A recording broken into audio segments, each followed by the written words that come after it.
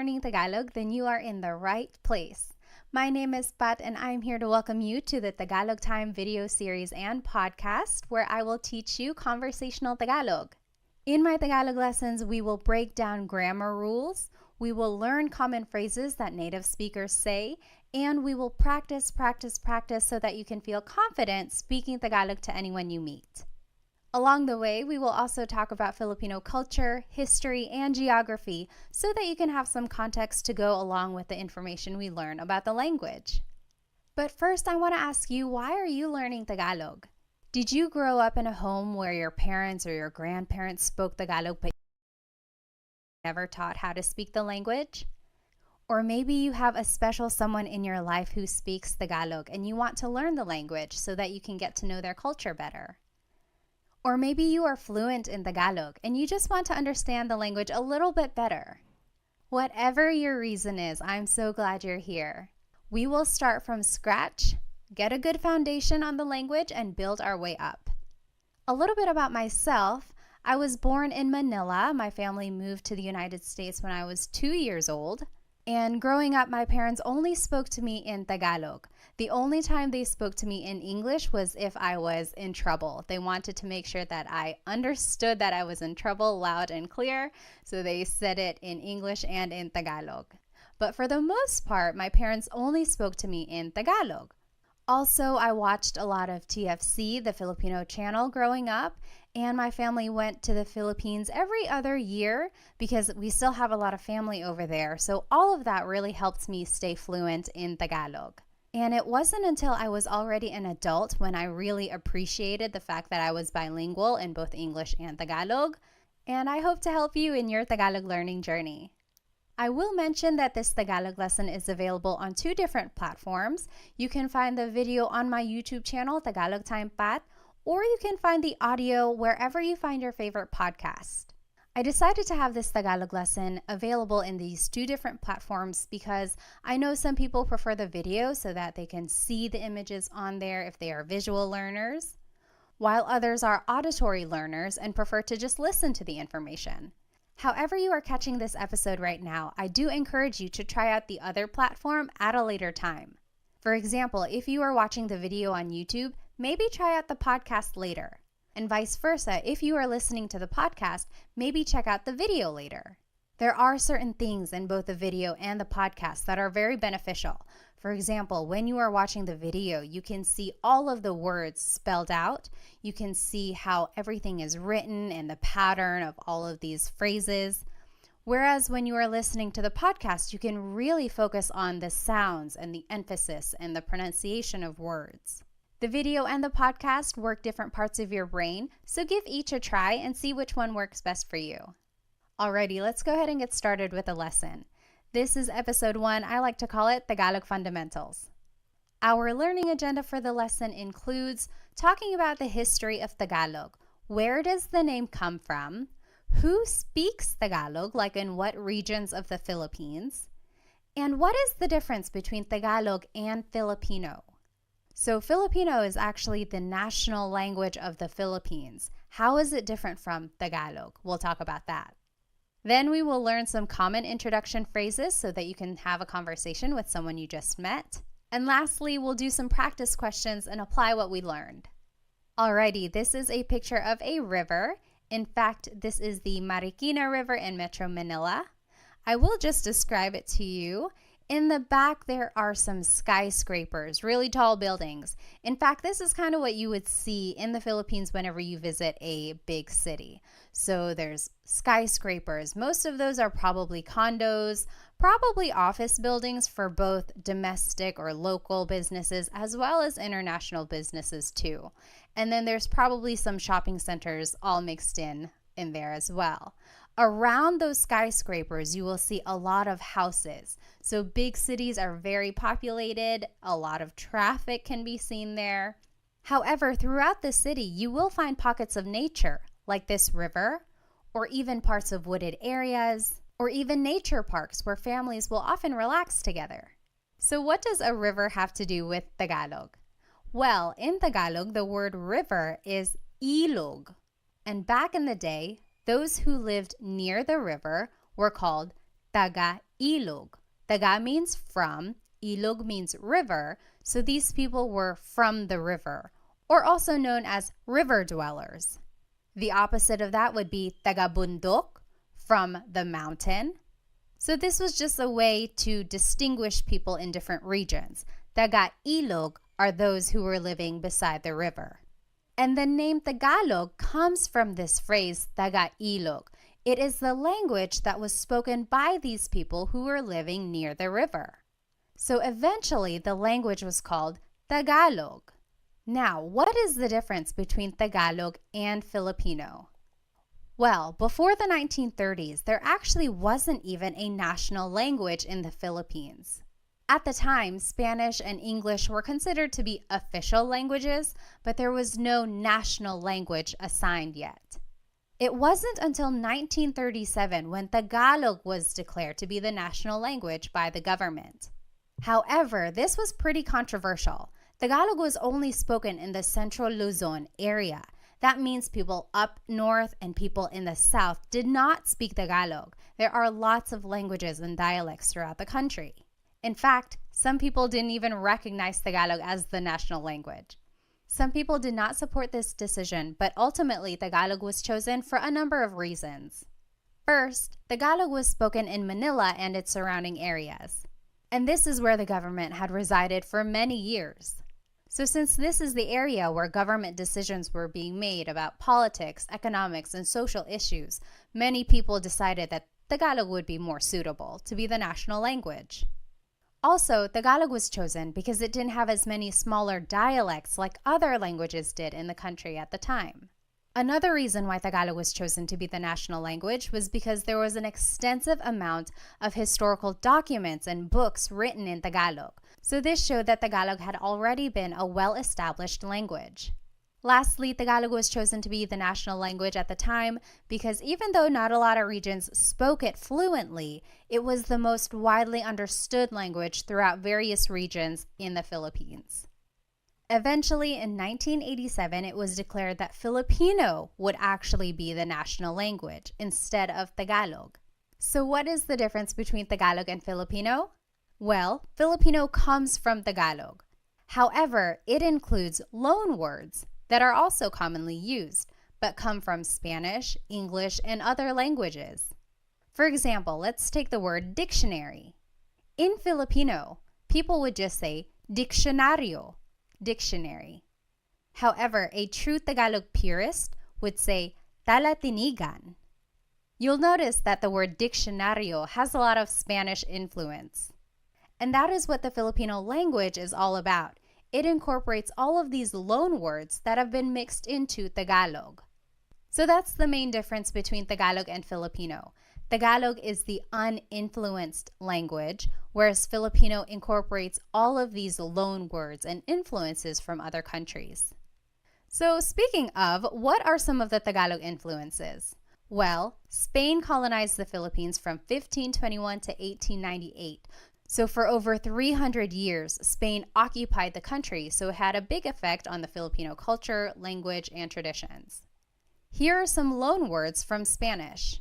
Caballo, horse, radyo, radio, cuchara, spoon, tinidor, fork.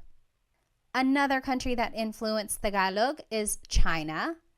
There were a lot of immigrants from the Hokkien community who were from the southern tip of China, and they immigrated to the Philippines between the 16th and 19th centuries. There are a lot of Chinese influences in the Filipino culture.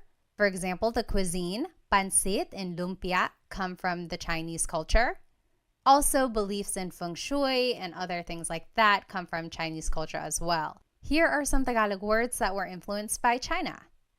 Hikaw, earring, susi, key, ate and kuya, so older sister and older brother. Those are some words from the Chinese culture. Next, America influenced Tagalog. America occupied the Philippines between 1898 and 1946. And here are some English words that have influenced Tagalog. Wais, wise, ballpen, pen, nurse, nurse, driver, driver. Also, Japan influenced Tagalog. They occupy the Philippines between 1942 and 1945, and here are some Tagalog words that were influenced by Japanese. Karaoke, katol, which is the incense or some smoke that's used to deter mosquitoes, and then tsunami. And again, this is what the Filipino language incorporates. It adds all of these words that have been borrowed from other countries into Tagalog, whereas Tagalog purists would use other words that were more used in pre-colonial times. All right, so now let's take a look at where Tagalog is spoken throughout the Philippines. There are three main island groups in the Philippines: Luzon, Visayas, and Mindanao. Luzon is up in the north, then Visayas is in the central area, and then Mindanao is way down in the south. Tagalog is spoken here in this central Luzon area, so it's more up there in the north. There are so many languages in the Philippines, and here are just some of them. Ilocano is spoken up there in the north, northern Luzon area. Tagalog again is the central Luzon area. Bicolano is in the southern Luzon area. Waray is spoken in the Visayas region, also Cebuano and Bisaya. All of that is spoken in the southern areas of the Philippines. And then Hiligaynon is on the western side of the Visayas region. Now the big question is, what is the difference between language and dialect? I will say that not everyone agrees. Some people think Tagalog is a language. Some people would say Tagalog is just a dialect. Same with Bisaya. Some people would say, oh, Bisaya is a language. Others would say that Bisaya is a dialect. Based on my research, language is considered to be more broad, whereas dialect is more regional.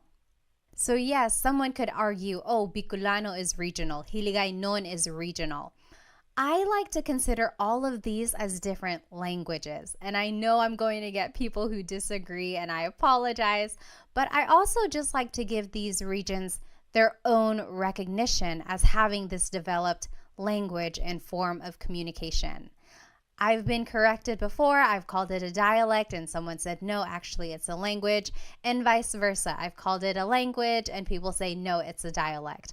I would encourage you to maybe do your research. You figure out what you want to call these different forms of communication and call it what you would like. I will call them languages. All right. Now let's take a look at where Tagalog is spoken all throughout the world.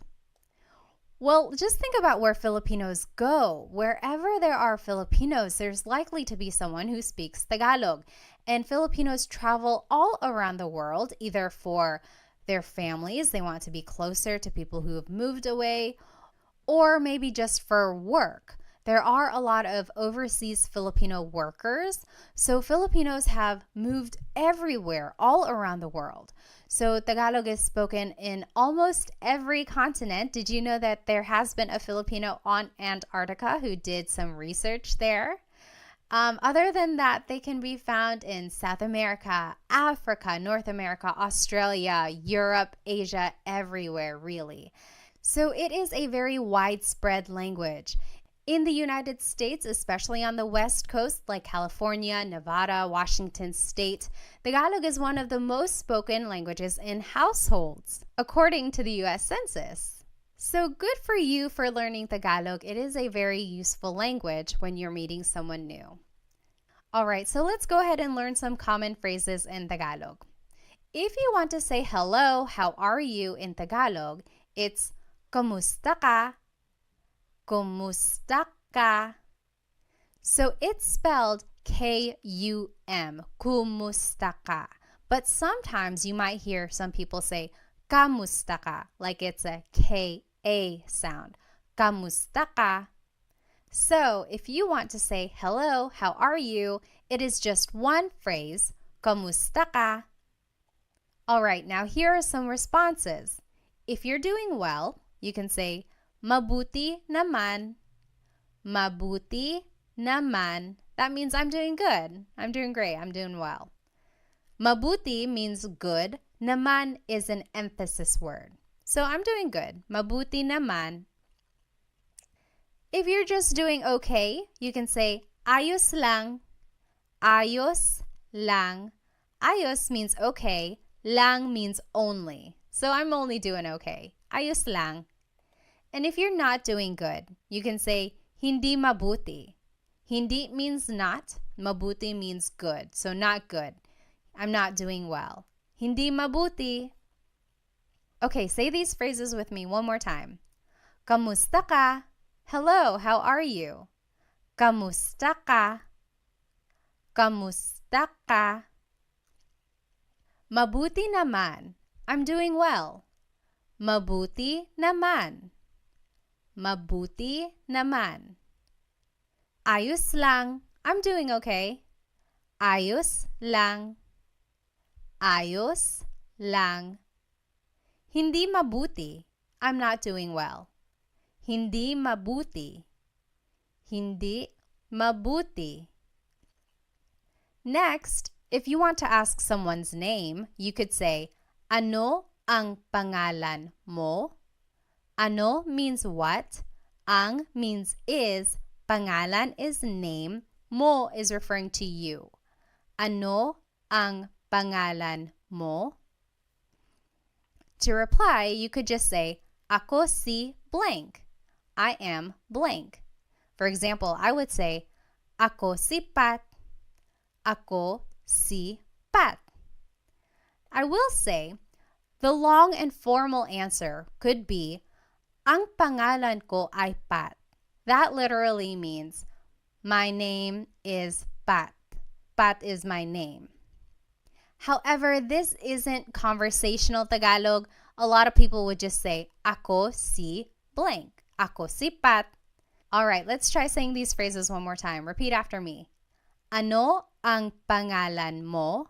What is your name? Ano ang pangalan mo? Ano ang pangalan mo? Ako si blank. I am blank. Ako si Pat. Ako si blank. All right, if you want to ask someone where they're from, you would say, taga saan ka? Taga means from. Saan means where. Ka is referring to you. Taga saan ka? Where are you from? Taga saan ka? To reply, you would say, taga blank ako. I am from blank. Taga means from. Ako means I am. Taga Manila ako. I am from Manila. Taga blank ako. All right, say these phrases with me one more time. Taga saan ka? Taga saan ka? Taga saan ka? Taga Manila ako. Taga blank ako. Taga blank ako. Next, if you want to ask about someone's age, you would say, ilang taon ka na? Ilang taon ka na? Ilan means how many. Taon means year. Ka is referring to you. Na means already. Ilang taon ka na? Ilang taon ka na? To reply, you would just say, blank ako. I am blank. 30 ako. I am 30. Blank ako. Usually, when someone is saying their age, they use Spanish numbers. So an 18-year-old might say, 18 ako. I am 18. But you could also say it in Tagalog or in English. 30 ako. Let's say these phrases one more time. Ilang taon ka na? Ilang taon ka na? Ilang taon ka na? Blank ako. 30 ako. Blank ako. The long form of your answer could be, ako ay 30 taong gulang. That literally means, I am 30 years old. Again, this is not so much conversational Tagalog. It's more common for someone to just say, 30 ako. Next, you can ask someone, ano ang trabaho mo? What is your job? Ano means what. Ang means is, trabaho means job, mo is referring to you. Ano ang trabaho mo? Ano ang trabaho mo? Your response would be, blank ako. So very similar to the last response. I am blank. I am a blank. For example, I could say, nurse ako, teacher ako. And here's just some vocabulary on some professions. Guro, teacher. Nurse, nurse. Doktor, doctor. Abogado, lawyer. So you could say, guro ako, nurse ako. All right, say these phrases with me one more time. Ano ang trabaho mo? Ano ang trabaho mo? Ano ang trabaho mo? Blank ako. Nurse ako. Guro ako. The long form answer would be, ako ay isang nurse. Literally, I am a nurse. Ako ay isang nurse. Again, this is not conversational Tagalog. More people would just say, blank ako, nurse ako. Next, someone might ask you, may asawa ka na ba? Are you married? May asawa ka na ba? May means to have. Asawa is a spouse. Ka is referring to you. Na means already. Ba is a question word. May asawa ka na ba? May asawa ka na ba? Your response would be, oo, yes, wala, or hindi, no, wala pa, not yet. So repeat after me, may asawa ka na ba? May asawa ka na ba? And you say your answer, oo, yes, wala, no, wala pa, not yet. Next is a very similar question. May anak ka na ba? May means to have. Anak means child. Ka is referring to you. Na means already. And ba is a question word. May anak ka na ba? Do you have any kids? May anak ka na ba? May anak ka na ba? Your response would be the same as the last question. Oo, yes. Wala or hindi, no. Wala pa, not yet. So the difference between wala and hindi. Wala technically means none or nothing. Hindi means no. And since the question has the word may, which means do you have, it's almost like a quantity, then you could answer with wala, none. I have none yet. I don't have any kids yet. So wala, none. Sometimes you might also hear someone say hindi, no. Most commonly you would hear someone say wala, none. If you do want to answer and say that you do have kids, you can add the number of kids in your response. Oo, may dalawang anak na ako.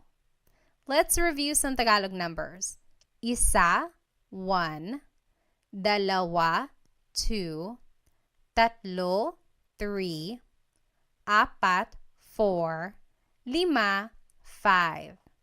Now, if you listen again to the response, it's oo, may dalawang anak na ako. When the number ends with a vowel, like dalawa, ends with the letter A, you have to add an NG at the end when you respond. So, oo, may dalawang anak na ako. So, instead of saying may dalawa anak na ako, you have to add an NG to the end of the word dalawa so that it connects to the word anak. It's almost like you're saying two of child. You have two children. And you add this NG to the end of any number when it ends with a vowel. So, isa, dalawa, tatlo, 5, 5. But for the word apat, 4, it ends with a consonant. You would have to add the word na before the word anak. So, oo, may apat na anak na ako. So anytime the number ends with a consonant, you add the word na. All right. Say that again with me. May anak ka na ba? May anak ka na ba? Do you have any kids? May anak ka na ba? And your response, oo, yes. Wala or hindi, no. Wala pa, not yet. And to talk about how many kids you do have, you could say, oo, may dalawang anak na ako, and just fill in the number in the phrase. Lastly, to get to know someone, you can ask them, ano ang hilig mo? What are your hobbies? Ano means what, ang means are or is, hilig means your likings or things that you like.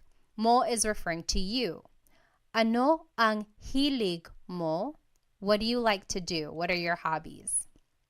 Your response would be, mahilig ako blank.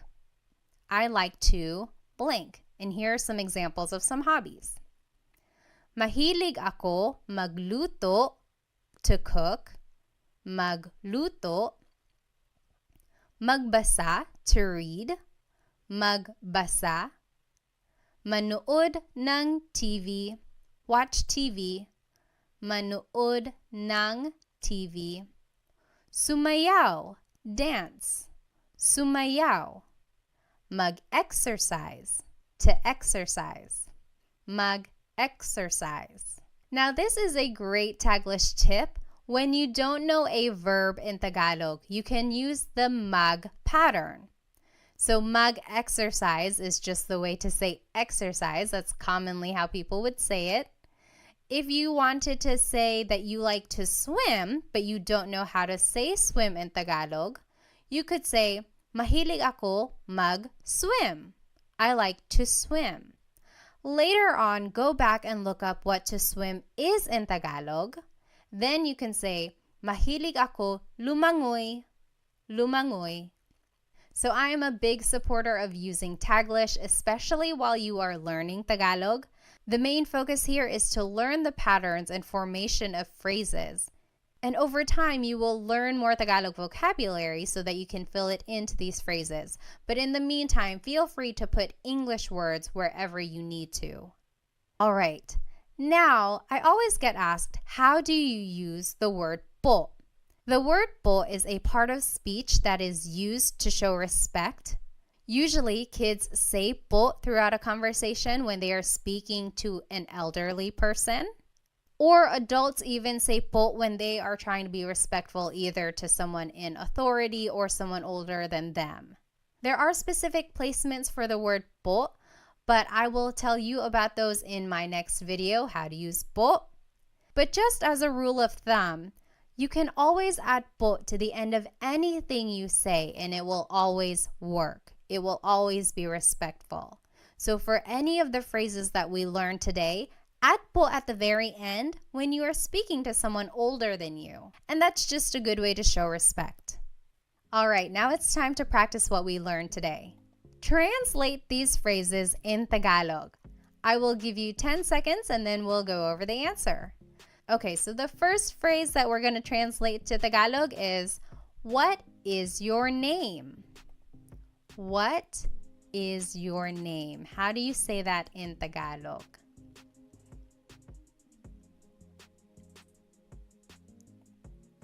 Ano ang pangalan mo? Ano ang pangalan mo? What is your name? Ano ang pangalan mo? Now, how would you reply in Tagalog? If someone asked you, ano ang pangalan mo? How would you reply in Tagalog?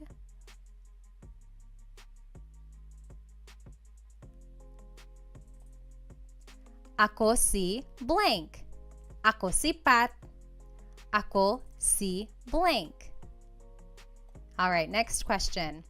How do you say, what is your job in Tagalog? What is your job?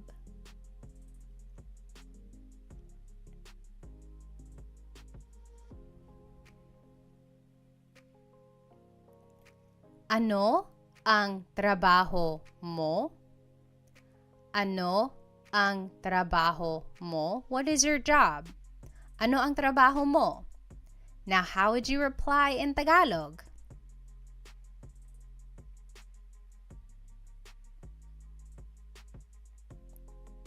Blank ako. I am blank. Nurse ako. Teacher ako. Next, how would you say, hello, how are you in Tagalog? How do you say hello, how are you in Tagalog?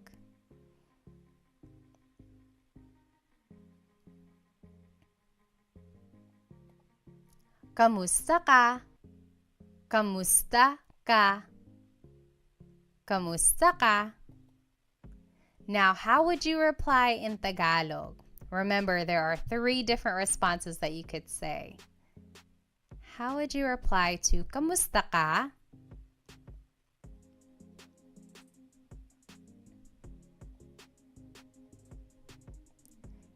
If you're doing well, you could say mabuti naman. Mabuti naman. If you're doing okay, you could say ayos lang. Ayos lang. And if you're not doing so good, you can say hindi mabuti.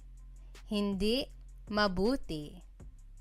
All right, now how do you say, are you married in Tagalog?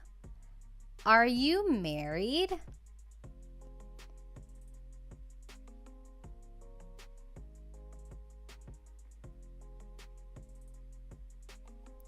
May asawa ka na ba? May asawa ka na ba? Are you married? May asawa ka na ba? Now, how would you reply in Tagalog? Remember, there are 3 different types of responses you can give to this question. May asawa ka na ba?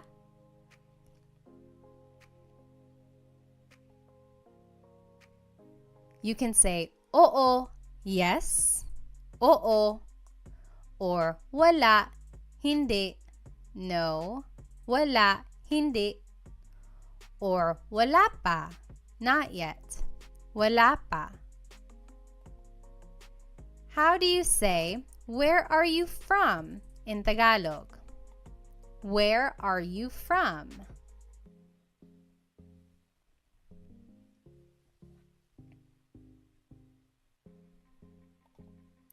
Taga saan ka?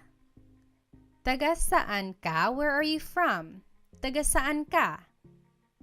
Now, how would you reply in Tagalog?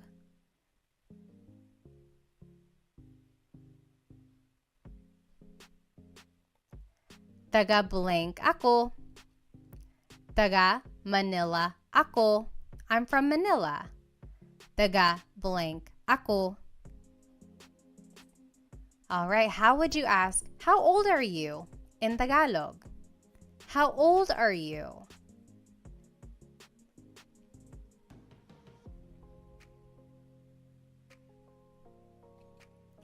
Ilang taon ka na? Ilang taon ka na? Ilang taon ka na? Now, how would you reply in Tagalog?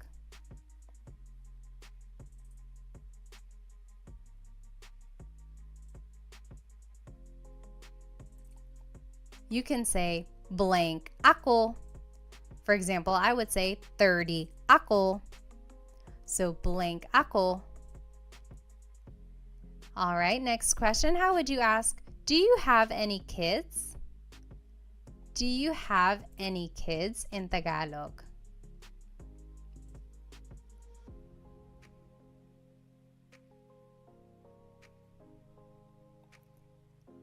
May anak ka na ba? May anak ka na ba? Do you have any kids? May anak ka na ba? And how would you reply in Tagalog?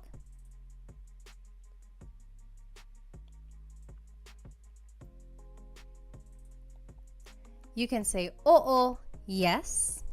Wala or hindi, no. Wala pa, not yet. And if you wanted to be specific and say how many kids you do have, it would be may blank anak na ako. May dalawang anak na ako. I have 2 kids. Or may apat na anak na ako. I have 4 kids. So that would be the sentence structure if you wanted to say how many kids you do have. Lastly, how would you ask someone, what are your hobbies in Tagalog? What are your hobbies?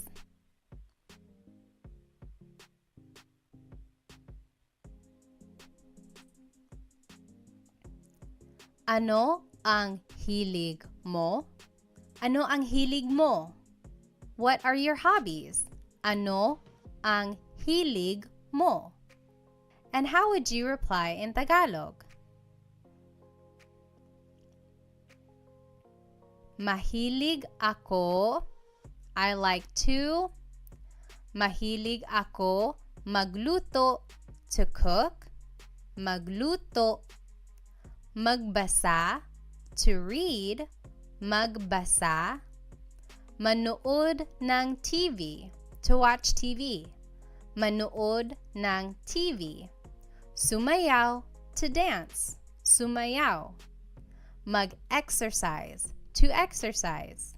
Mag-exercise. And remember, you can always use a Taglish tip. If you don't know a verb in Tagalog, just say it as a mag verb. Mahilig ako mag-swimming. Mahilig ako mag-shopping. And later on, go back and try to figure out what these words are in Tagalog. So to swim is lumangoy. Mahilig ako lumangoy. All right, we learned a lot today. We learned about the history of Tagalog. We learned where it's spoken and some influences of it. Then we learned some common phrases that hopefully you can start using when you meet someone new. And then we practiced.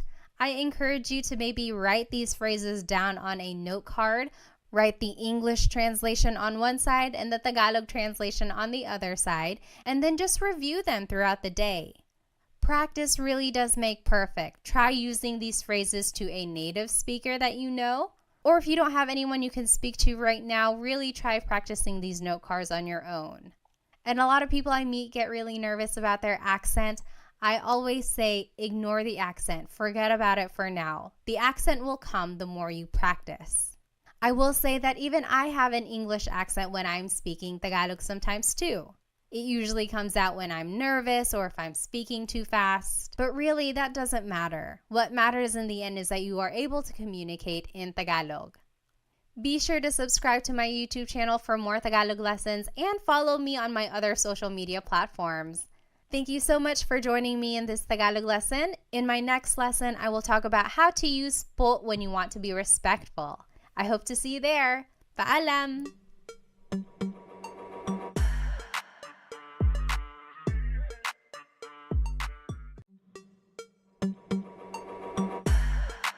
Hello po! Welcome to another episode of Tagalog Time. In today's Tagalog lesson, we will learn how to use the word po.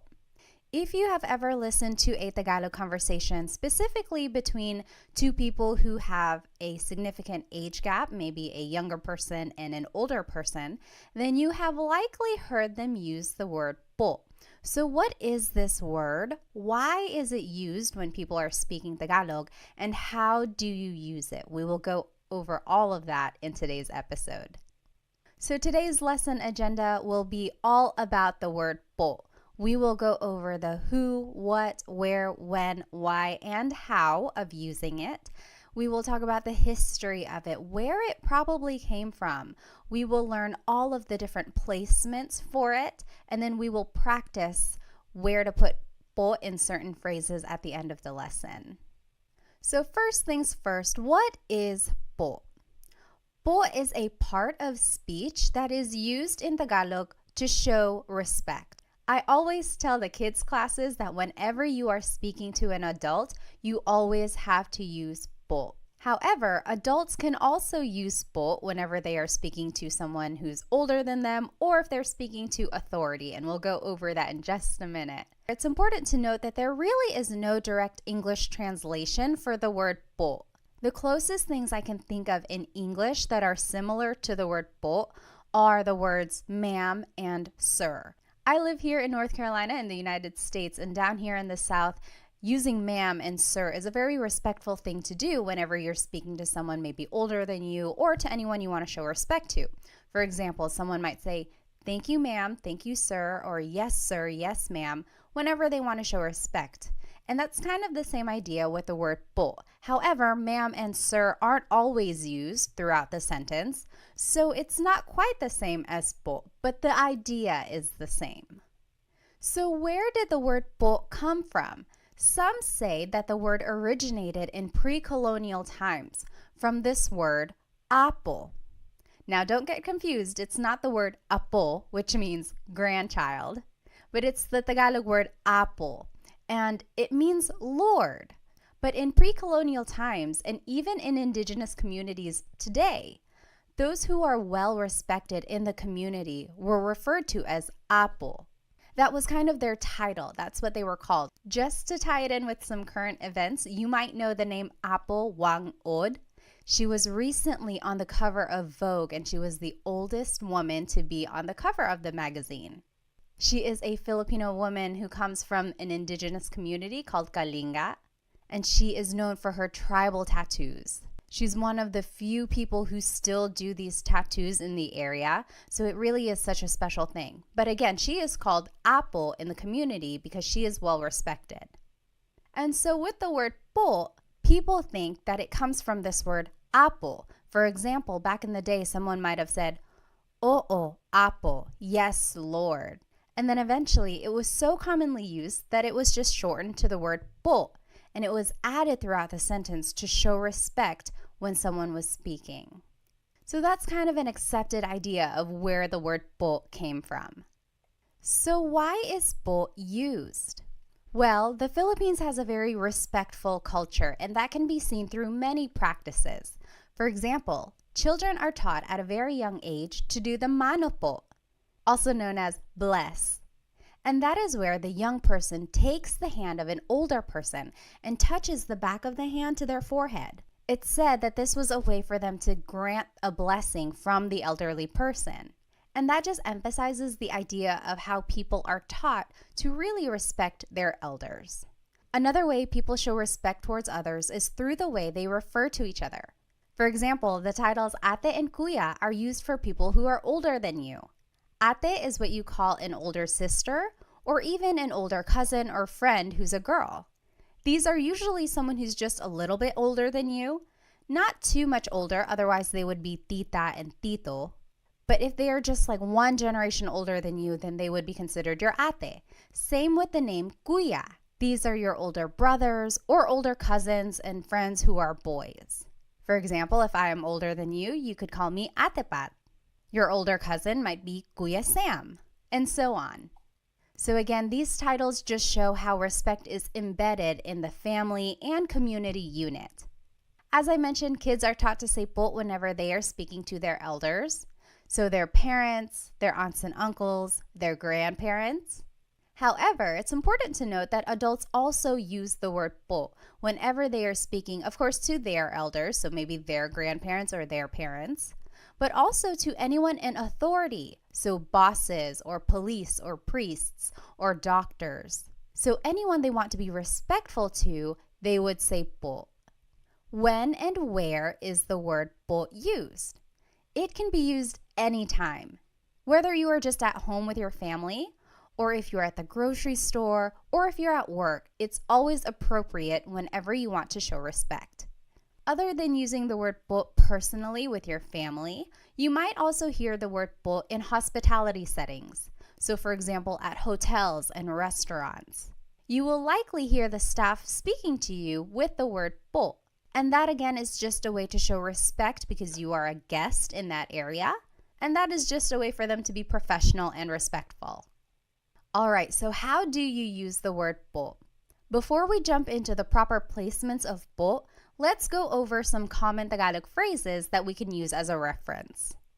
So first, the basic way to say hello and how are you in Tagalog is just kamusta ka, kumusta ka.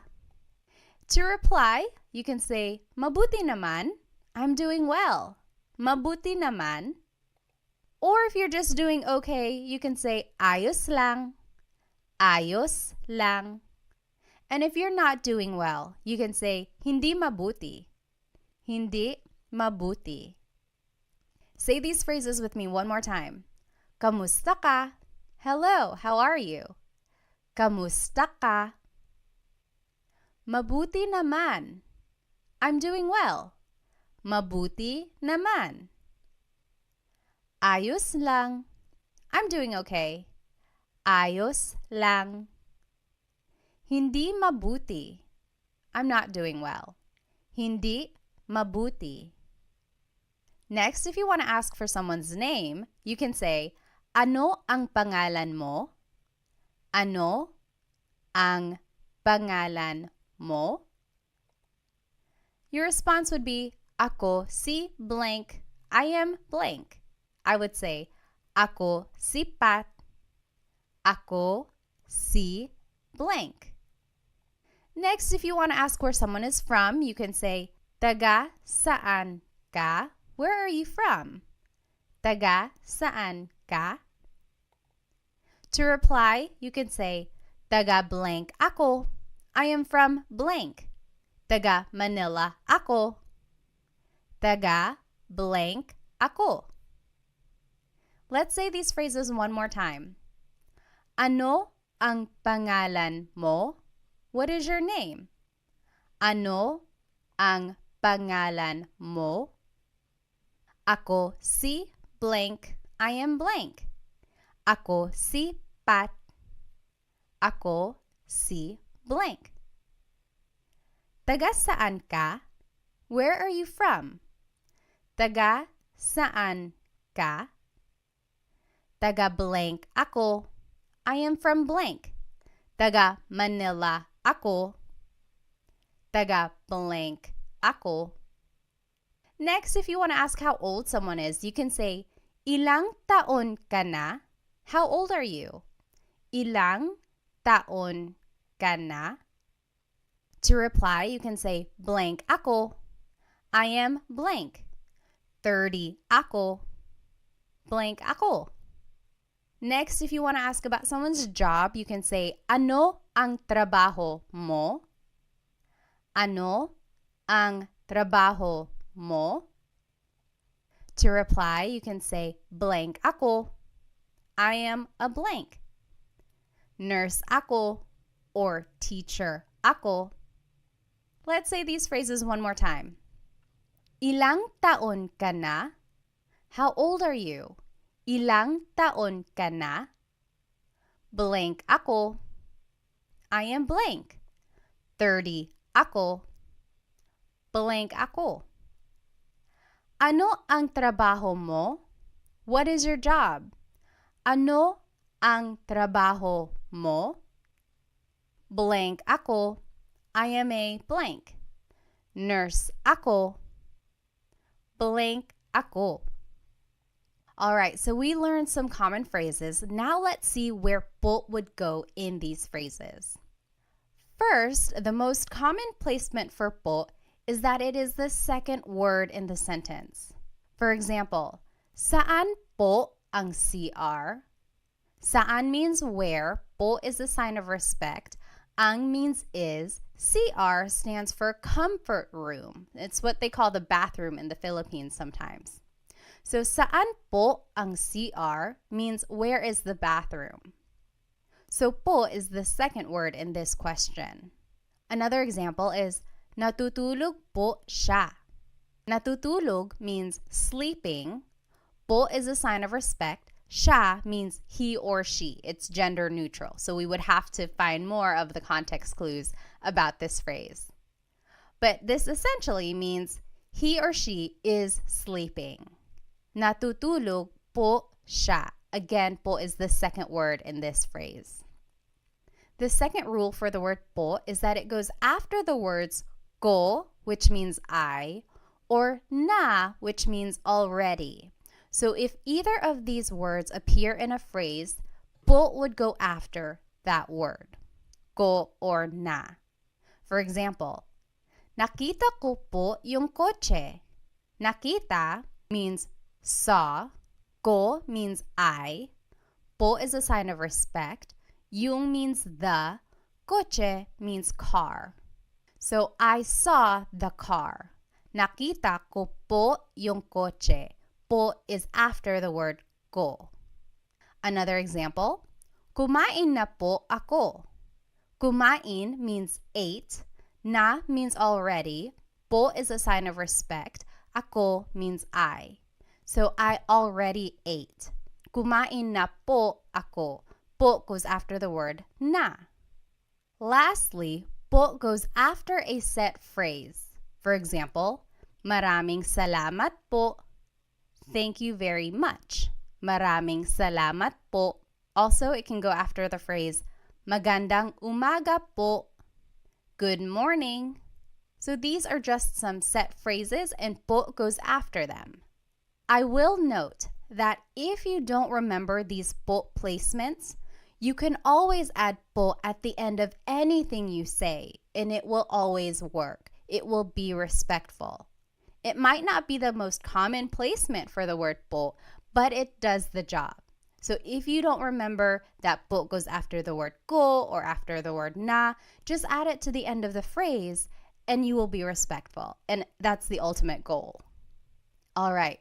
Now let's talk about po pronouns. This is very important. Whenever we are using the word po, you have to change the singular you pronoun to the plural you pronoun.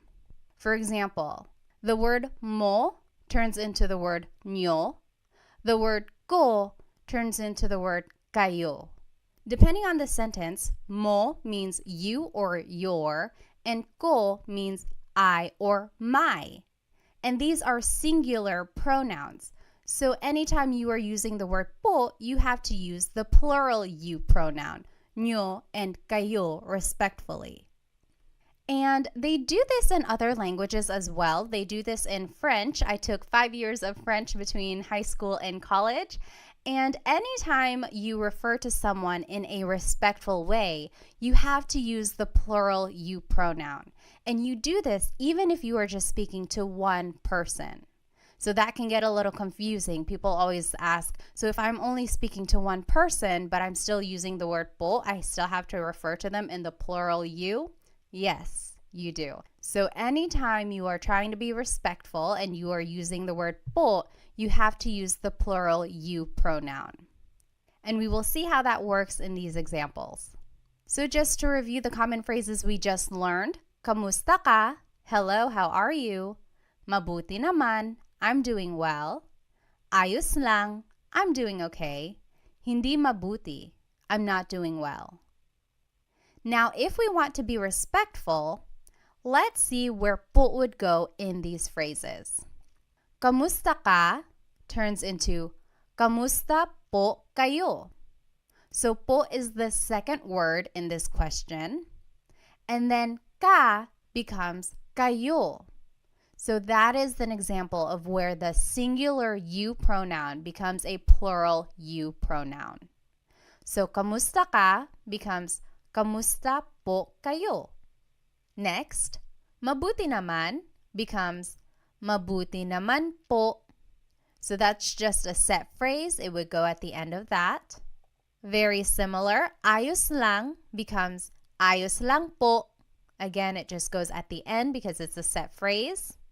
And then lastly, hindi mabuti becomes hindi mabuti po. Again, that's just a set phrase. You might hear someone say, hindi po mabuti. I've heard that before, so it can also be the second word in this phrase, hindi po mabuti. But since it's a set phrase, I would add it to the end, hindi mabuti po. So those are some examples of where po would go. Just some more common phrases. Let's review. Ano ang pangalan mo? What is your name? Ako si Pat. I am Pat. Taga saan ka? Where are you from? Taga Manila ako. I am from Manila. Now let's see where po would go in these phrases. Ano ang pangalan mo becomes ano po ang pangalan nyo? So po is the second word here, goes right after the word ano. And then mo becomes nyo. So again, the singular you pronoun becomes a plural you pronoun. Next, ako si Pat becomes ako po si Pat. Po is the second word in this phrase. Taga saan ka becomes taga saan po kayo.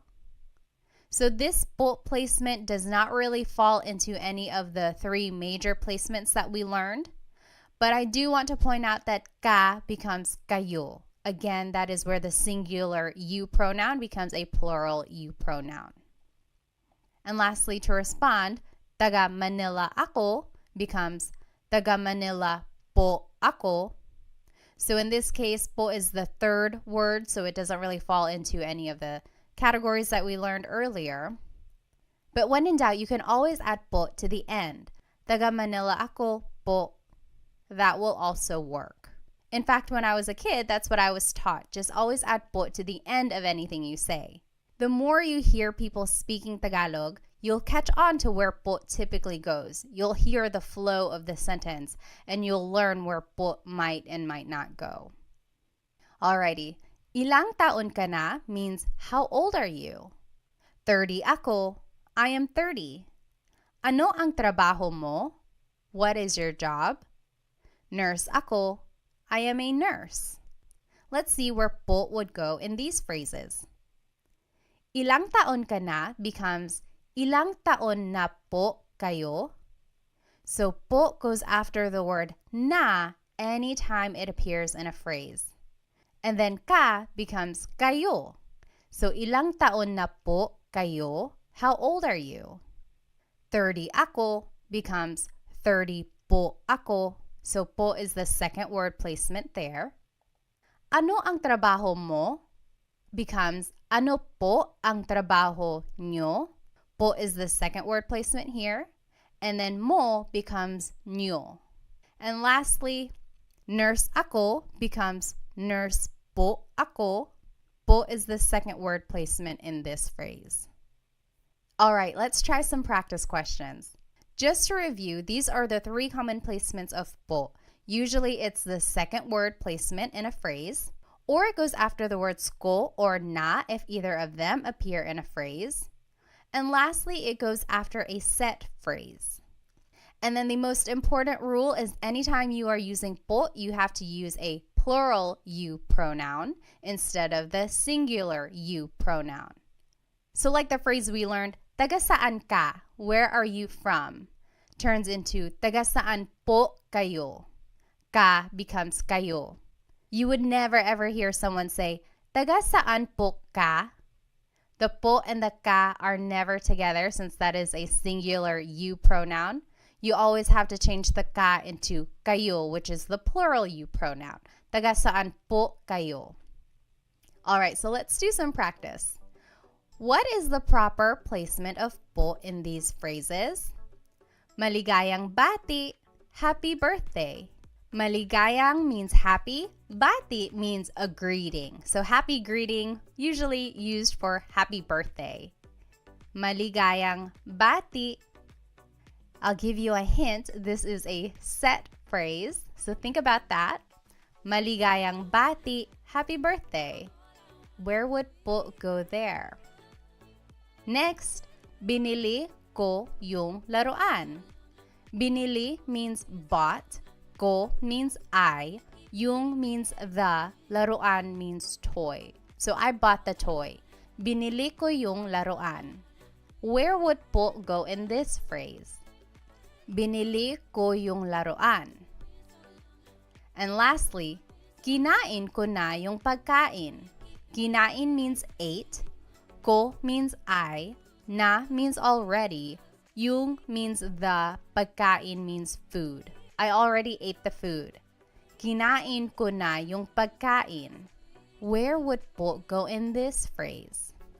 Take a minute and try to think of where you would put po in these phrases.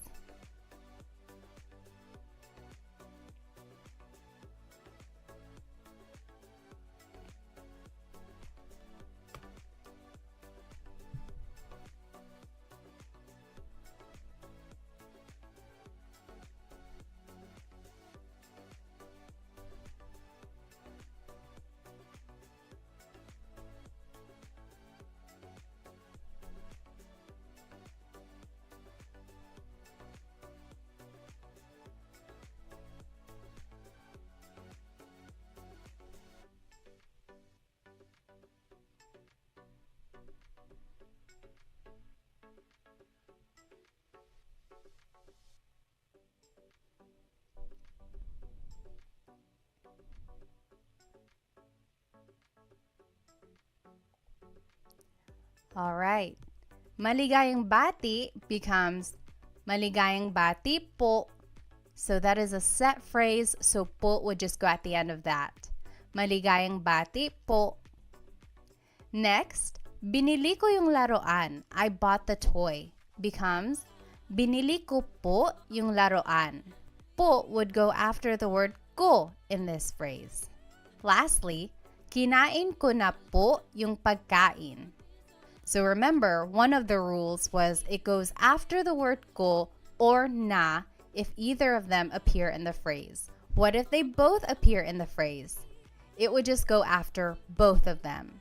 So kinain ko na po yung pagkain. Po goes after the word na, which is after the word ko. So did you get it right? I hope you did. It does take some practice, but remember you can always add po to the end of your sentence.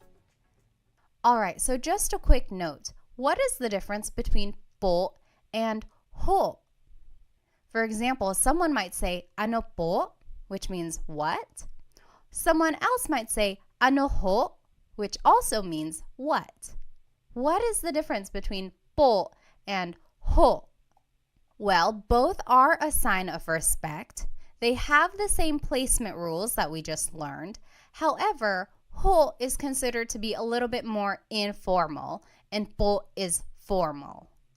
Some people might use the word ho when they are speaking to an elderly person who is not really close to them or a stranger who they don't really know well.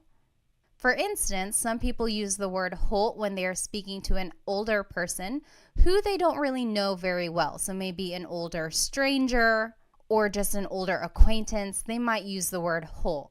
Whereas po is really saved for older people in their family, people they really know and want to formally respect. I personally don't use the word ho very often. I just use po for everyone when I want to be respectful. However, I have heard people use the word ho whenever they're speaking to someone kind of informally, but also still respectful. You might hear it in movies or Filipino shows or things like that. Just know that it is equivalent to the word po, but just a little bit less formal. Alrighty, so we learned a lot today. We learned the placements of po. We learned a little bit about the history, where it comes from, how to use it, when and where. And then we were able to practice a little bit. So I encourage you, maybe when you are speaking to your parents or to your grandparents, just practice saying po, even if it's in English. Try adding po to anything you say at the end, even if it's an English phrase. That way you can get in the habit of using po and being respectful towards others in this way. If you would like to stay connected and get notified whenever I have a new Tagalog lesson, I encourage you to subscribe to my YouTube channel. And please follow me on my other social media platforms. I have a lot of other good content there as well. I'll see you in our next Tagalog lesson. Paalam!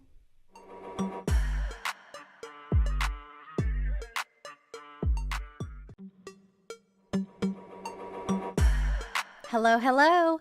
Welcome to another episode of Tagalog Time with Pat. This is episode 3, and we will be learning how to conjugate Tagalog verbs in the present tense. I encourage you to go back and watch episode 1 and 2 if you have not watched them yet. I have planned these episodes to kind of start from scratch. So if you don't know any Tagalog at all, start with episode 1 to learn about just the fundamentals of Tagalog, learning about basic phrases and everything like that. And then episode 2 will focus on how to use po so that you can be respectful when you're speaking to adults or to authority. And then now episode 3, this is more heavy on the grammar side so that we can start speaking more kind of simple sentences which you can use in a conversation. So let's go ahead and jump right in. In Tagalog, have you ever wanted to say something like, I am eating, she is sleeping, they are cooking? So basically anything in the present tense. If you've ever wanted to talk about what you are doing in this moment in time, or talk about what someone else is doing right now, this is a good episode to watch so that you can learn how to make these sentences to describe what you are doing currently. And this is our agenda for today. We will start by talking about verb conjugation in general. Then we will learn the Tagalog verb types. Then we will go into Tagalog pronouns so that we can start making simple sentences. And then we will learn the verb conjugation patterns and then practice them in some example questions. And then I will finish it off with a Taglish tip, which I think you will find very useful. So what is verb conjugation? First of all, a verb is an action word. So to run, to play, to jump, any kind of movement or action, that is a verb. And to conjugate means to change into a different form. So when we speak, we are constantly conjugating verbs depending on what we're trying to say. If we are talking about something that happened yesterday, we conjugate the verb in the past tense. If we are talking about what we will be doing tomorrow, we conjugate the verb in the future tense. So to conjugate just means to change into a different form. And I like to take the time to kind of explain what conjugate means because one time in a class, I had a student ask, what does conjugate mean? And here I was just throwing the word around thinking everyone knew what it meant. So I like to just kind of start at the basics and just explain what a verb is and what it means to conjugate it. Now, there are many different types of verb tenses. In English specifically, there's a whole bunch. The most common ones are the present tense, like what you're doing right now, past tense, what you did yesterday or last week, future tense, what you will be doing tomorrow or next month. Then in English, there are also lots of other tenses like the present perfect tense, like I have been to his house before. So that means like something happened in the past, but it's still kind of related to the present. Then there's the pluperfect tense. I had eaten lunch. So that's something that happened in the past. It's done. It happened at a specific moment in time. And then there are just so many more verb tenses out there, especially in English.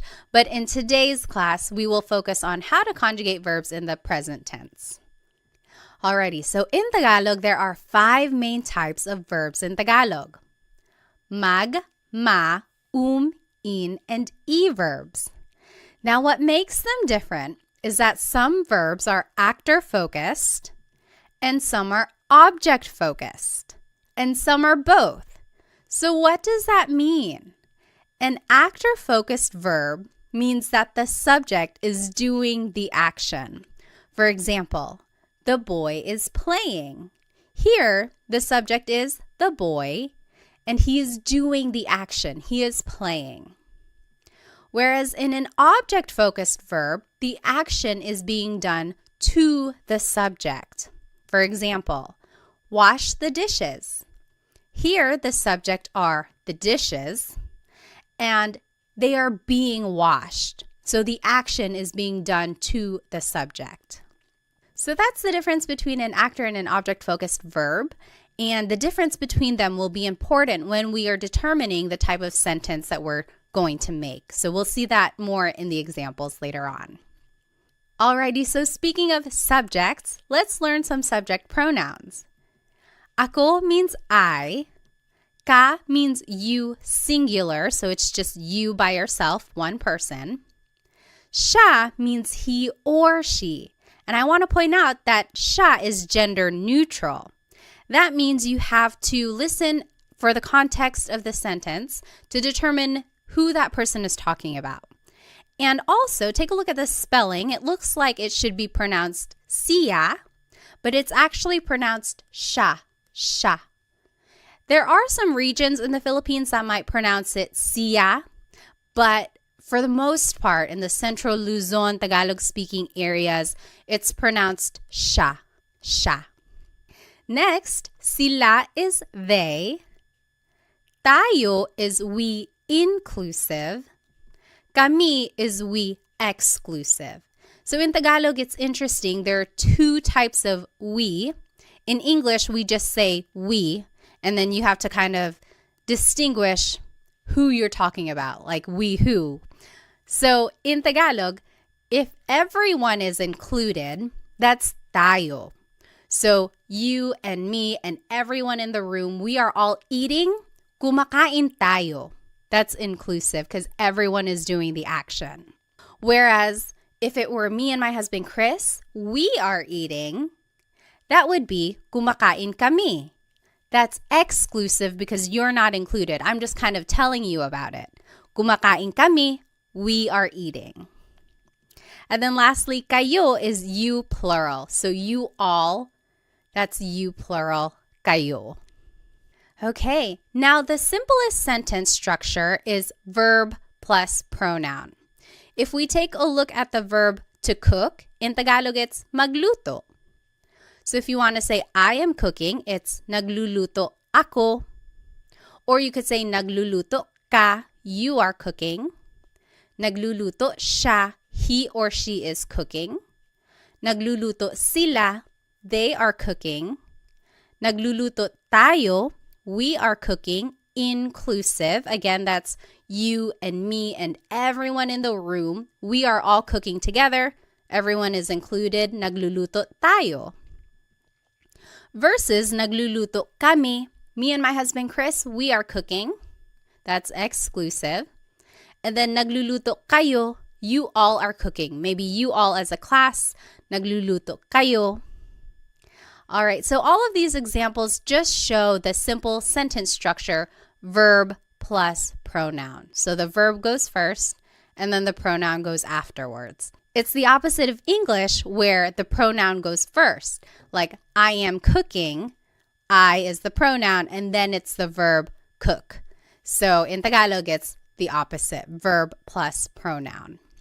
All right, so one important thing about Tagalog verbs is that they all have a root word, and then something is added to them to conjugate it to a different tense. So an affix or an infix is added to the word to change it into a different tense. For example, let's take a look at the word magluto, to cook again. You could say nagluluto ako, I am cooking. That's the present tense. Past tense, nagluto ako, I cooked. Future tense, magluluto ako, I will cook. So I underlined here all of the root words. So luto is the root word. And then there's the affix that goes before the root, and that will determine the tense. And what I want you to get from this slide is that if you can pick out the root word in a conversation, then that will really help with the translation of Tagalog for you. So if I heard someone say, oh, nagluto ako kahapon, then I would say to myself, okay, I know luto means to cook. Now I have to use context clues to figure out, are they talking about something that happened yesterday, or are they cooking right now, or are they going to cook tomorrow? So if you can pick out root words when you're listening to Tagalog, that will really help with the translation and understanding of the language. Alrighty, so let's go ahead and jump right into these conjugation patterns. We will start with the mag verbs. They are usually actor-focused, and they are the most common type of verb in Tagalog. Here are some examples. Maglakad, to walk. Magluto, to cook. Magbasa, to read. Now, in the present tense, if you want to conjugate a mag verb in the present tense, here is the pattern. It's the affix nag, then it's the repeated first syllable, and then it's the root. For example, maglakad becomes naglalakad.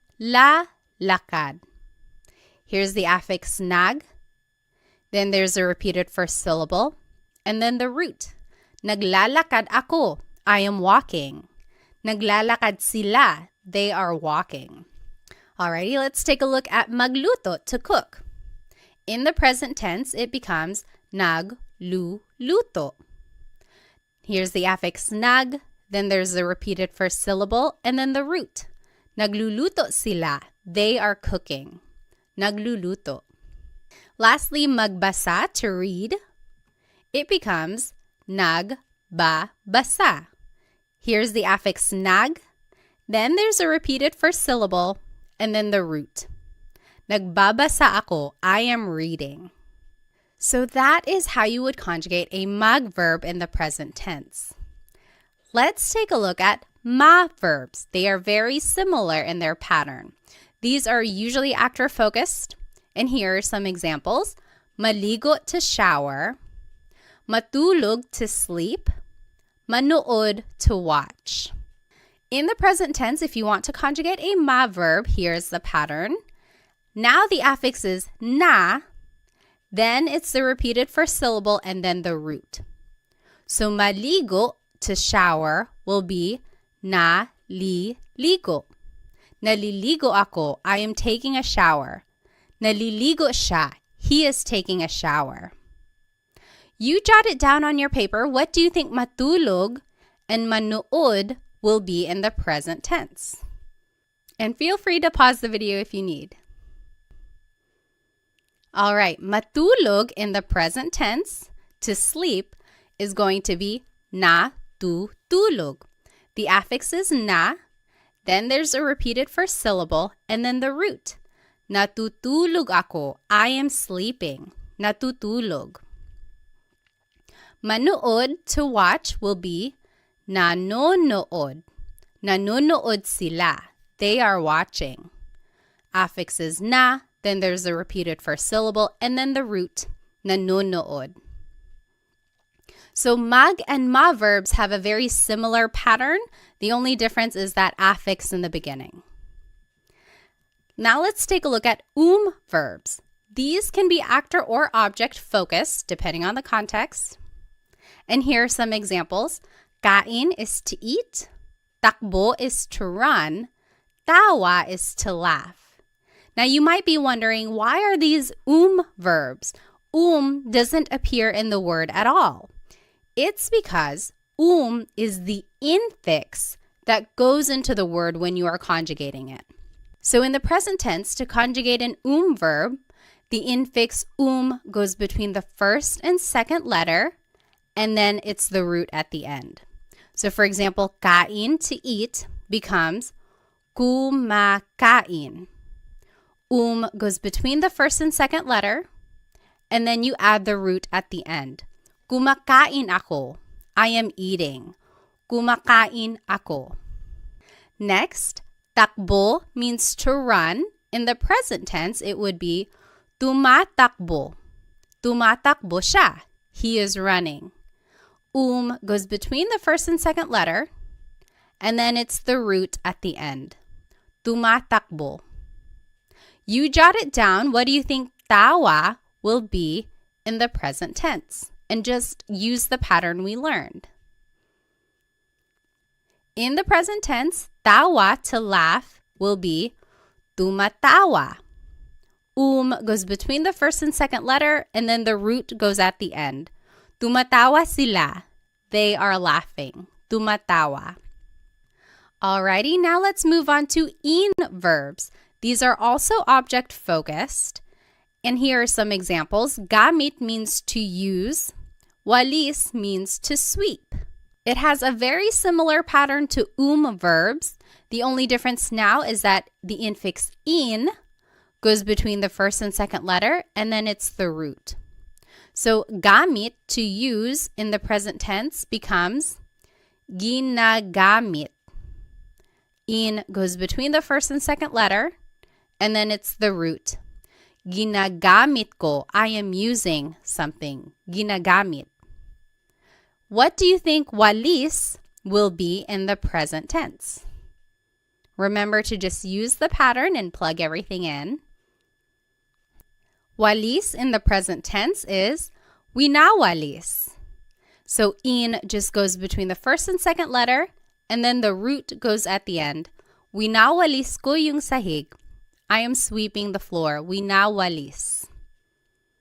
Lastly, verbs. These are object focused. Some examples are isara, to close, ibigay, to give, itago, to hide.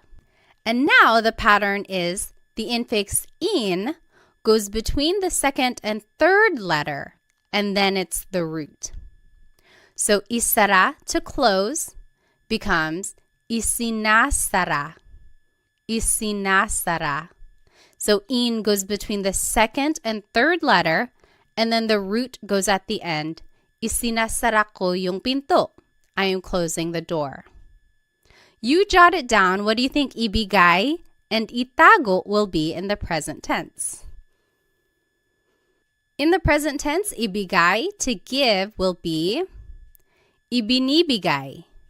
ibinibigay. In just goes between the second and third letter, and then it's the root at the end. Ibinibigay. So, ibinibigay ko, I am giving something to someone. Lastly, itago, to hide, in the present tense will be itinatago. Itinatago. The in just goes between the second and third letter, and then the root goes at the end. Itinatago. All right, so those are the conjugation patterns for the 5 different types of verbs in Tagalog. So as you can see, there are some similarities among the patterns. You just kind of have to figure out what type of verb it is and then go from there. So I always get asked, how are verbs categorized? Why are some verbs mag, some are ma, some are some are in, some are e? And I've looked it up, and honestly, I have not found a consistent answer for that question. I think it goes back to baybayin, the ancient Philippine script. And back in the day, all of these verbs were just organized into these categories, and it was passed down throughout the years. And as Tagalog has evolved over time, all of these verbs have just been accepted into these categories. Unfortunately, there is no rhyme or reason that I know of to explain why magluto is a mag verb, whereas matulog is a ma verb. I'm not quite sure why they were organized like that. But my biggest tip is to really listen when a native Tagalog speaker is conjugating these verbs, and then make a note of that so that you can conjugate it that way in the future. So it's just a matter of acquiring more vocabulary and then using the verbs in those ways in the future.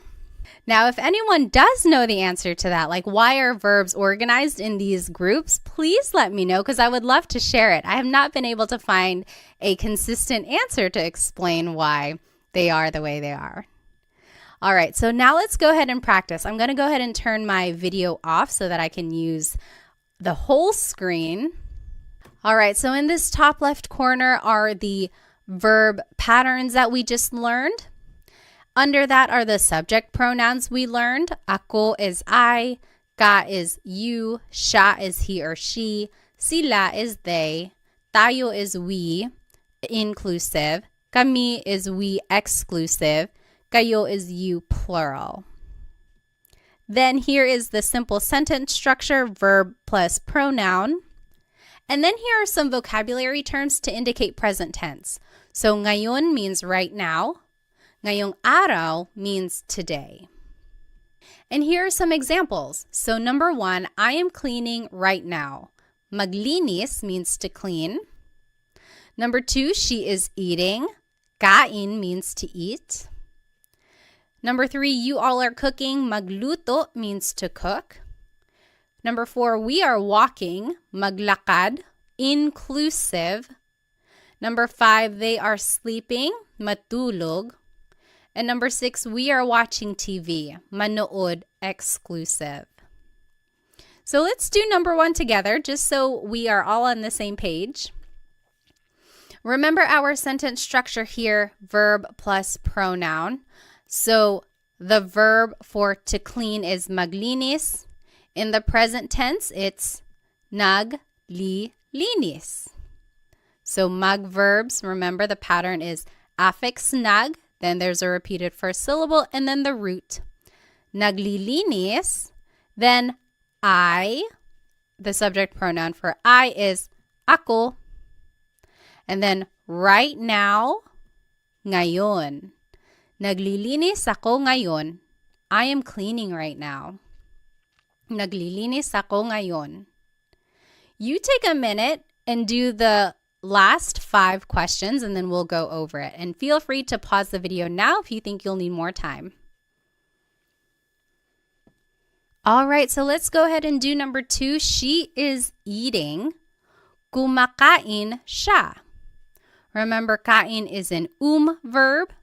So the pattern for verbs is the infix goes between the first and second letter, and then it's the root. Kumakain siya. Number 3, you all are cooking. Nagluluto kayo. Nagluluto kayo. Number 4, we are walking. Naglalakad tayo. So remember, inclusive means everyone is doing the action. Tayo is the inclusive form of we. Number 5, they are sleeping. Natutulog sila. Natutulog sila. And lastly, we are watching TV. Exclusive. Nanonood kami ng TV. So not everyone is doing it. It's just me and someone else. Nanonood kami ng TV. So the TV just goes at the end. Nang means some or a thing. We are watching some TV. Now, I want to take a look at this phrase, she is eating. Kumakain siya. Kain is a good example of a verb that can be actor or object focused. So we just learned, kumakain siya. She is eating. But you could also say, kumakain siya ng kanin. She's eating some rice. Or kumakain siya ng saging. She's eating a banana. So ng can mean some or a thing. And in all of these examples, kain is being conjugated as an verb. But you could also say, kinakain niya yung cake. She is eating the cake. Or, kinakain niya yung pandesal. She's eating the pandesal. Pandesal is like a sweet bread that's usually eaten for breakfast. So these last two examples, kain is being conjugated as an in verb. What's the difference here? When kain is being conjugated as an verb, it is an actor-focused verb. So in these examples, it's like asking, what is she doing? Oh, she's eating. She's eating some rice. She's eating a banana. What is she doing? Versus when it's an object-focused verb, it's almost like you're asking, what is she eating? Oh, kinakain niya yung cake. She's eating the cake. Or kinakain niya yung pandesal. She's eating the pandesal. So when it's an actor-focused verb, it's more answering the question, what is she doing? In an object-focused verb, it's like answering the question, what is she eating? So there you can kind of see the shift in the focus of the sentence. Is it more focused on what the subject is doing or focused on what the subject is eating? So I think that's very interesting how the verbs can take on a different kind of focus depending on the context of your sentence. All right, so let's go back to the examples we just did. If you look closely, you'll notice that all of these examples are mag, ma, or verbs. That is because they are all actor-focused, meaning you can use a subject pronoun like we were using. However, if you want to use an in or verb, now you have to actually use a possessive pronoun. And the idea here is that for in or verbs, since the object is the focus of the sentence, it's almost like you are in possession of that object, so you have to use these possessive pronouns. So let's take a look down here in the bottom left corner. Here are possessive pronouns. Ko means my or I. Mo means your or you singular. Niya means her or his, he or she.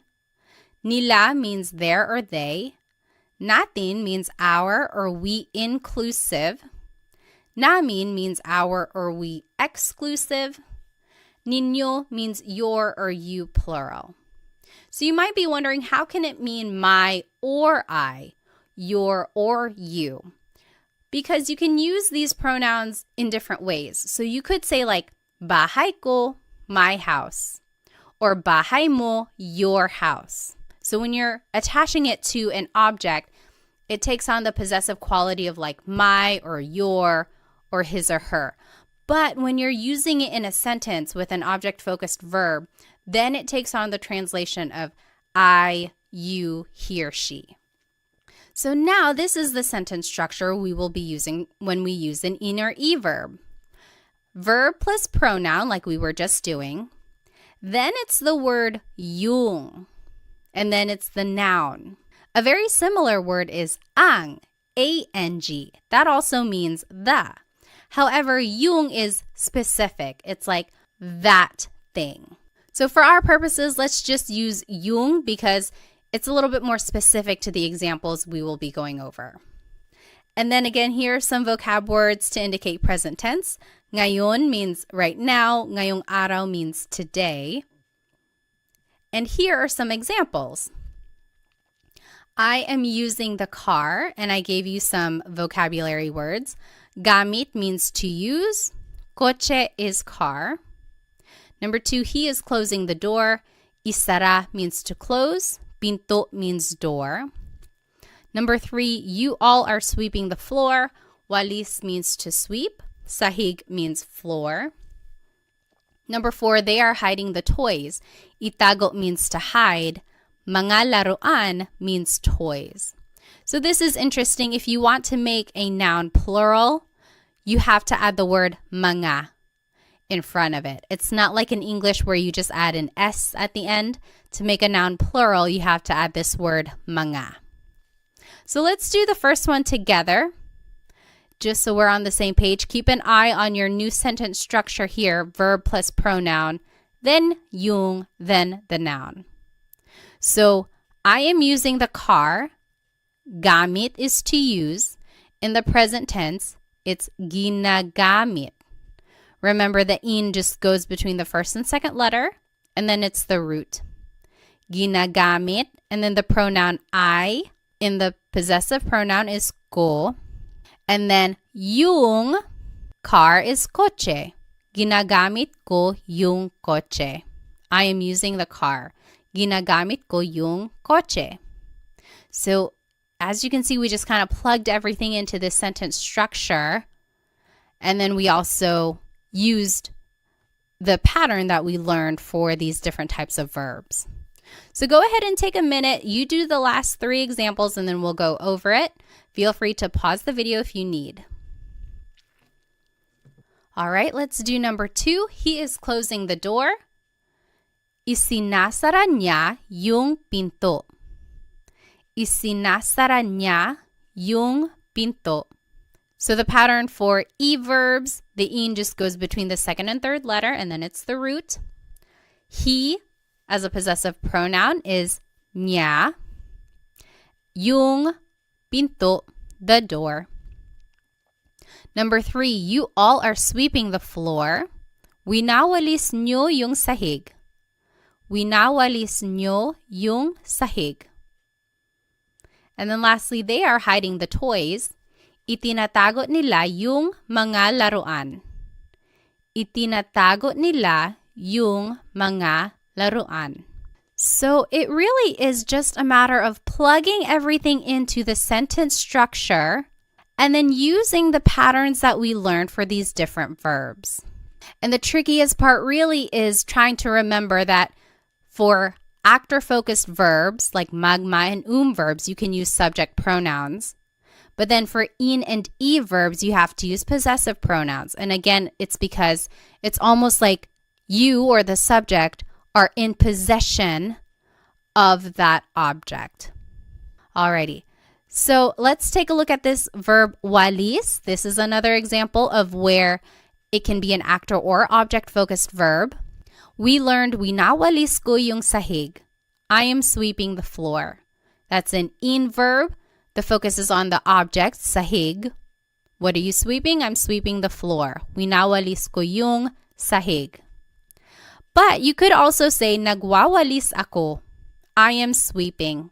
Now the focus is on me, the subject. I am sweeping. What are you doing? I'm sweeping. So here, when it's an in verb, it's an object-focused sentence. Versus when it's a mag verb, it's an actor-focused sentence. So very interesting there. Alrighty, let's finish it off with this Taglish tip. Taglish is Tagalog and English together. And I am a big supporter of using Taglish. There are people out there who might say, oh, don't use Taglish. That's a bad way to learn a new language.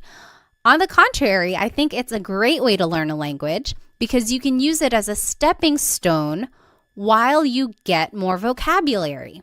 So you don't want to rely on Taglish forever. The idea is that hopefully over time you can get more vocabulary and learn how to say the whole phrase in Tagalog. But in the meantime, let's learn this Taglish tip, and I think you can use it every day. So let's take a look at these examples. I am driving, she is swimming, they are jumping. We didn't learn how to say to drive, to swim, or to jump. We didn't learn those verbs. But you could always turn them into a mug verb. So mug plus the English verb, and then you could just conjugate it in the present tense using the pattern we learned. Affix is nug, then there's the repeated first syllable and then the root, and then use the subject pronouns like we learned.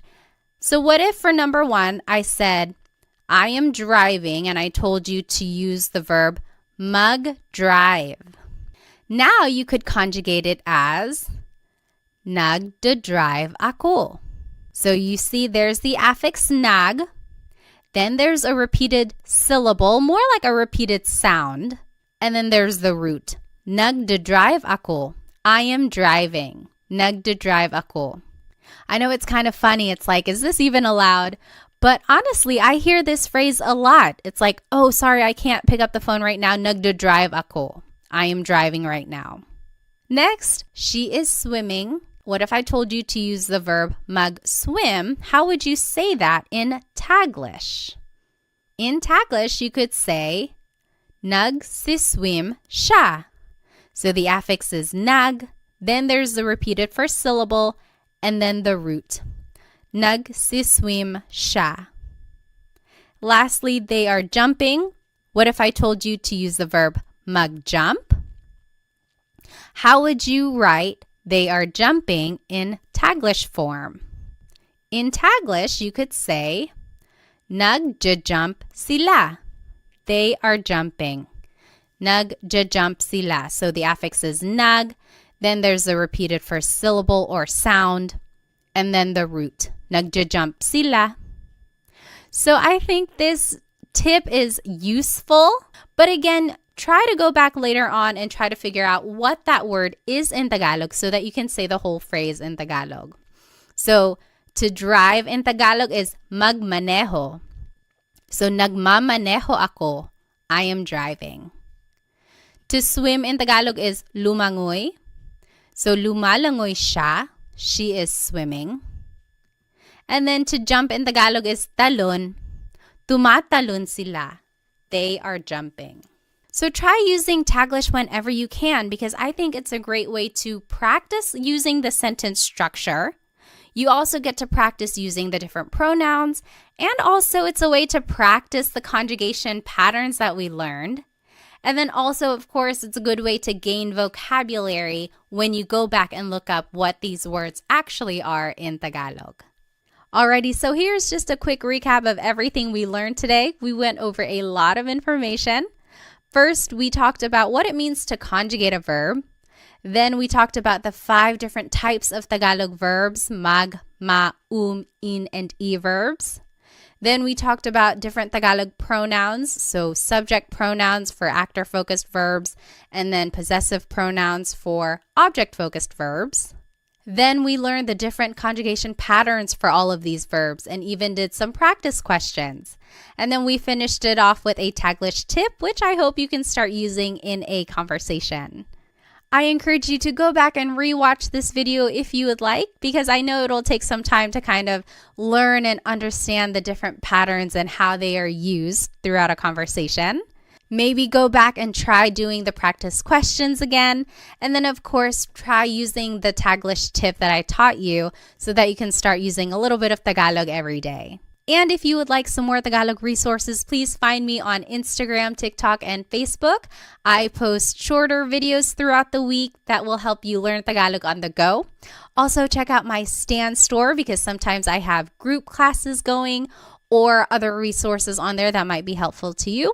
Lastly, feel free to check out my Amazon storefront because I have a whole list of Tagalog learning books that I think are very useful. There are some in there that are very comprehensive with some practice quizzes and assessments, and then there are some that are quick and easy reads that will help you learn Tagalog very quickly. So feel free to check out those other resources that I put together for you. Thank you so much for spending some time with me today. Keep an eye out for the next Tagalog lesson where I will be teaching how to conjugate verbs in the past tense and the future tense. And I think it will go a little bit quicker if you were able to follow along with this lesson, because now it's just a matter of learning a new pattern and learning new infixes and affixes. Wherever you are in your Tagalog learning journey, I am here to support you. So thank you so much. I'll see you in the next episode. Paalam!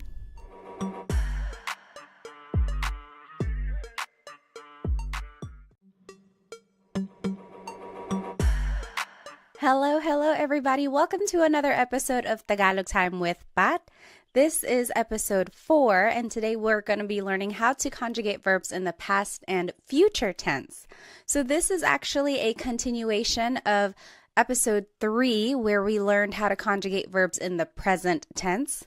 So I highly encourage you to go back and watch episode 3, where I go over what it means to even conjugate a verb, just giving an overview of Tagalog verb types and everything like that. And then also some practice and conjugation patterns on how to conjugate verbs in the present tense. So since this is kind of a continuation, I encourage you to go back and watch episode 3 if you have not watched it yet, because we will be building upon those ideas that we've already learned so far. Okay, so in Tagalog, have you ever wanted to say something like, I ate something earlier today, or she slept early? So anything in the past tense. Or have you ever wanted to say something like they will cook something, or we will use something? So things in the future tense. If you've ever wanted to say things about the past or the future, this is the episode for you. So here's the agenda for today's lesson. We will do a quick review of the Tagalog verb types. Then we will talk about Tagalog pronouns so that we can make simple sentences. And then we will review very briefly the present tense conjugation of verbs. Then we'll jump right into the past tense conjugation patterns, and then the future tense conjugation patterns, and then some practice questions throughout as well. And then we'll finish off with a Taglish tip, which I think you will find very useful. Alrighty, so there are 5 main Tagalog verb types in Tagalog: mag, ma, in, and e verbs.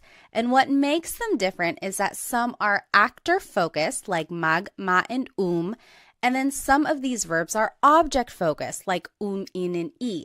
So you can see that the verbs, some of them can be actor or object-focused, depending on the context of the sentence.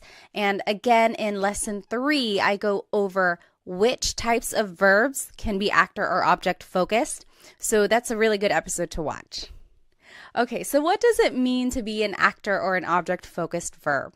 Well, an actor focused verb means that the subject is doing the action. For example, the boy is playing. Here, the subject is the boy, and he is doing the action. He is playing. So the focus here is on the subject.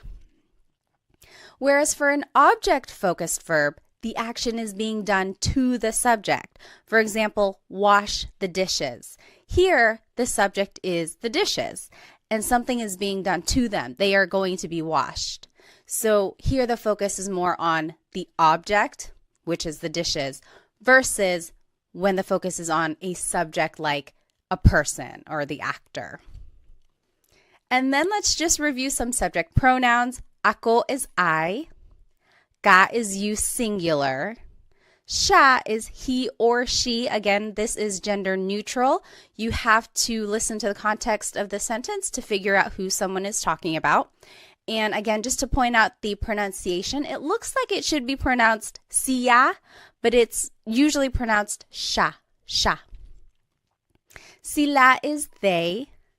Tayo is we inclusive. Kami is we exclusive. We'll go back to that. Kayo is you plural. So you all as a class, kayo. So now let's go back to the 2 different types of we here. So tayo is all of us together. You and me and the whole class, we are all doing the action. So kumakain tayo. We are all eating. Kumakain tayo. So it's inclusive because everyone is doing the action. Versus kami means me and someone else. So me and my husband Chris, we are eating. Kumakain kami.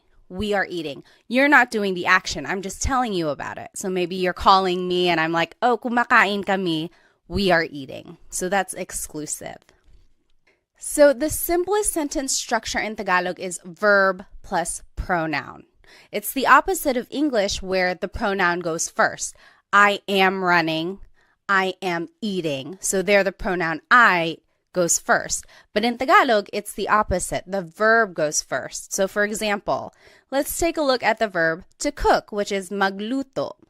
Using the subject pronouns we just learned, here are some simple sentences. Nagluluto ako.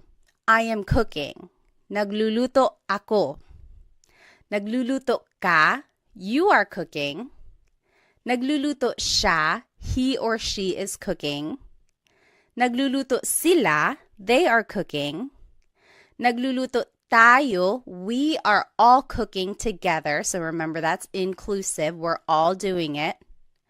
Nagluluto kami. We are cooking. So me and my husband Chris, nagluluto kami. That's exclusive. And then nagluluto kayo. You all are cooking. Maybe you all as a class, you all are cooking. So this is a good slide to know just because it shows how you can put the verb and the pronoun together, and then it shows how the different subject pronouns are used. Okay, so now just a review that all Tagalog verbs have a root, and then something is added to them, whether it's an affix at the beginning, maybe an infix in the middle, or even a suffix at the end, which we will see today. So something is added to the root to conjugate it to a different tense. So for example, the word magluto, to cook, in the present tense, it's nagluluto ako. I am cooking. Nagluluto ako. In the past tense, nagluto ako. I cooked. Nagluto. In the future tense, magluluto ako. I will cook. Magluluto. And I've underlined and bolded the root here. So luto, that's the root word of to cook. And then an affix is usually added to indicate the different tense. So you can see the different affixes there. And what I want you to get from this slide is that if you can pick out the root word in a conversation, then that's kind of half of the battle, right? Try to pick out root words that you can recognize and then use context clues to determine what is actually being said. So if I heard someone say, oh, nagluluto ako ngayon, then I would say, okay, I know luto means cook. Are they saying that they're cooking right now, or did they cook something yesterday, or will they be cooking tomorrow? So just kind of try to pick out the root words that you know and then kind of go from there for the translation of Tagalog. Okay, so all of that was a review from Lesson 3. Let's jump into the new material now of Lesson 4, the past tense conjugation patterns.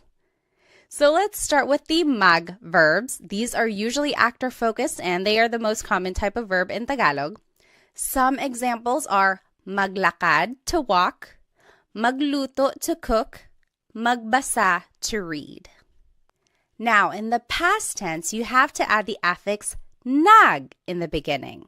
So now the pattern is nag plus the root. For example, maglakad in the past tense is naglakad. Naglakad ako, I walked. Naglakad siya, she walked. So naglakad is the past tense of to walk in Tagalog. Magluto becomes nagluto. Nagluto ako, I cooked. Nagluto ako ng kanin, I cooked some rice. So nagluto is the past tense of to cook. Magbasa becomes nagbasa. Nagbasa ako, I read. So nagbasa is the past tense of to read. So you can see how the pattern is nag plus the root, right? It's a little different from the present tense. Speaking of, let's go ahead and just compare the present tense to the past tense conjugation of mag verbs. So in the present tense, we learned naglalakad is walking. Naglalakad. If you recall, the present tense conjugation of mag verbs is nag plus the repeated first syllable plus the root. Naglalakad ako, I am walking. Naglalakad. The present tense conjugation of to cook is nagluto. Nagluto ako, I cooked. Then in the present tense, magbasa is nagbabasa. That means reading. Nagbabasa ako. I am reading. Now let's compare these to the past tense conjugation. This is what we learned today. So naglakad is walked. Nagluto is cooked. Nagbasa is read. So there is a slight difference here from the present tense to the past tense. There's no repeated sound, right? So naglalakad ako means I'm walking. Naglakad ako means I walked. So the difference between the tenses can be a little subtle. It's one of those things that you have to train your ear for, right? So for the present tense, you can hopefully recognize that there's a repeated sound. Naglalakad ako. Versus the past tense, naglakad. It's like done. There's no repeated sound. So that's kind of one way to distinguish between the present and the past tense conjugation of magverbs.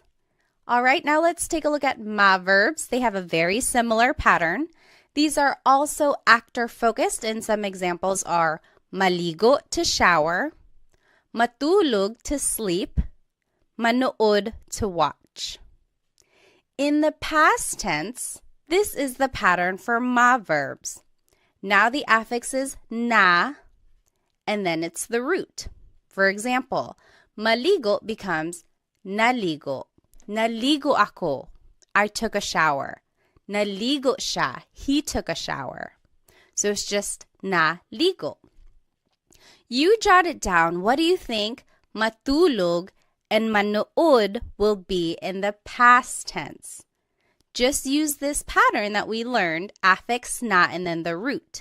What do you think matulog and manood will be in the past tense?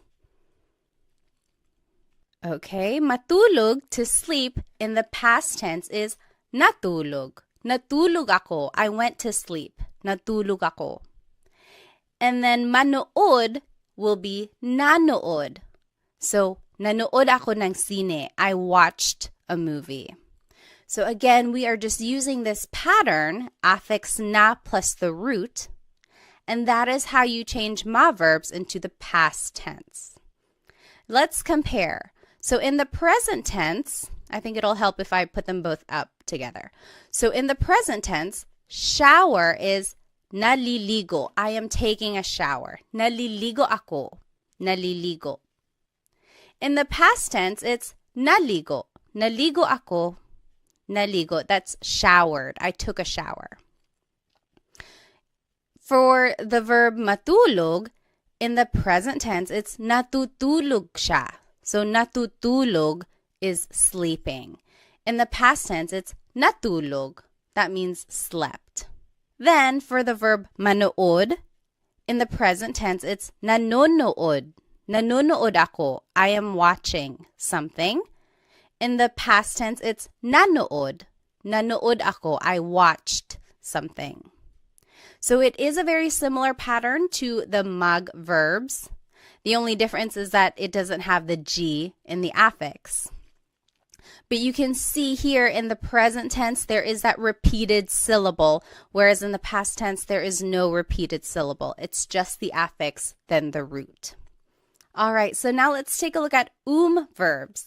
These can be actor or object focused depending on the context, and here are some examples. Kain means to eat, takbo means to run, tawa means to laugh. And again, you might be wondering, why are these verbs? There is no in there. Is the infix that is put into the word to conjugate it in the present tense. But in the past tense, this is the pattern. So goes after the first letter when you're using it in the past. For example, kain to eat becomes kumain. Kumain ako. I ate. Kumain. Takbo becomes tumakbo. Tumakbo siya. He ran. Tumakbo. So again, the infix just goes after the first letter. Tumakbo. You give it a try. What do you think tawa, to laugh, will be in the past tense? Just use that pattern that we learned. Tawa in the past tense becomes tumawa. Tumawa sila. They laughed. Tumawa. So again, we are just adding the infix after the first letter. So now let's compare. In the present tense, kain is kumakain. Kumakain ako, I am eating. Kumakain ako. In the past tense, it's kumain. Kumain ako, I ate. Kumain. For the word takbo, in the present tense, it's tumatakbo. That means running. Tumatakbo siya, he is running. In the past tense, it's tumakbo. He ran. Tumakbo. Then for the word tawa, which means to laugh, in the present tense, it's tumatawa. Tumatawa sila. They are laughing. Tumatawa. In the past tense, it's tumawa. Tumawa sila. They laughed. Tumawa. Again, if you need to review the present tense conjugation patterns for verbs, be sure to watch lesson 3 because I go over all of that and there are practice questions as well. All right, so let's take a look at verbs. These are usually object focused and here are some examples. Gamit means to use. Walis means to sweep. In the past tense, the infix in goes after the first letter. So gamit, to use, in the past tense is ginamit. Ginamit ko, I used something. Ginamit. So you can see in just goes after the first letter. You jot it down. What do you think walis, to sweep, will be in the past tense? Walis in the past tense will be winalis. Winalis ko yung sahig. I swept the floor. Winalis. So let's compare. In the present tense, using is ginagamit. Ginagamit ko. I am using something. Past tense, ginamit. That means I used something. Ginamit ko. In the present tense, to sweep is winawalis. That means sweeping, winawalis. In the past tense, it's winalis. Winalis ko yung sahig. I swept the floor. So it looks like for the most part when a verb is conjugated in the past tense, the conjugation is usually shorter. There's not a repeated syllable, there's no repeated sound or anything like that. So that's kind of one way to recognize if something is being conjugated in the past. Usually it's a shorter word. All right, so now lastly, let's take a look at verbs. These are usually object focused, and here are some examples. Isara means to close. Ibigay means to give. Itago means to hide. In the past tense, the infix in goes after the second letter for verbs. So let's take a look at the word isara, which means to close. In the past tense, it becomes isinara. Isinara ko yung pinto. The in goes after the second letter. Isinara. Next, the word ibigay, which means to give, becomes ibinigay. Ibinigay ko yung regalo. I gave the gift. Ibinigay. Alrighty, you give it a try. What do you think itago, to hide, will be in the past tense? Remember to just use this pattern that we learned. Itago in the past tense becomes itinago. The in just goes after the second letter. Itinago ko, I hid something. Itinago. Now let's compare. In the present tense, isara is isinasara, closing. Isinasara. In the past tense, it's isinara, closed. Isinara. In the present tense, ibigay becomes ibinibigay. Ibinibigay, that means giving. In the past tense, it's ibinigay, gave. Ibinigay.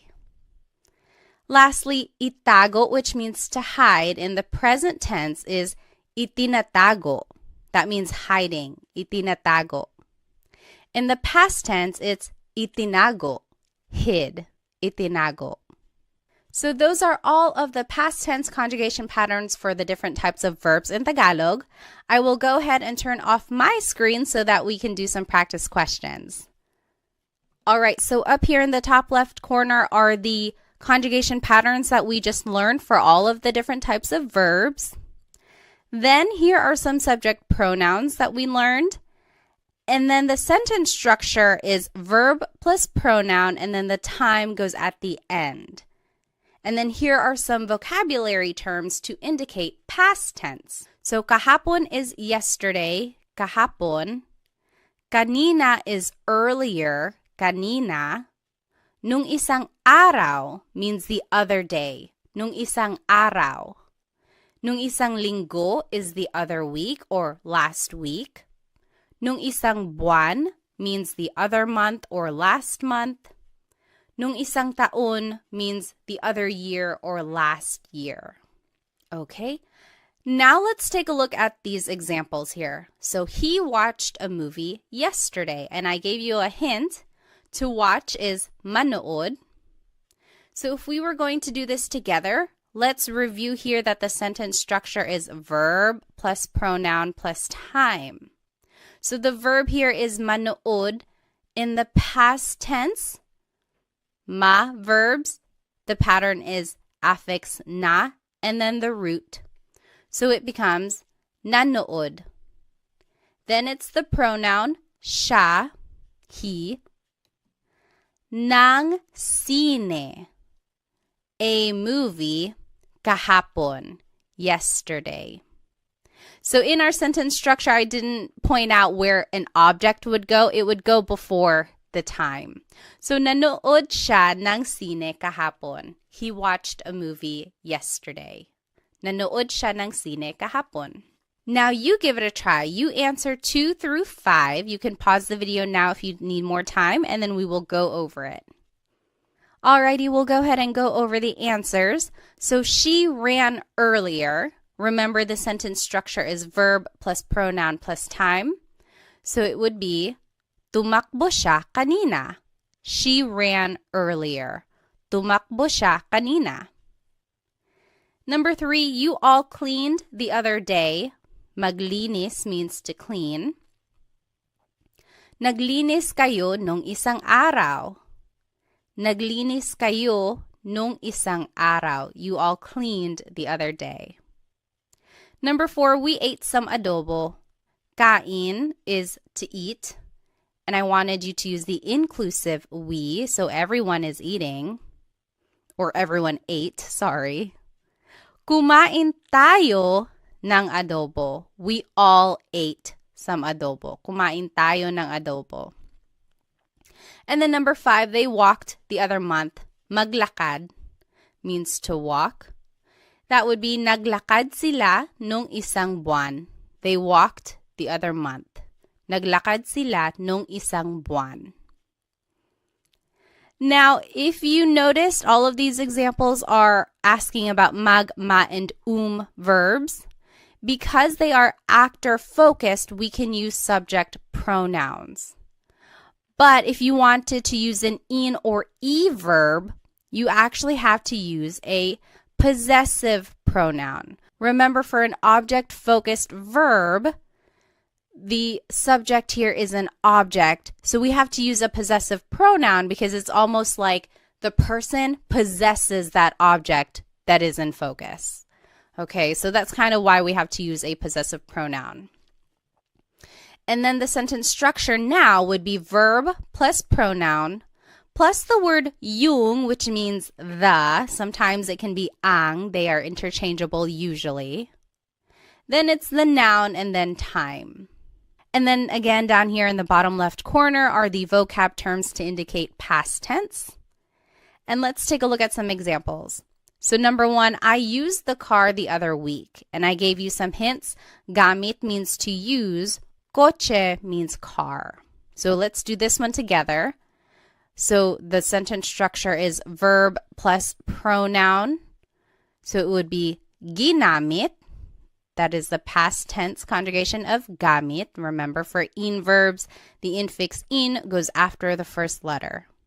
So ginamit Then it's the pronoun ko, which is the possessive pronoun I. Then it's the word yung, which means the. Kotse nung isang linggo. So, ginamit ko yung kotse nung isang linggo. I used the car the other week. Go ahead and try 2, 3, and 4. You can pause the video now if you need more time. And remember to just plug in all of the words into this sentence structure.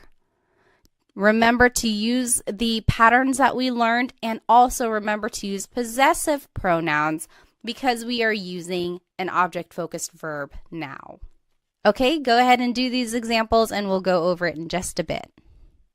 All right, let's go ahead and start with number 2. He closed the door earlier. Isara means to close. Pinto means door. This would be, isinara niya yung pinto kanina. Isinara niya yung pinto kanina. He closed the door earlier. So again, remember for E verbs, the in just goes after the second letter. Then it's the pronoun niya, which is he or she in the possessive pronouns. Then it's the word yung, which means the. Then it's the noun pinto, which means door. Earlier is kanina. So we are just plugging all of the words into the sentence structure and then using the conjugation patterns that we learned. Okay, number 3, you all swept the floor yesterday. Walis means to sweep. Sahig means floor. Winalis ninyo yung sahig kahapon. Winalis ninyo yung sahig kahapon. You all swept the floor yesterday. And lastly, they hid the toys the other month. Itago means to hide. Mga laruan means toys. And to make a noun plural, you have to add this word mga. So mga laruan means toys. It's not like in English where we can just add an S. You actually have to add this word mga. In Tagalog, this would be, itinago nila yung mga laruan nung isang buwan. Itinago nila yung mga laruan nung isang buwan. They hid the toys the other month. All right, so these are just some examples of how to use the past tense conjugation patterns that we learned and how you can plug in all the vocabulary that you learned into this simple sentence structure. Alrighty, now let's go ahead and jump right into the future tense conjugation patterns of these verbs. Let's start with mag verbs. Again, our mag verbs are maglakad to walk, magluto to cook, magbasa to read. Now in the future tense, this is the pattern. Now it's the affix mag, then there's a repeated first syllable, and then the root. So in the future tense, if you wanted to say will walk, maglakad becomes maglalakad. So it's the affix mag, then there's a repeated first syllable, and then it's the root, lakad. So maglalakad ako, I will walk, maglalakad. Magluto, to cook, in the future tense will be magluluto. Again, the affix is mag, then there's a repeated first syllable, and then the root. Magluluto sila, they will cook. Lastly, magbasa, to read, becomes magbabasa. Magbabasa ako, I will read. So let's compare all of these tenses together. And let's just take a look at the highlighted ones. So in the present tense, to walk, it is naglalakad. That means walking, naglalakad. In the past tense, to walk is naglakad, walked, naglakad. In the future tense, it's maglalakad, maglalakad. That is will walk. So future tense and present tense are very similar for mag verbs. The only difference is the first letter. So it's one of those things where you have to listen very carefully, but also rely on the context clues in case you miss what that first letter was. Okay, so it is a very similar pattern for present and future tense conjugation of mag verbs. Next, let's take a look at ma verbs. It's a very similar pattern to the mag verbs. Again, here are some ma verbs. Maligo, to shower. matulog to sleep, manood to watch. In the future tense, here is the pattern for ma verbs.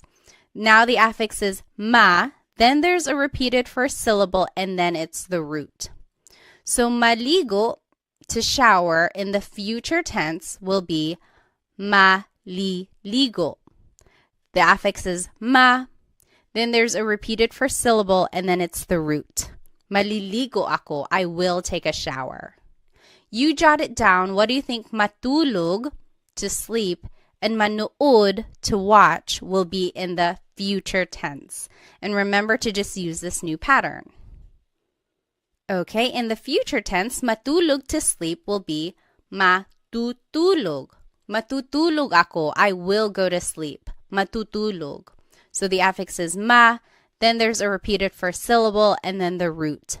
Matutulog. And then manood, to watch, will be manunood.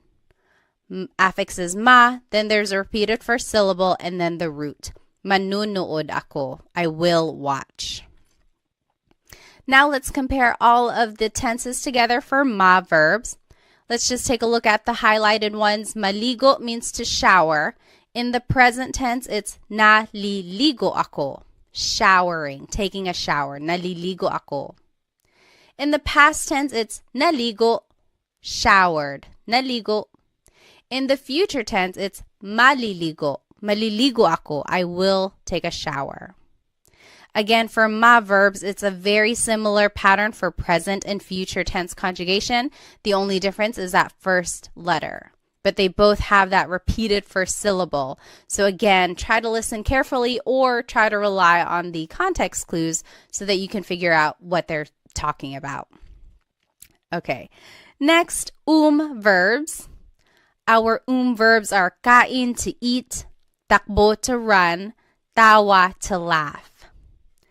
Now the pattern for verbs is you repeat the first syllable. So take a look at this. Kain, to eat, becomes kakain.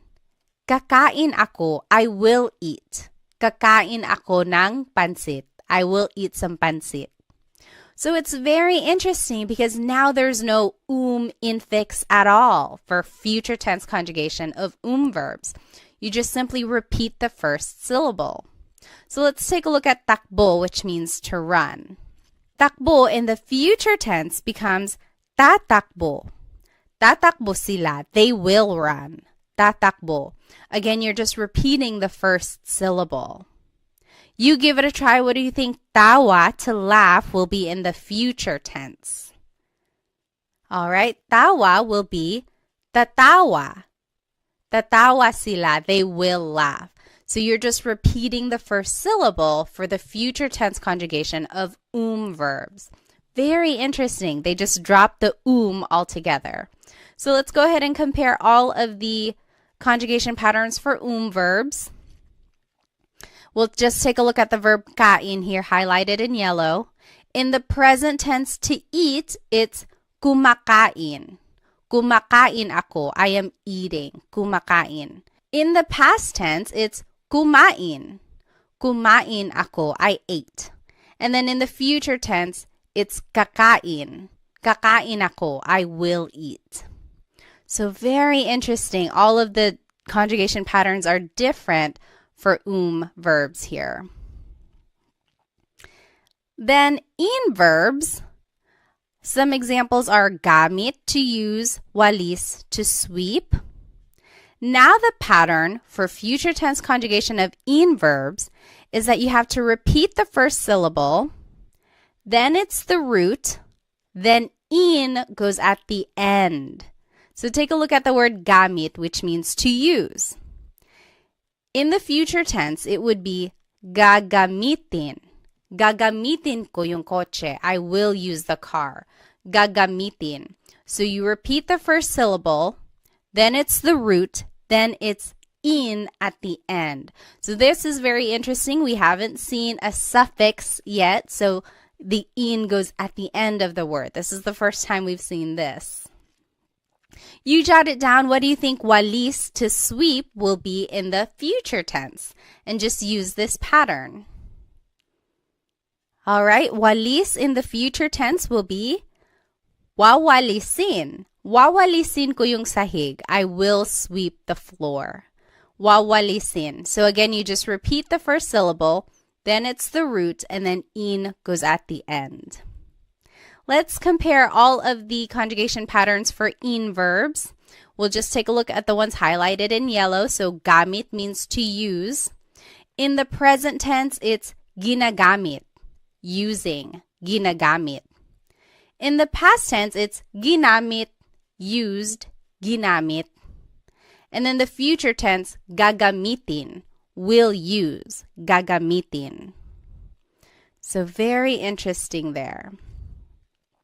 Lastly, e-verbs. Some examples are isara, to close, ibigay, to give, itago, to hide.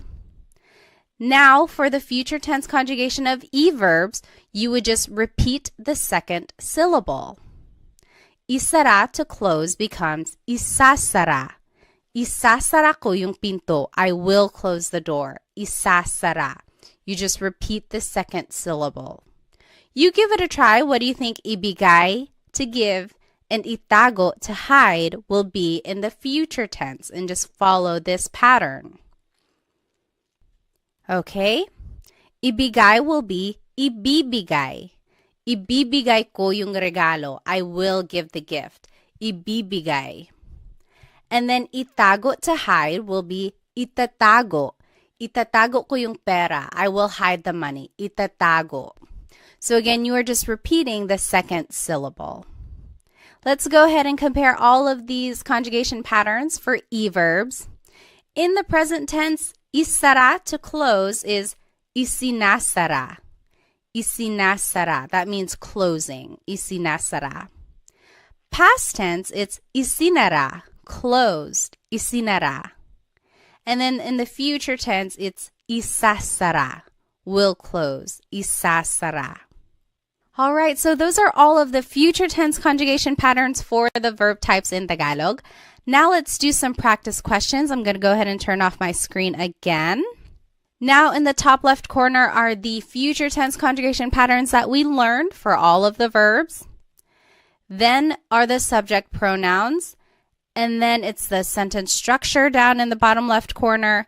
And now in the green are some vocabulary terms to indicate future tense. So bukas is tomorrow, bukas. Mamaya means later, mamaya. Sa susunod na linggo, next week. Sa susunod na buwan, next month. And sa susunod na taon, next year. Now here are some examples. Let's do the first one together. I will watch a movie tomorrow. Manood means to watch. So again, let's take a look at our sentence structure. It should be verb plus pronoun plus time. Manonood is the future tense conjugation of manood. Manonood, ako means I. Ng sine, bukas means tomorrow. Manunood ako ng sine. Bukas, I will watch a movie tomorrow. Again, if you're going to add an object, it would just go right before time. So you give it a try. You can pause the video now if you need. You do numbers 2 through 5, and we'll go over them in just a bit. All right, let's start with number 2. They will run later. Takbo means to run. Tatakbo sila mamaya. Tatakbo sila mamaya. Number 3, we exclusive will clean next week. Maglinis means to clean. Maglilinis kami sa susunod na linggo. Maglilinis kami sa susunod na linggo. We will clean next week. Number 4, you singular will eat pansit later. Kain means to eat. Kakain ka ng pansit mamaya. Kakain ka ng pansit mamaya. And then lastly, she will walk next month, maglakad. Maglalakad siya sa susunod na buwan. Maglalakad siya sa susunod na buwan. All right. Again, these examples focus on the mag, ma, and verbs. Since they are actor-focused, we can use subject pronouns. But if we want to use in or e verbs, we actually have to use possessive pronouns. Remember, when we are using object-focused verbs, we have to use a possessive pronoun because it's almost like the subject or the person is in possession of that object. And the sentence structure is verb plus pronoun plus the word yung, which means the. Then it's the noun, then it's time. And again, the box in green has the vocabulary terms to indicate future tense. And now let's do these examples. Let's start with number 1. We, exclusive, will use the car later. Gamit means to use, coche means car. So let's take a look at the sentence structure. The verb should come first. So the future tense conjugation of gamit, let's take a look at in verbs. Repeat the first syllable, then it's the root, then you add in at the end. So it would be gagamitin. Gagamitin, then it's we exclusive, namin, yung kotse mamaya. Gagamitin namin yung kotse mamaya. You give it a try. You can pause the video now. You try 2, 3, and 4. Just plug in the vocabulary into the sentence structure and then use the conjugation patterns for in and e verbs. Go ahead and do that and we'll check it in just a bit. Alrighty, let's go ahead and do number 2. He will close the store next week. Isara means to close. Tindahan means store. Isasara niya yung tindahan sa susunod na taon. Isasara niya yung tindahan sa susunod na taon. He will close the store next week. Number 3, you all will sweep the floor tomorrow. Walis means to sweep. Sahig means floor. Wawalisin ninyo yung sahig bukas. Wawalisin ninyo yung sahig bukas. You all will sweep the floor tomorrow. And lastly, number 4, they will hide the toys next month. Itago means to hide. Mga laruan means toys. Itatago nila yung mga laruan sa susunod na buwan. Itatago nila yung mga laruan sa susunod na buwan. So these are just some examples on how to use the future tense conjugation of these verbs. And it gives a good practice on how to use this sentence structure where the verb comes first, then it's the pronoun, and then sometimes an object, and then the time goes at the end. So hopefully you can recognize this pattern when you hear native Tagalog speakers speaking Tagalog. Now I want to finish off our lesson with a quick Taglish tip. And Taglish is Tagalog and English put together. I am a big supporter of using Taglish. I think it's a great stepping stone for learning new vocabulary, especially while you are learning a new language.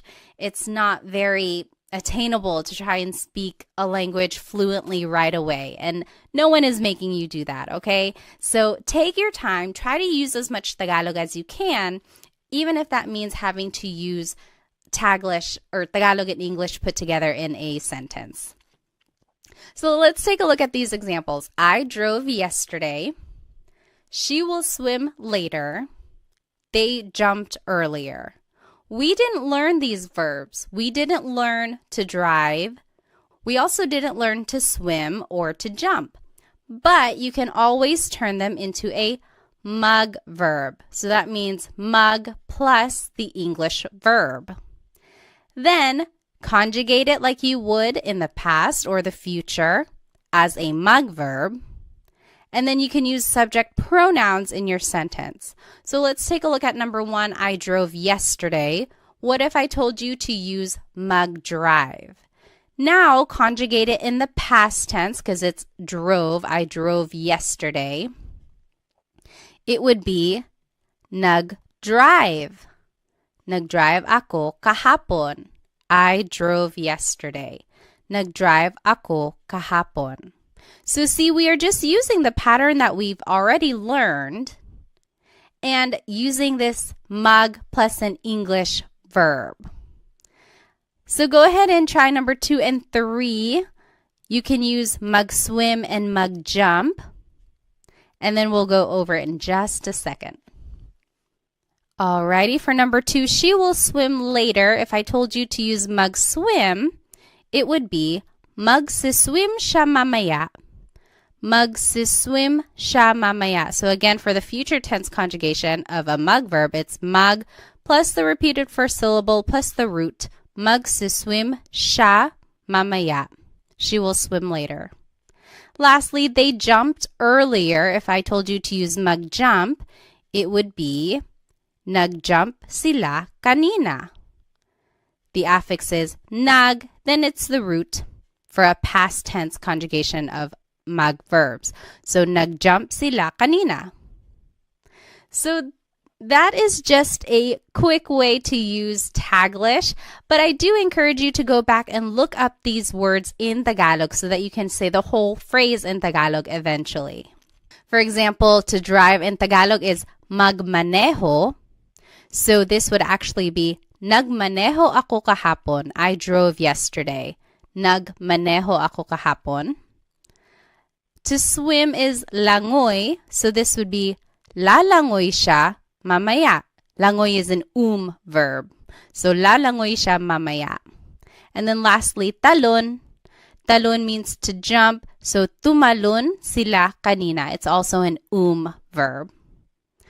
So those are just some ways to use Taglish in a conversation. Now, you don't want to rely on Taglish forever. The goal is to hopefully get fluent in Tagalog. So look up words that you don't know so that you can say the whole phrase in Tagalog eventually. Alrighty, well, we learned so much in today's lesson. Here's just a quick recap. We reviewed the different types of Tagalog verbs and the pronouns that we can use in a simple sentence. Then we reviewed the present tense conjugation of these verbs and then jumped right into the past and future tense patterns. Then we did some practice questions and then finished off with a Taglish tip, which I hope you can start using in your everyday conversations. Again, I strongly encourage you to watch lessons 3 and 4 together because they build on each other. Be sure to take detailed notes so that you can keep all of these conjugation patterns straight. Hopefully, this will help you recognize some of these patterns and recognize the tenses and definitely root words now that you know some vocabulary when you're listening to Tagalog speakers.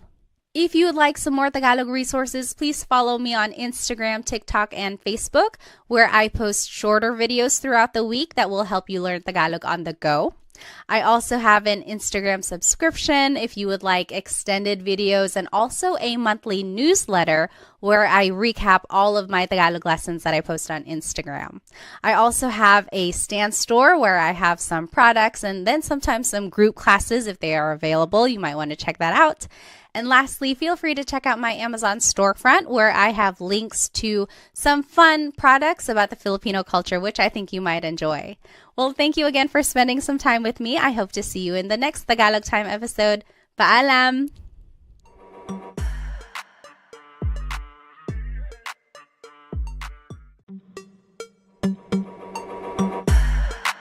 Hello, everybody. Welcome to another episode of Tagalog Time with Pat. This is episode 5, and we will be learning how to use possessive pronouns with nouns. In Tagalog, have you ever wanted to say something like, my friend is funny, her dog is brown, or that's Sam and Mary's house, or that's mine? Basically, anything that shows possession or a way to express ownership, that is what we are going to be learning today. So here's today's lesson agenda. We will be learning the different types of possessive pronouns. Then we will learn the various sentence structures for how to use them. And then we will learn possessive sentence markers and demonstrative pronouns so that we can make a variation of sentences. And then we will learn a Taglish tip, and then we will be doing practice questions all throughout the lesson. So go ahead and grab your piece of paper and something to write with so that we can practice. All right, so what is a possessive pronoun? Well, it's a part of speech that is used to describe ownership or possession of a noun. If you recall, if you've been following these series in a chronological order, we have already been learning possessive pronouns, but we've been using them with a verb. So specifically with an object-focused verb, we've been using a possessive pronoun because the idea is that the person in that sentence is in possession of the object that is in focus. So these three examples are a review of the past couple lessons, lessons 3 and 4. They are straight from those slides. So I am going to use the car tomorrow. Gamit means to use. Kotse means car. In Tagalog, it would be gagamitin ko yung kotse bukas. It's a future tense sentence, so it's gagamitin. And then ko is the possessive pronoun here, meaning I. So gagamitin ko yung kotse bukas.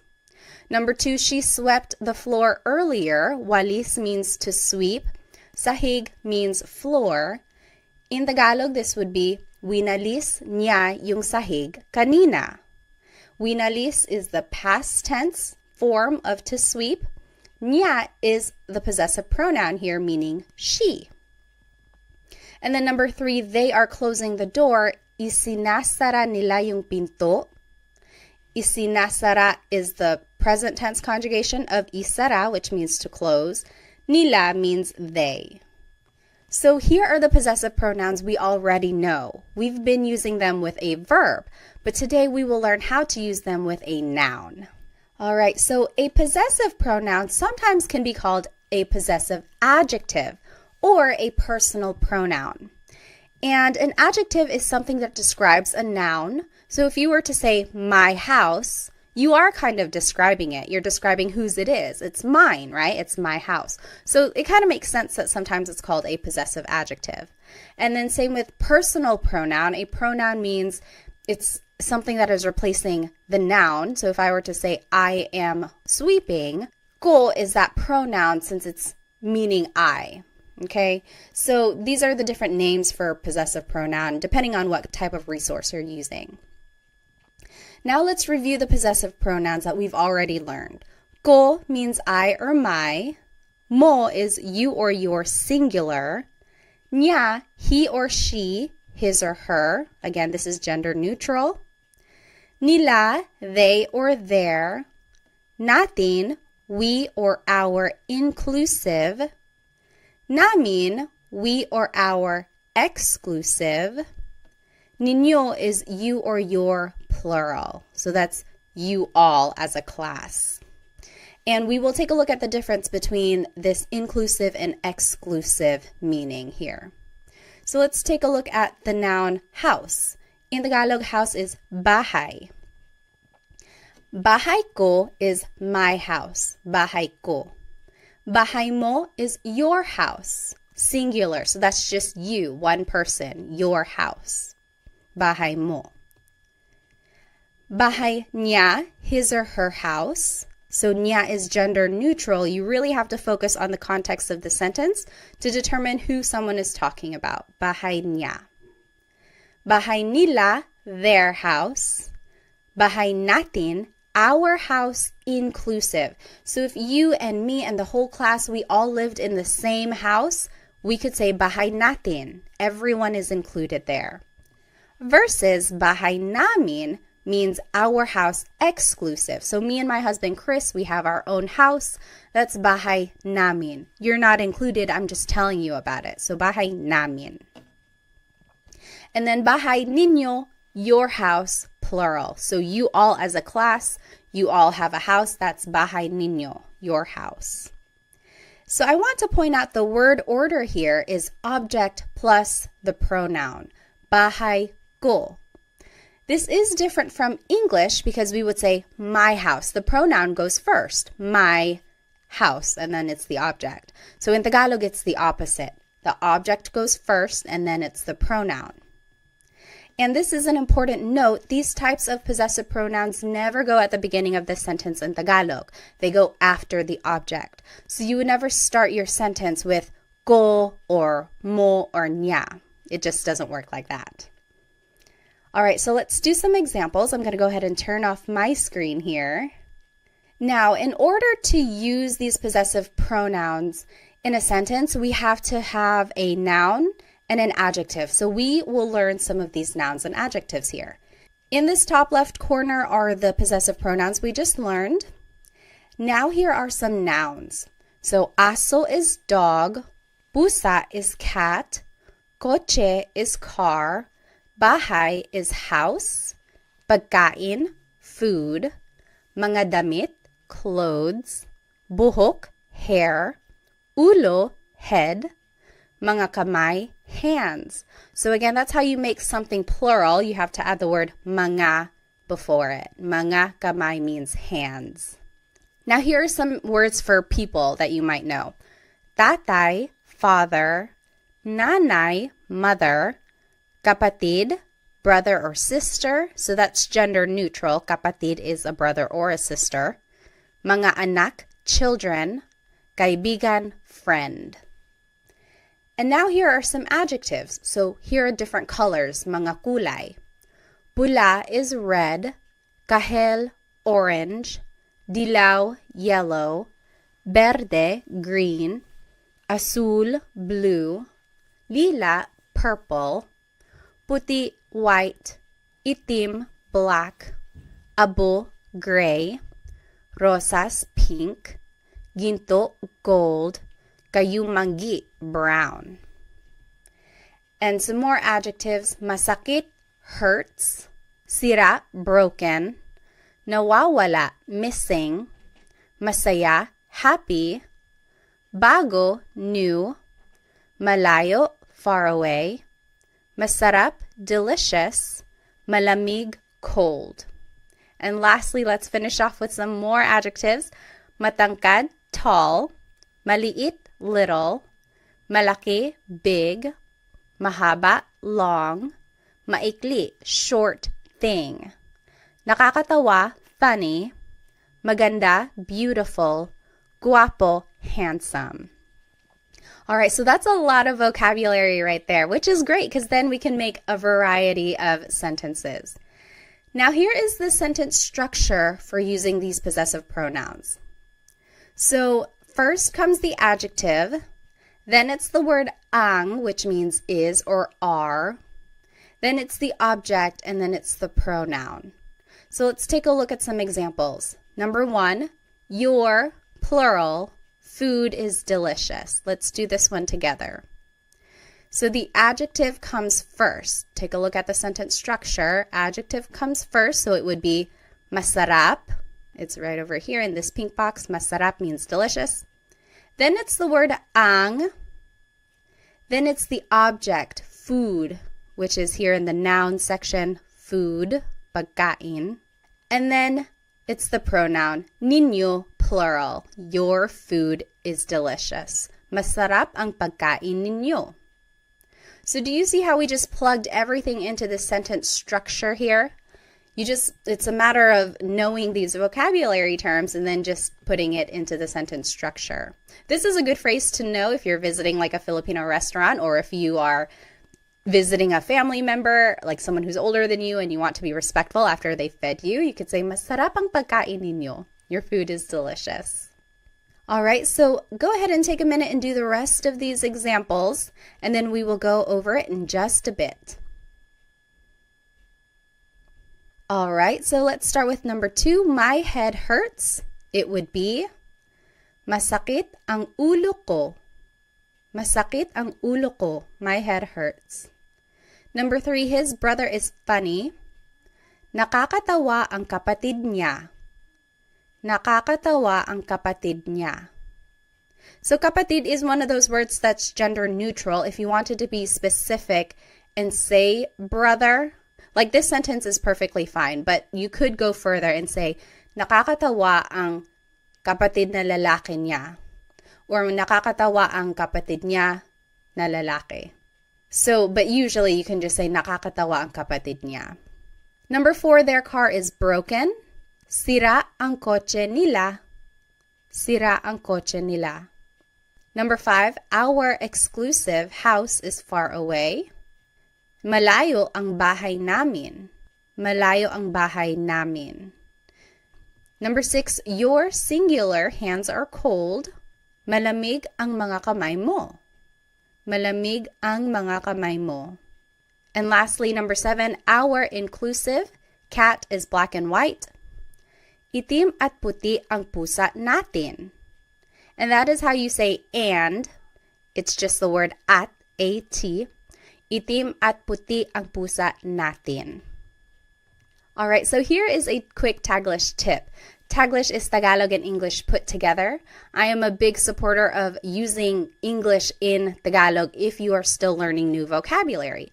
So here is one way you can use it. So here is the sentence structure we just learned.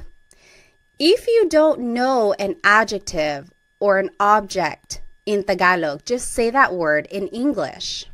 For example, his cousin is beautiful, or my child is heavy. We didn't learn the word for cousin, we didn't learn the word for heavy. So you can just say them in English. Maganda ang cousin niya.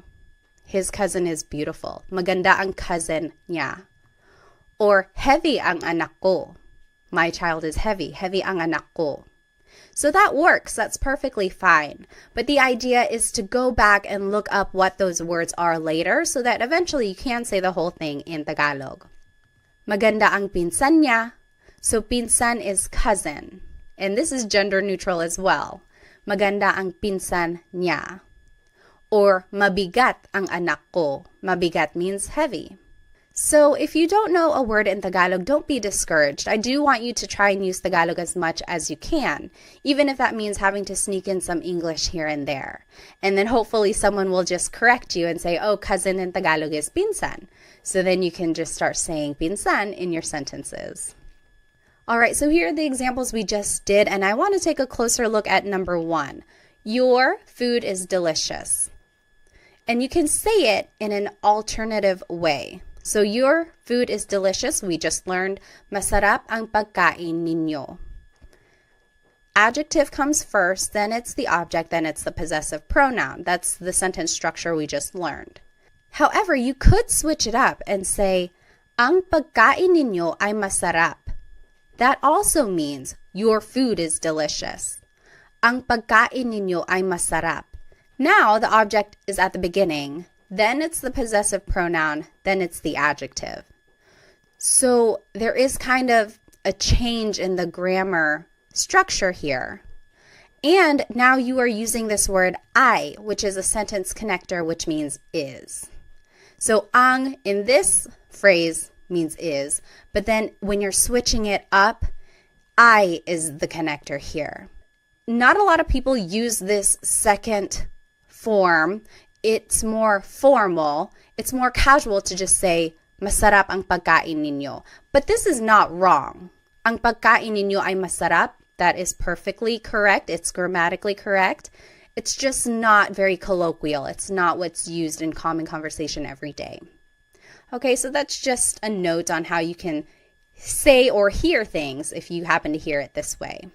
All right, and then I just want to point out that all of these phrases could be turned into that alternative phrase. So, masakit ang ulo ko could turn into, ang ulo ko ay masakit. That also means my head hurts. It's kind of more poetic. It's like not a lot of people say it that way. Ang ulo ko ay masakit. It's just very literal. So, it's more common for someone to say, masakit ang ulo ko. But you could hear it as, ang ulo ko ay masakit. That's right. It's correct. And then, nakakatawa ang kapatid niya. That could be said as, ang kapatid niya ay nakakatawa. So again, you're just switching up the word order here, but it means the same thing. All right, so now let's learn some demonstrative pronouns. It started to rain over here. I wonder if you can hear it. So what is a demonstrative pronoun? Sometimes they're called demonstrative adjectives, again, because it's describing a noun. Well, it's a part of speech that helps identify someone or something. So here are some examples. Ito means this or these. Yan means that or those. So I'm saying yan, but it's technically iyan, iyan. But it's more common to just hear someone say yan. So here's the sentence structure for how demonstrative pronouns can be used. Ito or iyan goes first. It's taking the place of the adjective. Then it's the word ang, then it's the object, then it's the pronoun. So the last part of this sentence structure is the same as what we've just learned. So here's how it's used. This is my house would be, Ito ang bahay ko. Ito ang bahay ko. This is my house. So ito goes first, then it's the word ang, then it's bahay, and then it's the pronoun. Ito ang bahay ko. That is my house would be iyan ang bahay ko. That is my house. Iyan ang bahay ko. So ito means this. Iyan means that. And it can be used in a plural way as well. They can mean singular or plural things. So these are my kids is still ito ang mga anak ko. Ito ang mga anak ko. These are my kids. Those are my kids. Iyan ang mga anak ko. So ito means these. Iyan means those. Now there is an alternative way to say these phrases, which is still correct. So this is my house, we just learned. Ito ang bahay ko. You might also hear it as bahay ko ito. Bahay ko ito. So it's using that demonstrative pronoun ito, and then there's the object and there's the pronoun. So the word order is switched up and we took out the word ang. It's just kind of included in that phrase already. Bahay ko ito, this is my house. Same with that is my house. We learned iyan ang bahay ko. But you could also hear bahay ko iyan. Bahay ko iyan. Both forms of these phrases are correct. There's not one wrong way to say it. Ito ang bahay ko might be a little bit formal, but it's said just as much as bahay ko ito. Okay, so these are the two ways you might hear the demonstrative pronoun being used with a noun. So let's do some examples. These are my kids is ito ang mga anak ko. We learned that. And then those are my kids. Yan ang mga anak ko. I want you to think of the alternative. Remember, we took out the word ang, and then we had to switch up the order. So if you need to take a look at the last slide, you can flip back. But go ahead and pause the video now if you'd like, and then we'll go over it. Okay, so the alternative for ito ang mga anak ko would be mga anak ko ito. So the object goes first, then it's the pronoun, then it's the demonstrative pronoun. Mga anak ko ito. Yan ang mga anak ko can also be said, mga anak ko yan. Mga anak ko iyan. Okay, so those are the different ways you could say these phrases. They are both used equally as much. Okay, so this is just a review of the sentence structure for using these pronouns. Usually it's the adjective first, or it could be the demonstrative pronoun ito, iyan. Then it's the word ang, and then it's the object, and then it's the pronoun. So that's the sentence structure. And then remember that these possessive pronouns never go at the beginning of the sentence. They always go after the object. Okay? Now I want to take a look at some possessive sentence markers. What is a possessive sentence marker? Well, it's a part of speech that indicates ownership specific to a person or multiple people. So now if we want to say someone's name, like we're saying it belongs to someone specific, this is how we're going to do it. So we would use the word ni for one person. We would use the word nina for multiple people. So take a look at this. Mary's children are smart. So it's just one person. It's Mary. It would be matalino ang mga anak ni Mary. So this is the same sentence structure. It's the adjective, then it's the word ang, then it's the object. And instead of a pronoun, now we're adding someone's name. And in order to do that, we have to use this possessive sentence marker, ni, because it's just one person. Matalino ang mga anak ni Mary. Mary's children are smart. Now, if we're talking about multiple people, like this is Sam and Jane's car, then you would have to use the word nina. Ito ang kotse nina Sam and Jane. So it's still that same sentence structure. Ito is the demonstrative pronoun, then it's the word ang, then it's the object kotse, and now instead of a pronoun, we're using someone's name, but then we have to use this possessive sentence marker nina because it's multiple people. So ito ang kotse ni na Sam at Jane. This is Sam and Jane's car.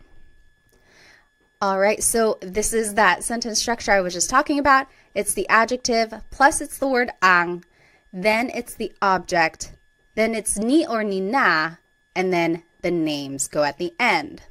So here are some examples. Let's do number 1 together. Sarah's head hurts. Head is ulo, hurts is masakit. So let's just follow this sentence structure.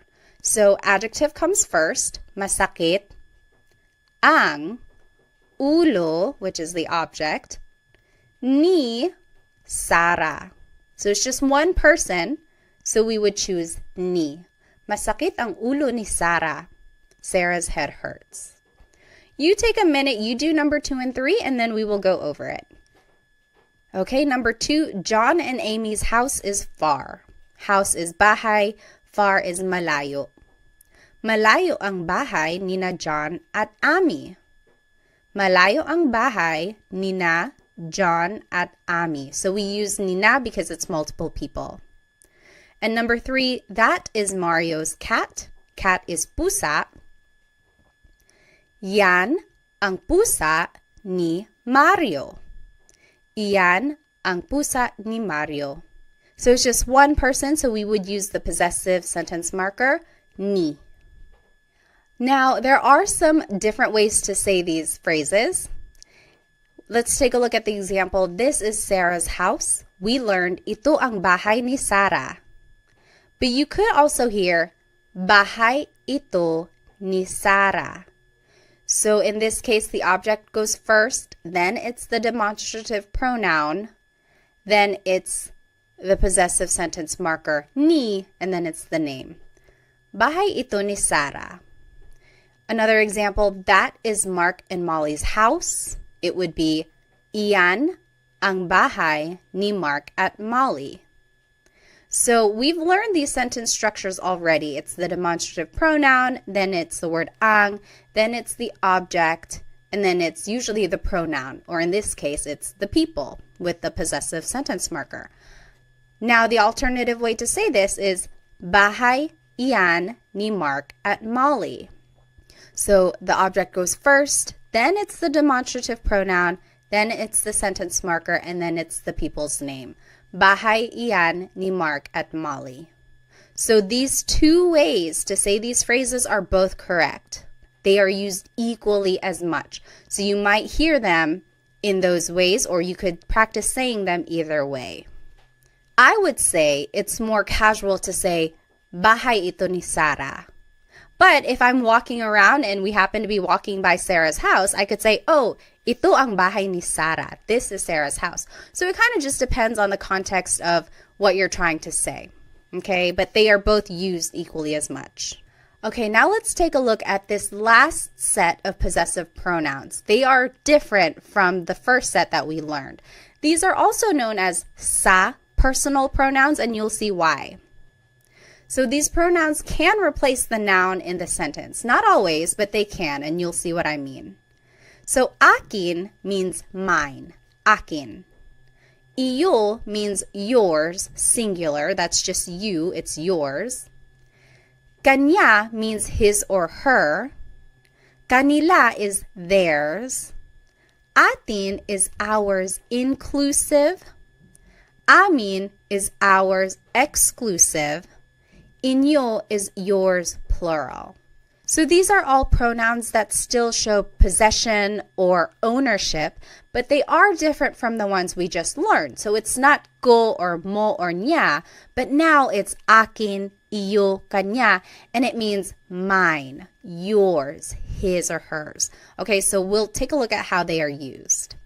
Let's take a look at car. Car in Tagalog is kotse. And remember how I said that these possessive pronouns are usually considered sa pronouns? And this is why. Usually you would use them with the word sa. Sa akin ang kotse.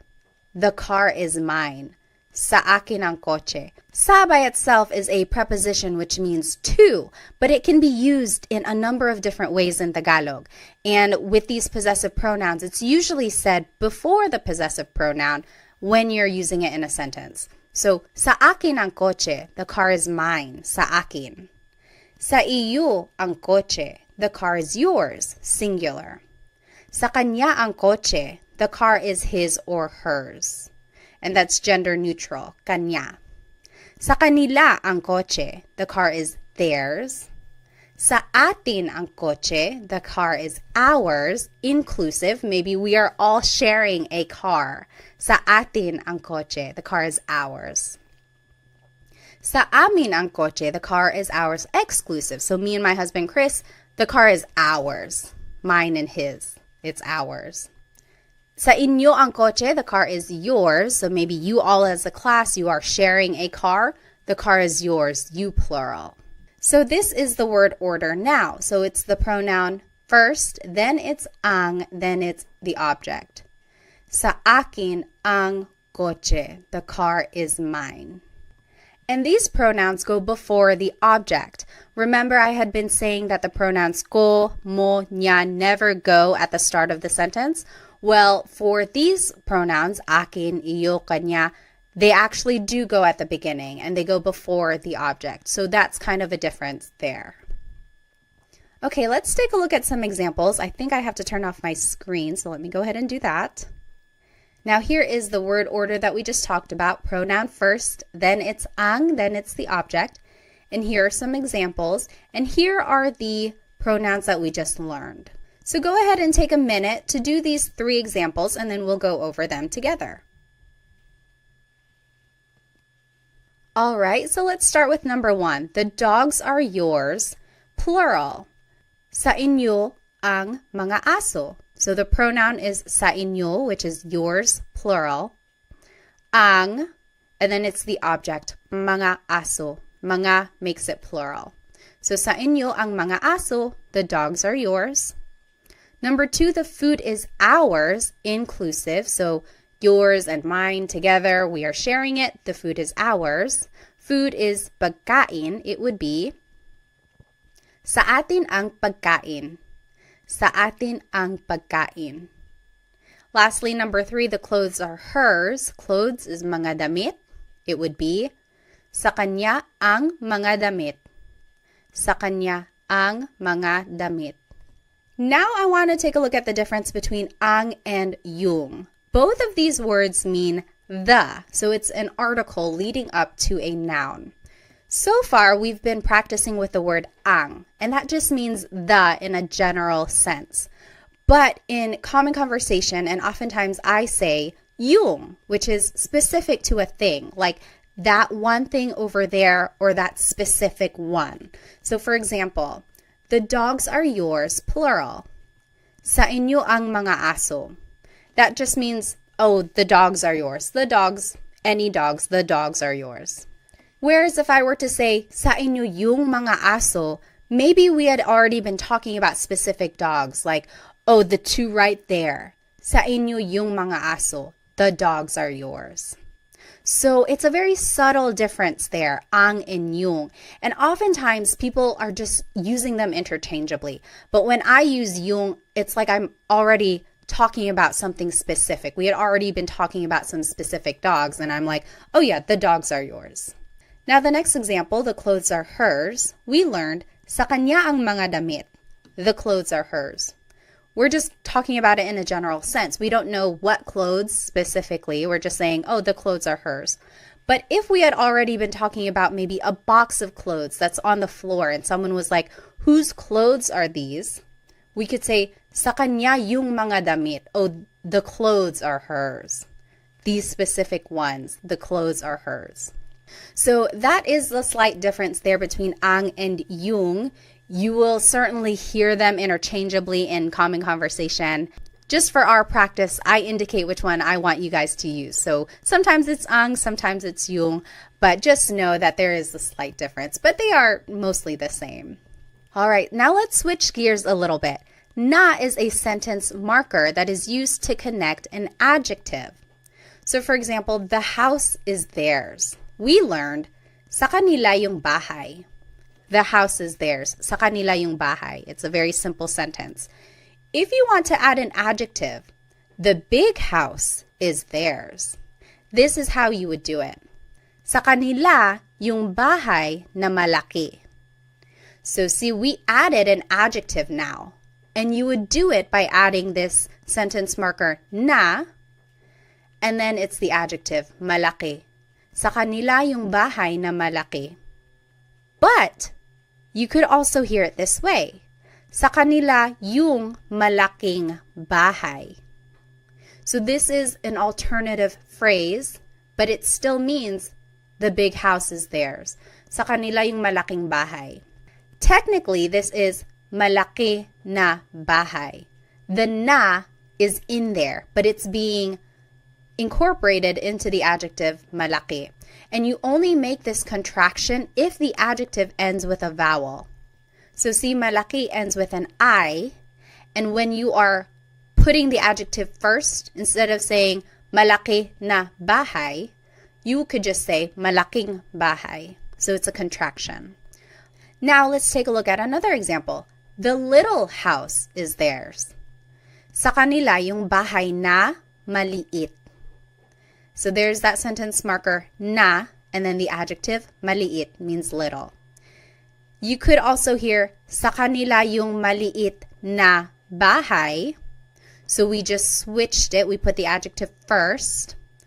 And now we don't make the contraction. We don't put it together because it doesn't end with a vowel. You would still use the sentence marker na. So that's just one important thing. If the adjective does end with a vowel, you can make a contraction. And just know that the sentence marker na is there. Malaking bahay technically is malaki na bahay. But we just made the contraction just to make it easier to pronounce and make the sentence flow a little bit better. But if the adjective ends with a consonant, you don't make the contraction because it doesn't really work like that. And these two ways to say these phrases are used equally as much. There isn't a formal way, there isn't a casual way. It's just kind of personal preference or depending on what someone wants to say. Now let's do some examples. It is the sentence structure pronoun first, then the word yung. Now I want you guys to just practice yung, but again, remember it means the, and it's interchangeable with the word ang usually. Then it's the object, then it's the word na, and then it's the adjective at the end. And then here are the possessive pronouns that we learned. And here are some examples. Let's do the first one together. The white car is mine.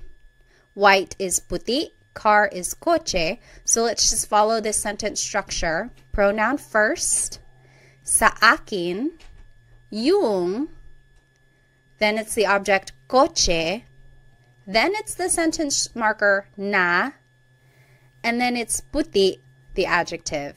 Sa akin yung coche na puti. The white car is mine.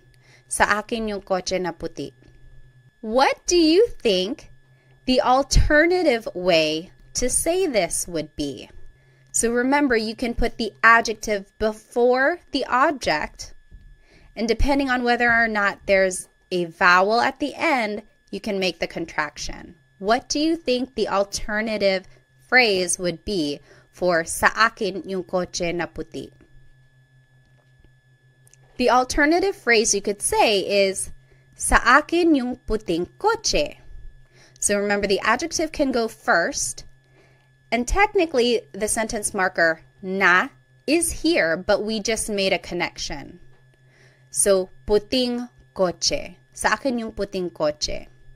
So for these next examples, I want you to make the sentence using the sentence structure, but also write it in the alternative way. Remember, these two ways to say it are equally used as much.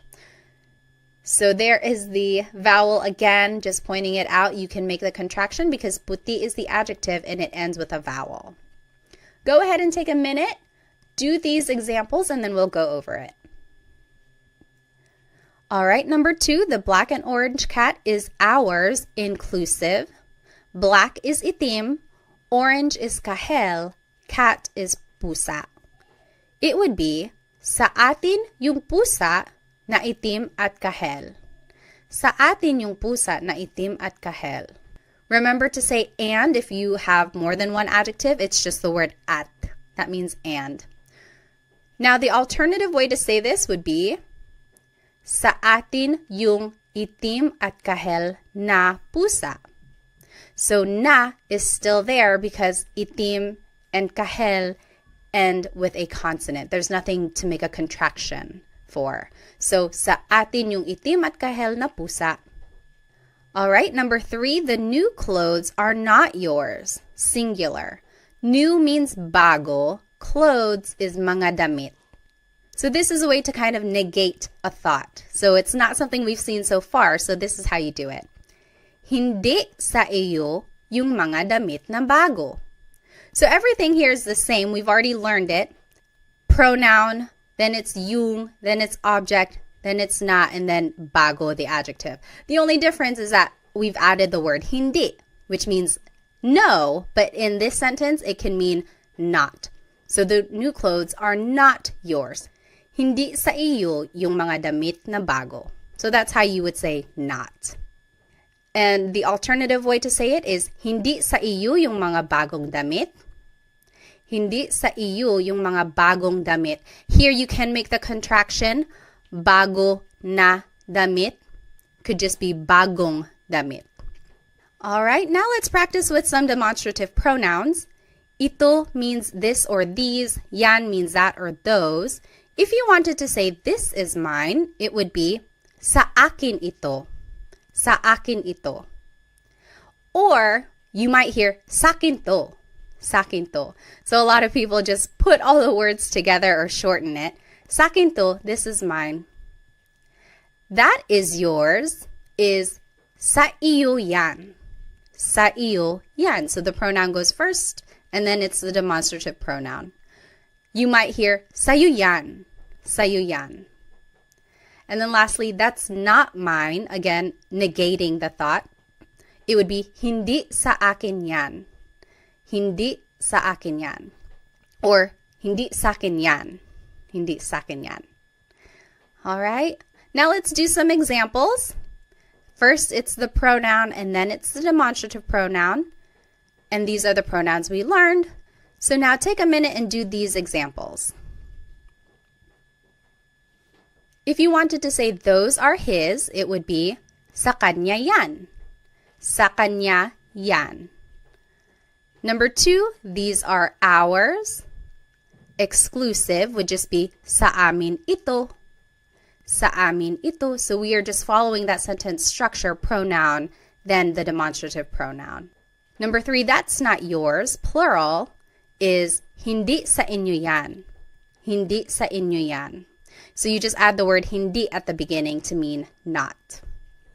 Okay, so let's just do a quick recap. We learned so much in today's episode. We learned the different types of possessive pronouns. Certain pronouns can go at the beginning of the sentence, and some do not ever go at the beginning, so remember to keep track of that. We also learned the different sentence structures and how to use the possessive sentence markers and demonstrative pronouns throughout these sentences. We also learned how to use English throughout these phrases if we don't know the word in Tagalog. And then we did lots of practice questions throughout the lesson, which I hope will help you understand some of these concepts. Now, let's go back to these phrases that we learned at the beginning. I want you, for your homework, to try and translate them, and I will put the answers in the video description. And then you can go over it. If you have any questions, feel free to write them in the comments. And if you need some more Tagalog resources, please feel free to follow me on Instagram, TikTok, or Facebook. I post shorter videos throughout the week to help you practice. And then feel free to check out my Amazon storefront. I have lots of good links in there for Tagalog resource books that I think are helpful. Also some Filipino-inspired products which I think you might enjoy. I also have a Stan store which has products in there, and then also I have some group classes. So if I'm holding any group classes, you might be able to sign up. Well, thank you so much for spending some time with me today. I will see you in our next Tagalog Time episode. Paalam!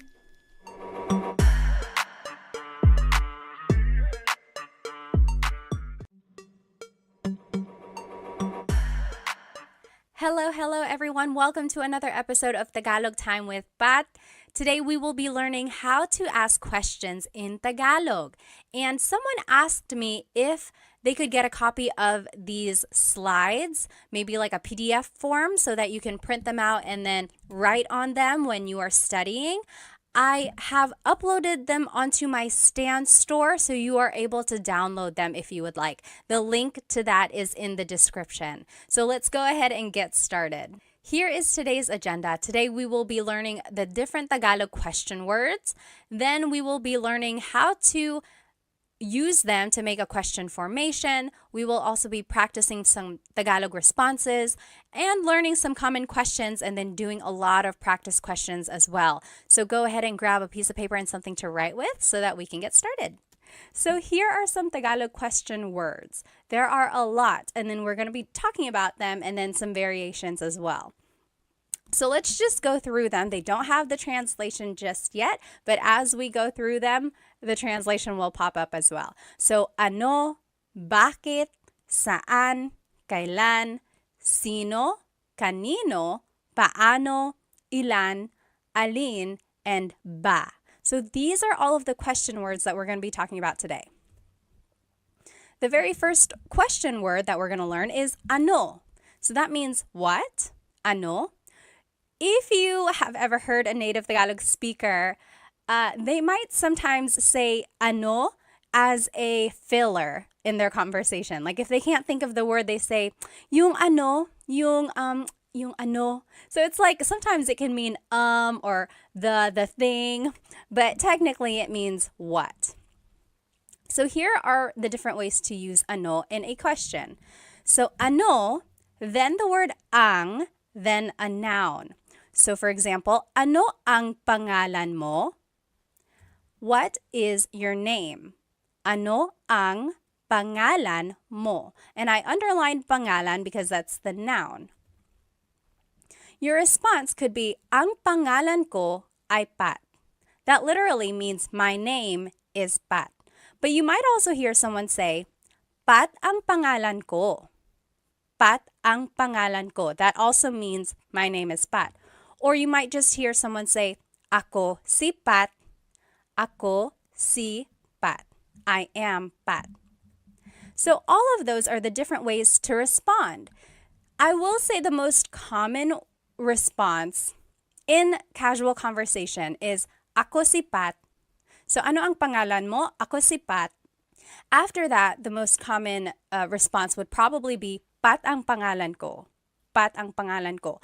Ang pangalan ko ay Pat is a little bit formal. It's not very natural. It's kind of what you would read, like if something is written out. That is like the grammatically correct way to say, my name is Pat. But those are different ways to respond, and they're all correct. Another example, ano ang trabaho niya? Trabaho means job. So ano ang trabaho niya? What is her job? His or her. Niya is a gender-neutral pronoun. So you have to listen to the context of the conversation to determine who someone is talking about. So ano ang trabaho niya? And the responses could be, ang trabaho niya ay nurse. Ang trabaho niya ay nurse. Or it could be, nurse ang trabaho niya. Nurse ang trabaho niya. Or nurse siya. Nurse siya. I will say nurse siya is a little bit more like grammatically correct because it's like a person. You're not really, I don't know, it just kind of doesn't sound as correct when you say ang trabaho niya ay nurse. It's almost, I guess it does work. It does work. Don't listen to me. But yeah, so these are the different ways to say this. Again, ang trabaho niya ay nurse is a little bit more on the formal side. Not a lot of people say it like that. It's more common for someone to say, nurse siya. She is a nurse. Which I am. Surprise, surprise, right? A lot of Filipinos are nurses. Here's another example. Ano ang blank sa Tagalog? That means, what is blank in Tagalog? What is blank in Tagalog? This is a good question to know while you are learning Tagalog vocabulary. If you see something and you want to be like, oh, what is this in Tagalog? You can say, ano ang blank sa Tagalog? For example, ano ang dog sa Tagalog? The answer would be, dog sa Tagalog ay aso. Dog sa Tagalog ay aso. Or, aso ang dog sa Tagalog. Aso ang dog sa Tagalog. So these both mean dog in Tagalog is aso. So you might be wondering, why are there so many different ways to respond? And I think it's just, a lot of languages have that. It's like you can move around some of the words, change up the grammar a little bit, and it means the same thing, but there are certain phrases or certain ways that things are more used in common conversation. In this case, I think aso ang dog sa Tagalog, or actually dog sa Tagalog ay aso. I think aso ang dog sa Tagalog is a little bit more casual. Okay. Next, ano ang verb? So this is another way to use ano. So ano ang kinakain mo? Ano ang kinakain mo? That means, what are you eating? Kinakain is the present tense form of to eat. So what are you eating? Ang kinakain ko ay adobo. Ang kinakain ko ay adobo. I'm eating adobo. Or adobo ang kinakain ko. Or kumakain ako ng adobo. So those all mean I am eating adobo. The more commonly used way to say it would be kumakain ako ng adobo. I'm eating adobo. Usually the last example that I give is the one that's more natural, like less formal and used in common conversation. Another example, ano ang sinabi niya? Sinabi means to have said. Like, what did he say? Ano ang sinabi niya? Responses could be, ang sinabi niya ay hindi. He said no. Ang sinabi niya ay hindi. Or, hindi ang sinabi niya. Or, sinabi niya hindi. Those are the different ways to say, he said no. Again, I would hear sinabi niya hindi, or hindi ang sinabi niya. Just a note about sinabi, you might hear someone say, sabi niya hindi. Sabi niya hindi. Technically, the past tense conjugation of sabi is sinabi, but people shortcut it and say sabi niya hindi. So if you hear that, that's what it means. Next, ano ang ginagawa mo? What are you doing? Ano ang ginagawa mo? And some responses, gumagawa ako ng cake. I am making a cake. And I'm going to explain this in a minute. Nanonood ako ng TV. I am watching TV. So why did I respond this way to this question? Gawa means to make or to do. So if someone asked you, ano ang ginagawa mo? They could be asking, what are you doing? And I responded, nanonood ako ng TV. I'm watching TV. Or if someone asks, ano ang ginagawa mo? That could also mean, what are you making? So I responded, gumagawa ako ng cake. I'm making a cake. So that's just the different ways gawa can be used. And then just another little note here, you'll see in the blue, verbs can be in any tense. So when you are using ano with a verb, it could be asking about what someone did in the past, what someone is doing currently, or what someone will be doing tomorrow or in the future. So verbs can be in any tense. And if you need a review of the different ways to conjugate verbs in Tagalog, go ahead and watch my previous videos.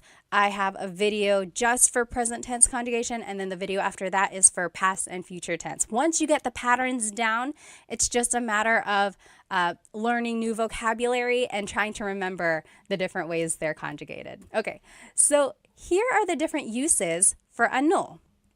So, ano na means what's up. Na is an emphasis word, or sometimes it means already.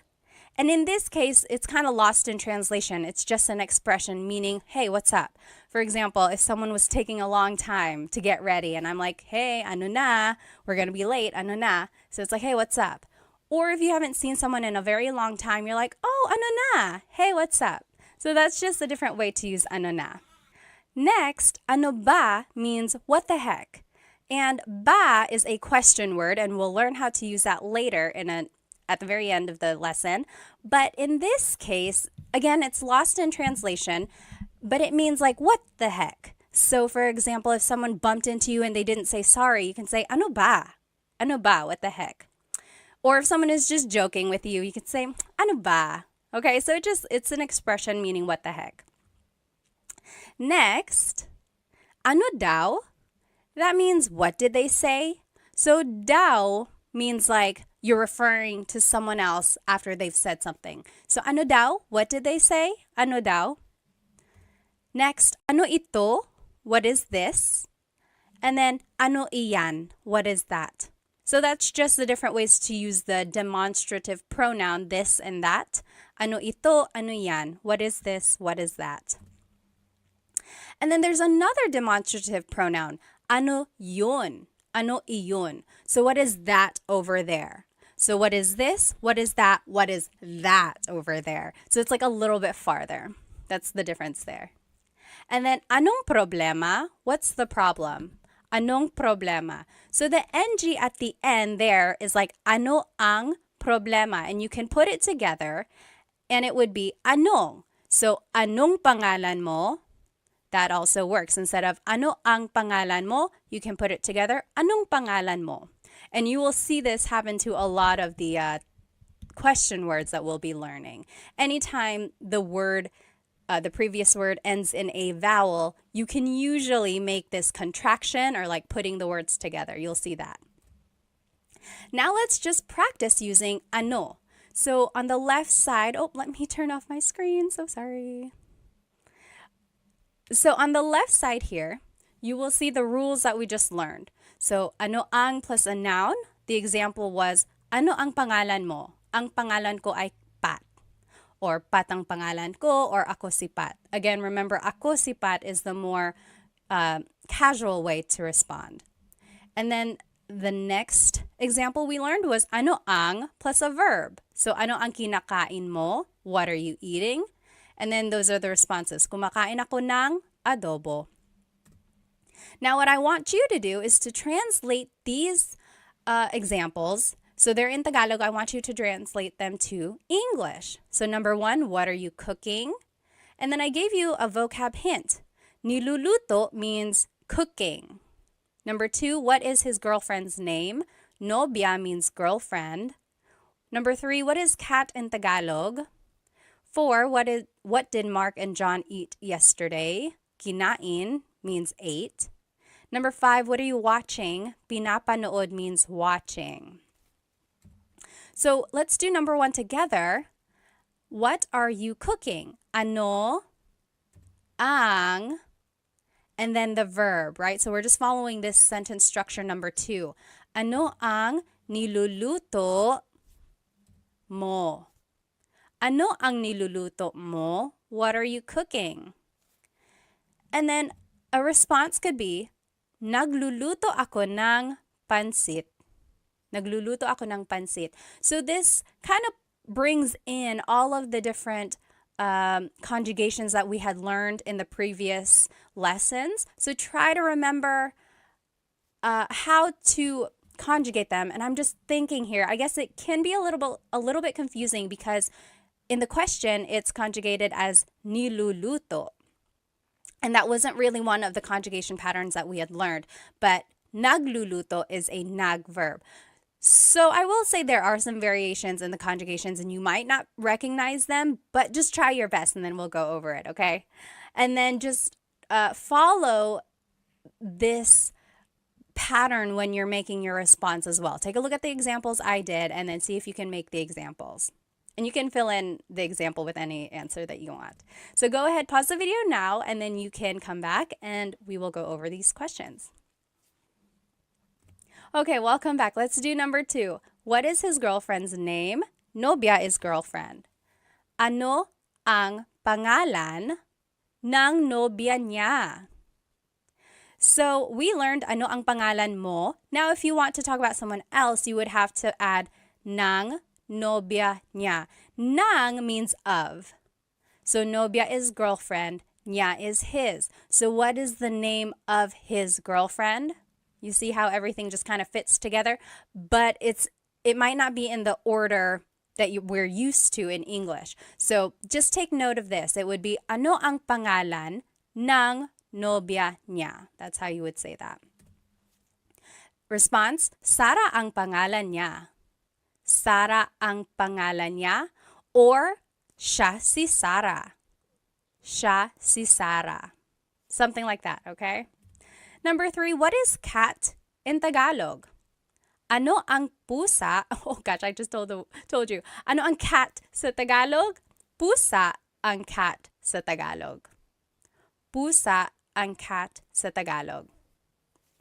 Next, what did Mark and John eat yesterday?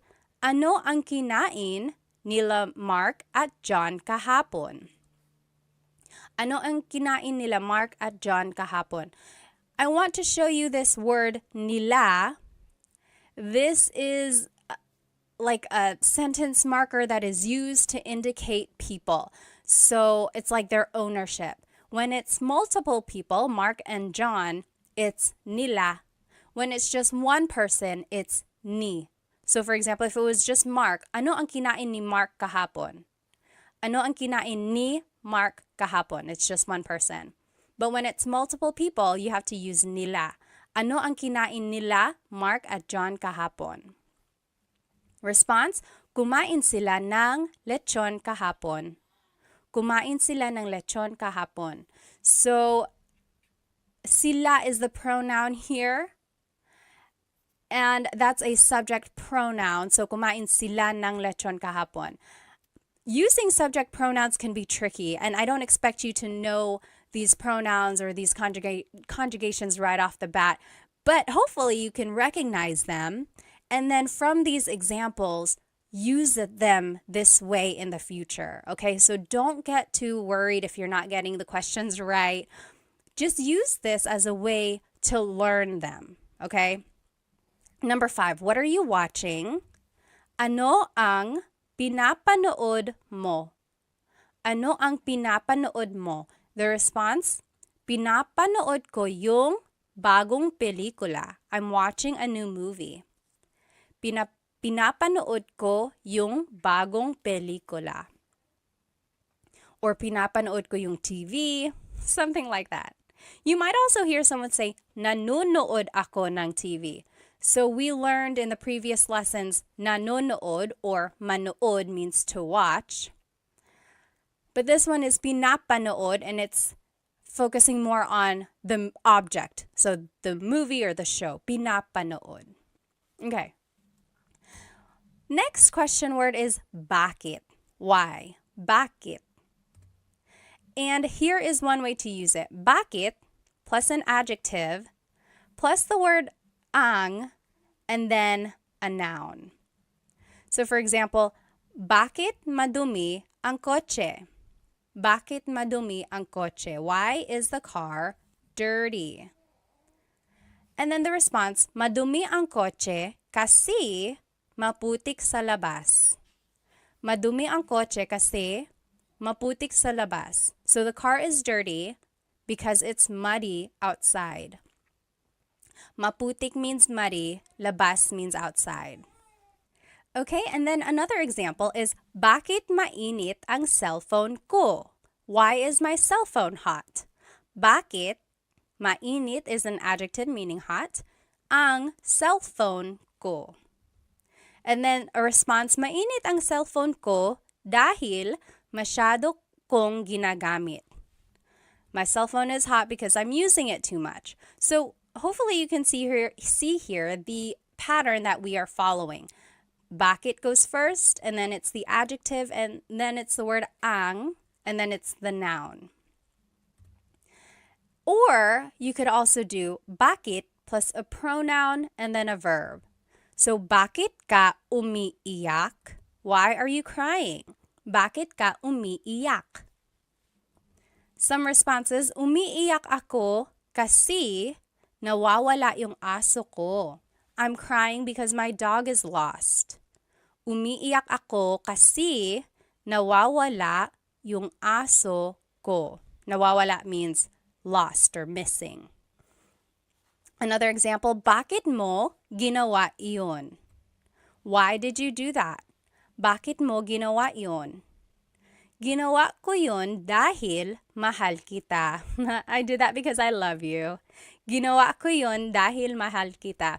You might hear me saying yun, as if there's no I, and that's commonly how it's pronounced. You might hear people say, ginawa ko iyon dahil mahal kita, but usually the letter I sound is dropped. And then another way to use bakit plus a verb. Bakit umiiyak si Michelle? So bakit plus a verb, bakit umiiyak si Michelle? Why is Michelle crying? Umiiyak si Michelle kasi nakakalungkot yung palabas. Michelle is crying because the show is sad. Nakakalungkot means it's like feeling sad, makes someone feel sad. Yung palabas, the show. So those are the different ways bakit can be used. And again, verbs can be in any tense, like we saw in ano. I want to point out the different responses that you can say when you're using bakit questions. So because can be kasi, or dahil, or sapagkat. Sapagkat. Okay, so kasi is informal. It is most commonly used. You'll hear it a lot in common conversation. Kasi. Dahil is also used a lot. We saw it in the examples, but it's a little bit more formal, but it can also be used casually. And then sapagkat is very formal. It's rarely used. It's almost like Shakespearean. You'll see it in like writing, or someone might use it maybe to prove a point or something, but it's not used a lot. It's almost like a deep Tagalog, really. So here are those examples again, and you'll see the kasi and dahil. So umiiyak ako kasi nawawala yung aso ko. I am crying because my dog is lost. So there's kasi. And then ginawa ko yun dahil mahal kita. I did that because I love you. So there's the kasi and there's the dahil. And they are used interchangeably, but kasi is more casual. Dahil is a little bit more formal, but can also be used casually. Okay? Now, here are the different ways bakit can be used, and it doesn't really have a direct translation. So you might hear, bakit ganito? Bakit ganito? Ganito means like this. So why like this? Or why is this happening? So for example, it's like, oh no, I got a flat tire. I ran out of gas and I'm late for work. Oh, bakit ganito? Why is it happening? Why is it like this? And then bakit ba?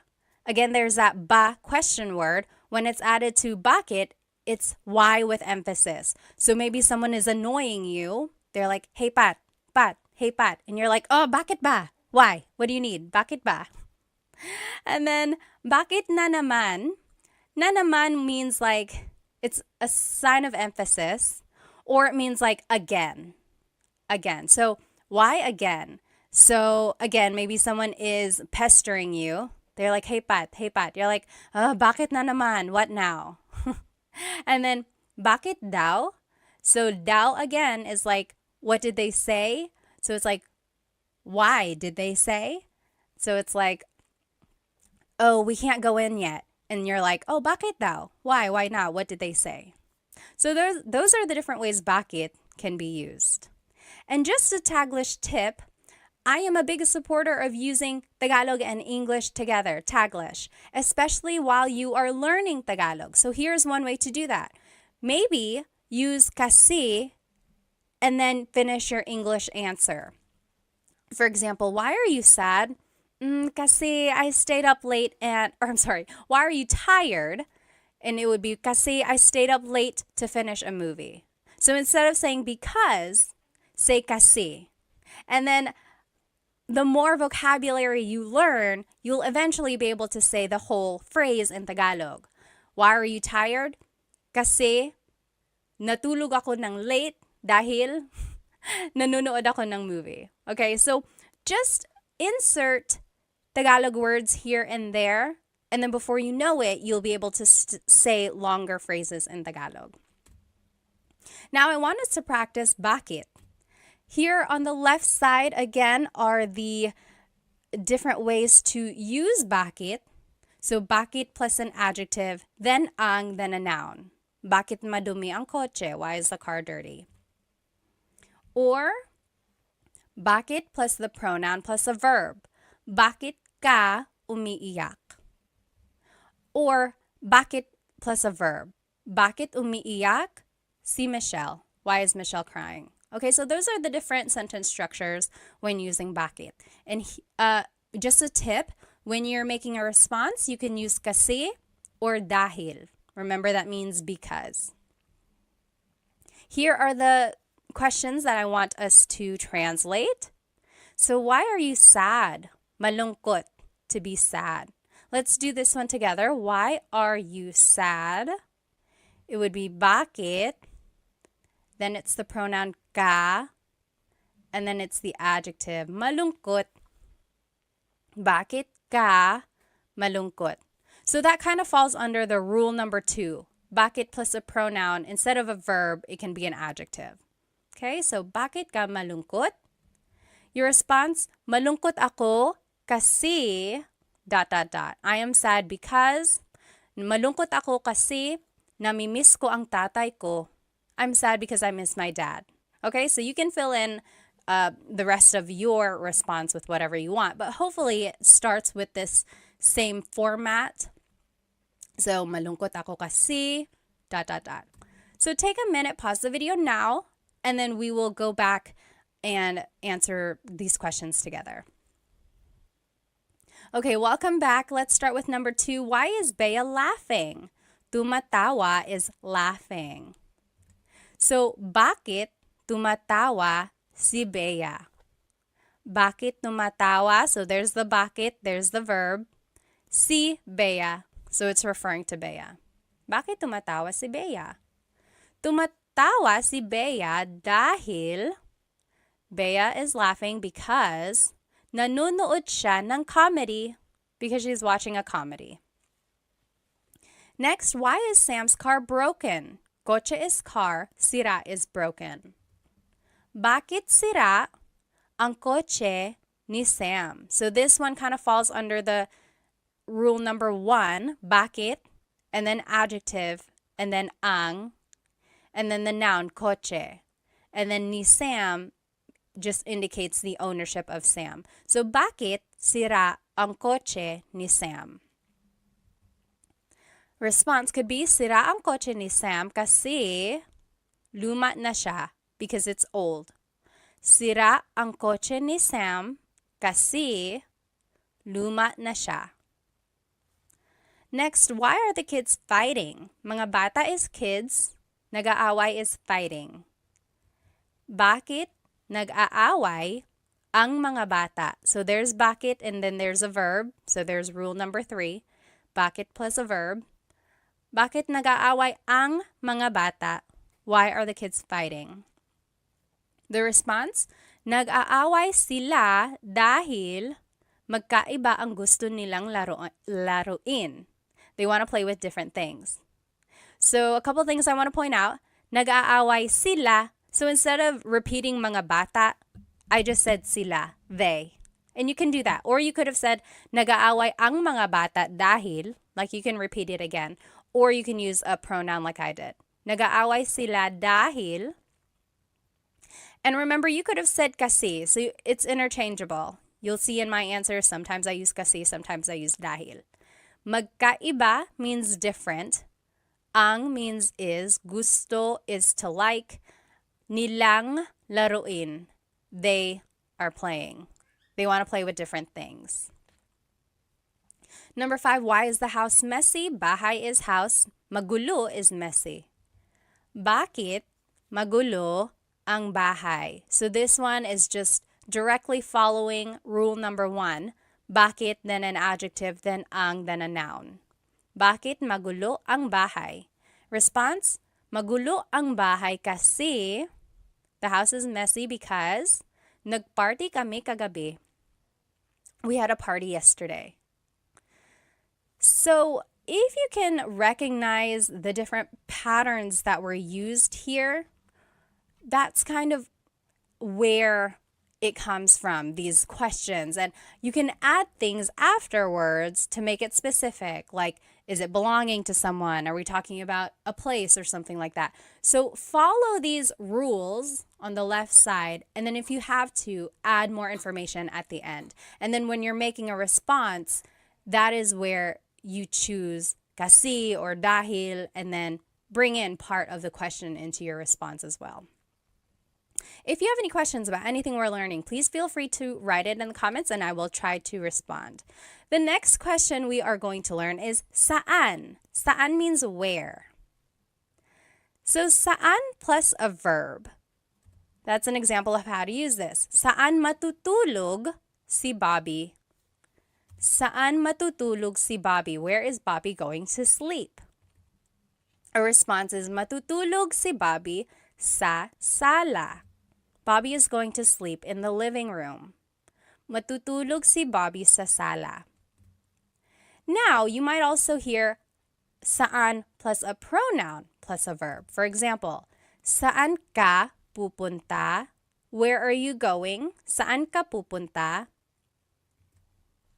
That should have saan. It just says sa there. Sorry about that. So then the response, pupunta ako sa tindahan. I am going to the store. Pupunta ako sa tindahan. So that's the difference there. If you are talking about someone specific, you would add si and then their name. Saan matutulog si Bobby? Or if you just want to use a pronoun, the pronoun would go right after the question word. Saan ka pupunta? Okay, so those are the different ways to use it. I do want to point out that your response has this word sa. Sa. When the question is saan, the response is sa. Sa is a preposition and it means at a place, but it can mean to or from or something like that. So sa has a lot of different translations depending on the context. In this case, it means at a place or to, okay? Next, there's this question word, nasaan. So it's similar to saan, but it's nasaan. And here are the different ways to use it. Nasaan plus ang plus a noun. For example, nasaan ang CR? CR is comfort room in Tagalog, or in the Philippines, that's what they refer to the bathroom as. Where is the bathroom? Nasaan ang CR? The response, nasa labas ang CR. The bathroom is outside. Nasa labas ang CR. Or you could ask about a person. Nasaan si a person? Nasaan si nanay? Where is mother? Nasaan si nanay? The response, nasa trabaho si nanay. Mother is at work. Nasa trabaho si nanay. Now I want to point out that the responses all start with nasa. Okay, so when the question is nasaan, now your response has to have nasa. So that was a difference that's here. So when it's saan, the response has sa. When it's nasaan, the response has nasa. So just to go over it, when do you use saan? When do you use nasaan? Saan napunta ang cellphone ko? Where did my cell phone go? Versus nasaan ang cellphone ko? Where is my cell phone? Saan always goes with a verb. When you're asking about a verb or something that has happened with like an action, then you use saan. Saan napunta? Saan napunta? The root word of punta means to go. So napunta means went. Where did my cell phone go? Saan napunta? There's the verb. And then the response is sa. Oh, sa kotse. And then nasaan ang cellphone ko? Nasaan plus the word ang plus a noun. So when you're asking about the location of something, then it's nasaan. So it's like nasaan noun, nasaan noun. Anytime there's like the ends, try to remember that. So your response has nasa. Nasaan ang cellphone ko? Nasa bag ko. It's in my bag. Okay? So this is just to look at it again. These are the examples we just saw. You might hear someone say asan or saan when they're referring to nasaan. So that's just like a short way to say it. So instead of saying nasaan ang CR, someone might ask asan ang CR? Where is the bathroom? Or they might even just say saan ang CR, even though technically it should be nasaan. So people shorten it, but technically, just so you know, it should be nasaan. Okay? Now let's take a look at this response. Nasa labas. Nasa labas ang CR. The bathroom is outside. These are the location vocabulary. So let's take the question, nasaan ang susi? Where is the key? Susi is key. Nasa labas, it's outside of the car. Nasa labas. Or nasa loob, it's inside the car. Nasa loob ng kotse. Nasa ibabaw, it's on top. Nasa ilalim, it's under. Nasa tabi, it's beside. So if you wanted to be specific, you would add the object afterwards. Nasa tabi ng kotse, it's beside of the car. Ng kotse. Nasa tabi ng kotse. So those are just the different location vocabulary words that you might hear.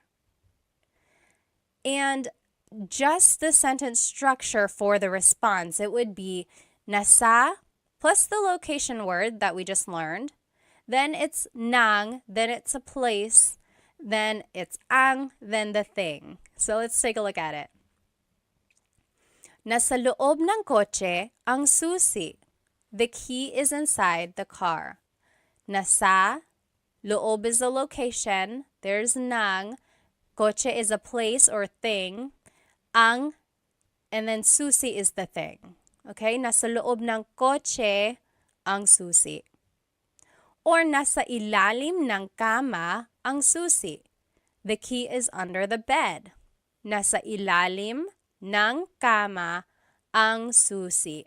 So people ask me all the time, when do I use nang? When do I use ang? So these words, sometimes they are prepositions, sometimes they are articles that go before a noun. Just try to think about it as the translation. So the key is under the bed.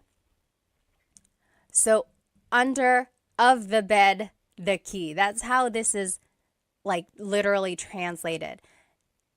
Ng kama is like of the bed. It's under of the bed. And then ang susi, the key. So a lot of it doesn't make sense. It's not the same grammar structure as in English. So just follow this pattern that I'm showing you now. And with more practice, it'll kind of come more naturally.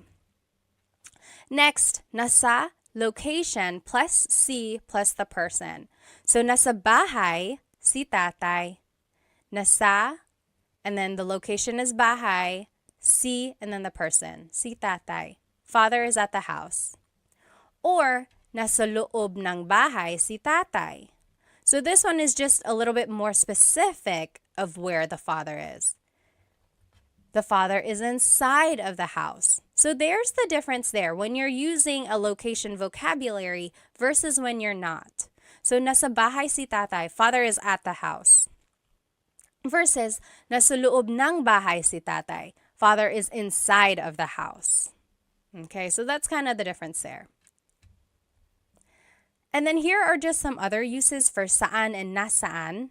Nasaan ka? Where are you? Nasaan ka? Saan napunta yun? Where did that go? So if you're looking for something just rhetorically, you can be like, nasaan napunta yun? Saan napunta yun? Where did it go? Nasaan na? Where is it already?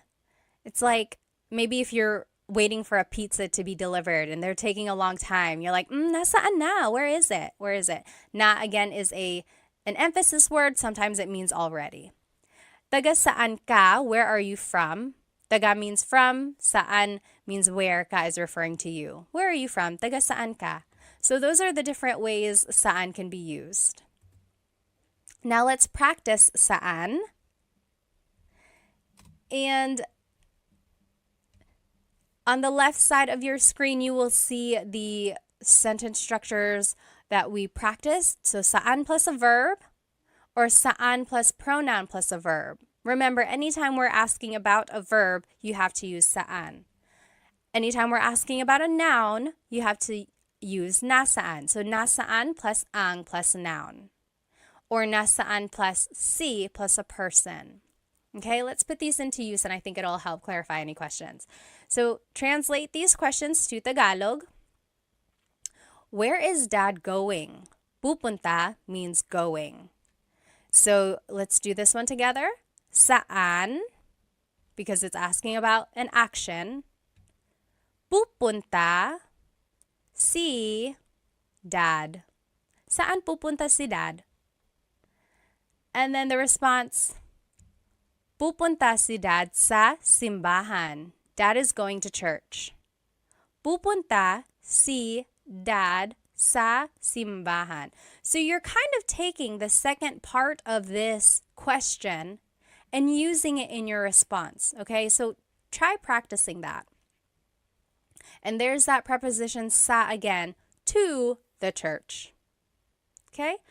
Pause the video now. You try the next 4 examples and we'll go over it together. Okay, so now let's do number 2. Where is the store? Tindahan is store. It would be, nasaan ang tindahan? So we're asking about a noun, the store, so we have to use nasaan. Nasaan ang tindahan? The response, nasa tabi ng post office ang tindahan. Nasa tabi means beside. Ng post office means of the post office, so beside of the post office. Ang tindahan means the store. The store is beside the post office. Next, where will we be eating later? Kakain means will eat. Mamaya means later. Saan tayo kakain mamaya? So we have to use saan because we are talking about an action. Where will we be eating later? And then the pronoun just goes right after the question word. Saan tayo kakain mamaya? Your response, kakain tayo sa McDo mamaya. We're going to eat at McDonald's later. You ready? Let's go. You pay. Kakain tayo sa McDo mamaya. Next, where is my husband? Asawa means husband or wife. Nasaan ang asawa ko? So we're asking about a noun or an object. So nasaan is what we used. Nasaan ang asawa ko? Where's my husband or wife? Husband in this case. Number 5, where is John? Oh, your response, nasa kusina siya. Nasa kusina siya. He is in the kitchen. So remember, anytime you're using nasaan, your response has to have nasa. And then up here in the previous example, anytime you're using saan, your answer has to have sa. And then last one, where is John and Simon? Nasaan sina John at Simon? So it's nasaan because we're just asking about them, not about what they're doing or where they are doing something. And then it would be nasa labas sila, they are outside. Or nasa labas sina John at Simon. So you can add their names again. Or you could just add the pronoun. And then I added that here in the number 4 example, nasa kusina ang asawa ko. So you can repeat that part of the question, or you can just use a pronoun. Okay, so up to you. So these are the question words that we have learned so far. Ano means what. Bakit means why. Saan means where. Okay? And this is where we're going. We're going to see what these other ones mean. Now, we're going to talk about kailan. Kailan means when. When. So if you want to use it in a question, it would be kailan ang, and then a noun. Kailan ang kaarawan mo? When is your birthday? Kailan ang kaarawan mo? Sa March ang kaarawan ko. My birthday is in March. Sa March ang kaarawan ko. Kailan ang handaan? When is the gathering? When is the party? Sa Sabado ang handaan. The party is on Saturday. And again, you don't have to add this part at the end. You could just say sa Sabado. Kailan ang handaan sa Sabado? But the longer response, kailan ang handaan sa Sabado ang handaan? Okay, so those are the different ways you can use kailan. There's this word sa again, and in this case, it's being translated as on or at a certain time. So that's where, or that is the leading word in your responses.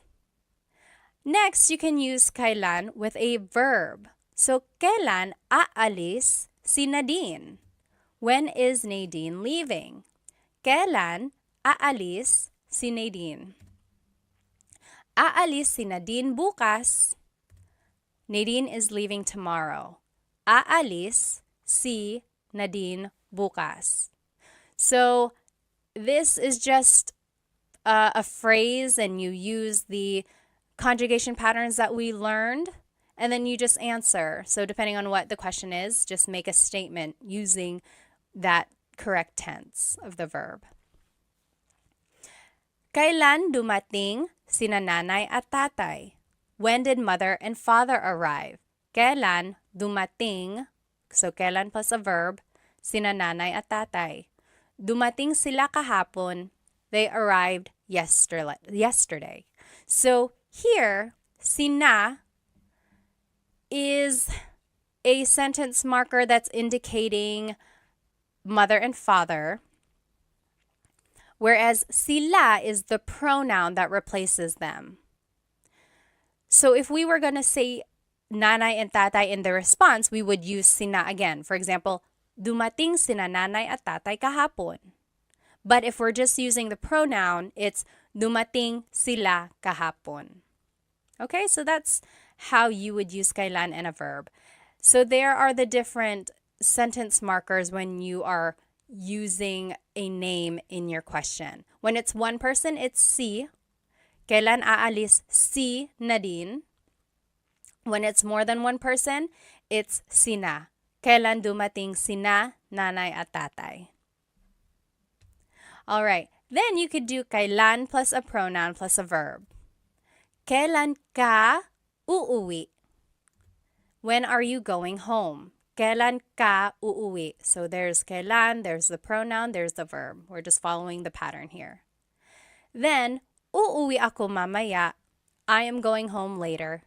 Uuwi ako mamaya. Another example, kailan sila ikakasal? When are they getting married? Kailan sila ikakasal? Ikakasal sila sa susunod na buwan. They are getting married next month. So hopefully you're recognizing some of this vocabulary from our previous lessons. So we're pulling those patterns of conjugation and the vocabulary words from those lessons, and now we are using them in like a hypothetical conversation, right? So it's all building on each other. Now I want to show you the responses. The response might have the word nung or sa. We already talked about sa. Let's see what nung means. So nung means something happened in the past. Sa means something will happen in the future. So for example, kailan sila ikakasal? When will they get married? The response, sa susunod na buwan, next month. So sa July or sa June, in June or in July. But sa is thinking of the future. When are they getting married? Next month or in June, in July. So sa is the future. However, nung is talking about the past. So kailan sila ikinasal? So that's the past tense conjugation of to get married. They got married when? Nung nakaraan buwan. So last month. Or nung February, nung January. So last February, last January. So that's the difference there. Sa versus nung. Okay? And there's the emphasis there. And here are just some other ways to use kailan. Kahit kailan, that's just an expression meaning anytime, whenever. So maybe someone is inviting you to eat out for dinner. They're like, oh, when are you available? When can you go out for dinner? You're like, kahit kailan, anytime. Or hanggang kailan means until when. So maybe your car is broken, it's in the shop. They're like, oh, you have to keep the car here. And you're like, hanggang kailan? Until when? How long does it stay here? Have to stay here. And then next, kailan nangyari yun? When did that happen? Kailan nangyari yun? Nangyari means happened, and then yun means that. Kailan nangyari yun? And then just a pronunciation tip, it's pronounced kailan, kailan, but you will often hear it pronounced kailan, kailan. Kailan ang kasal? Kailan ang kasal? But it's not wrong to hear kailan ang kasal. It's a little bit more formal. Okay. So here are some examples. On the top left here, you will see the kailan rule. So kailan plus ang plus a noun. Kailan ang kaarawan mo? Kailan plus a verb? Kailan aalis si Nadine? Kailan plus a pronoun plus a verb. Kailan ka uuwi? When are you going home? And then here are the examples I want us to practice. Number 1, when is your vacation? Bakasyon is vacation. So let's just follow, I think it would be rule number 1. Kailan ang bakasyon mo? So kailan, then the word ang, then the noun, which is vacation, and then the pronoun. Kailan ang bakasyon mo? The response, sa susunod na linggo ang bakasyon ko. Next week. My vacation is next week. So a couple things I want to point out in the response. It should have the word sa because it's talking about the future, right? It will be next week. So there's sa. And then just try to remember how to phrase things. And if you weren't able to watch or if you don't remember the past lessons, just go from here and just copy my sentence structures. Okay, so moving forward when you answer these questions, see if you can follow these sentence structures. Okay, so go ahead and pause the video now, and then we will go over the examples in just a minute. Okay, so number 2, when are you leaving? Aalis means leaving. Kailan ka aalis? That's just rule number 3. Kailan plus the pronoun plus the verb. Kailan ka aalis? The response, aalis ako sa Lunes. Aalis ako sa Lunes. So there's sa because it's a future action. Number 3, when did Tony come back? Bumalik means came back. Kailan bumalik si Tony? So this is rule number 2. Kailan plus a verb. Kailan bumalik? And then you add si Tony. The response, bumalik si Tony kahapon. He came back yesterday. Bumalik si Tony kahapon. Number 4, when did you buy that? Binili means bought. Kailan mo binili yan? Kailan mo binili yan? So that's rule number 3. Kailan plus the pronoun plus the verb. Kailan mo binili yan? Binili ko yan nung isang linggo. Or binili ko ito nung isang linggo. I bought that last week or I bought this last week, depending on how you want to answer your question. Number 5, when are you going to sleep? Matutulog means will go to sleep.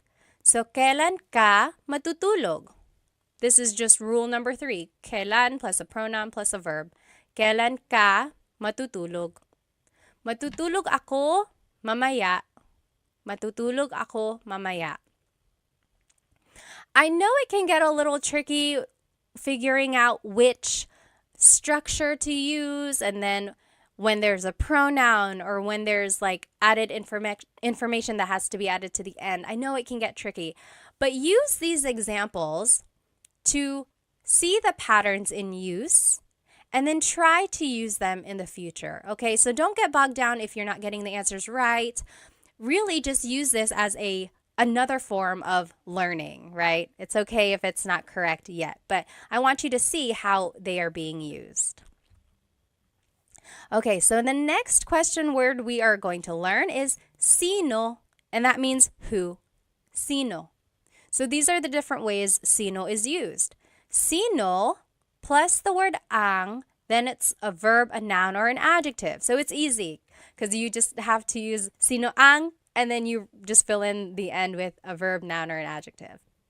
Sino ang kumakanta? Singing. Who is singing? Sino ang kumakanta? Ang kumakanta ay si Mario. Si Mario ang kumakanta, or kumakanta si Mario? Si Mario. I wanted to show you all the different ways a response could be made. So, sino ang kumakanta? Who is singing?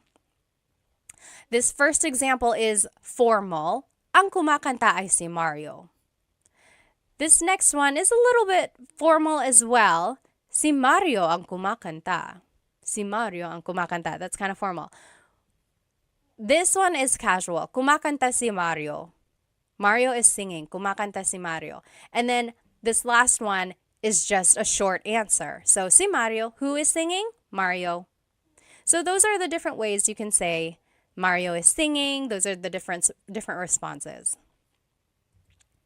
And then there is the word that has to be in the answer. Si. Because we're asking about a person, your answer has to have si or sina if it's more than one person. We'll see that. So now if you are going to fill it in with a noun, sino ang mga magulang mo? Mga magulang means parents. Sino ang mga magulang mo? Who are your parents?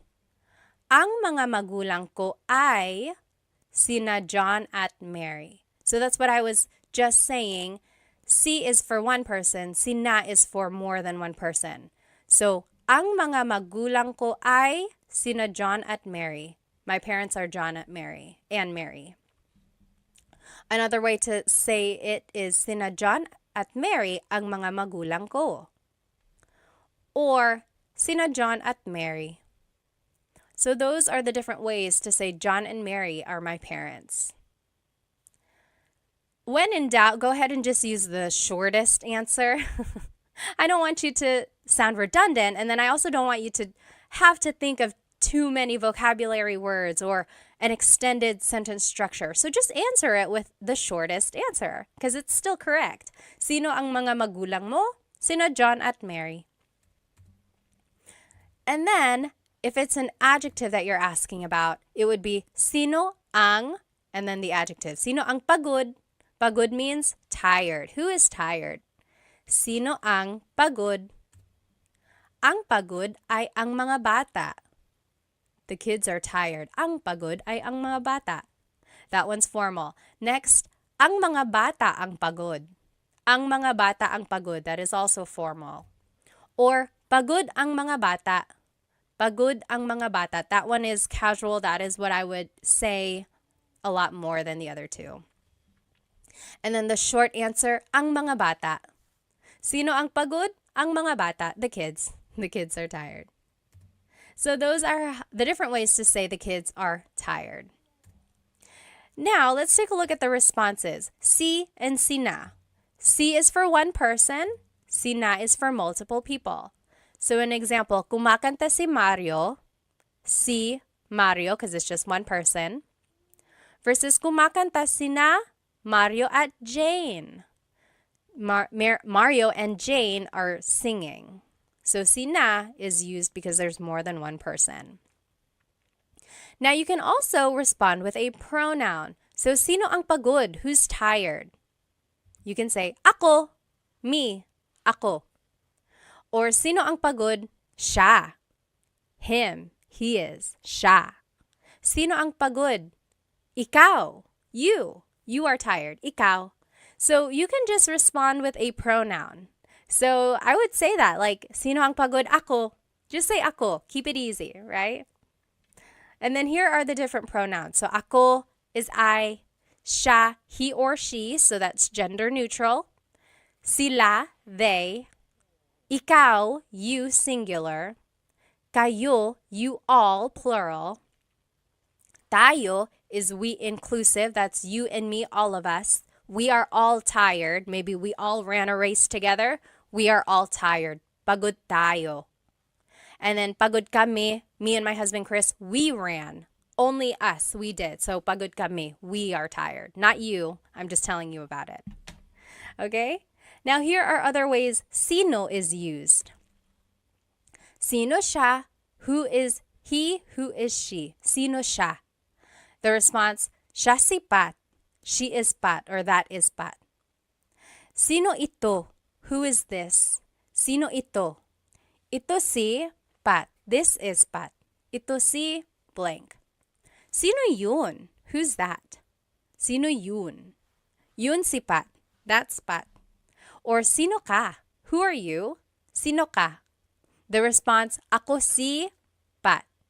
Now, I do want to say, you really shouldn't say sino ka if you want to be polite. Sino ka is kind of rude or just a little blunt. Like, sino ka? Who are you?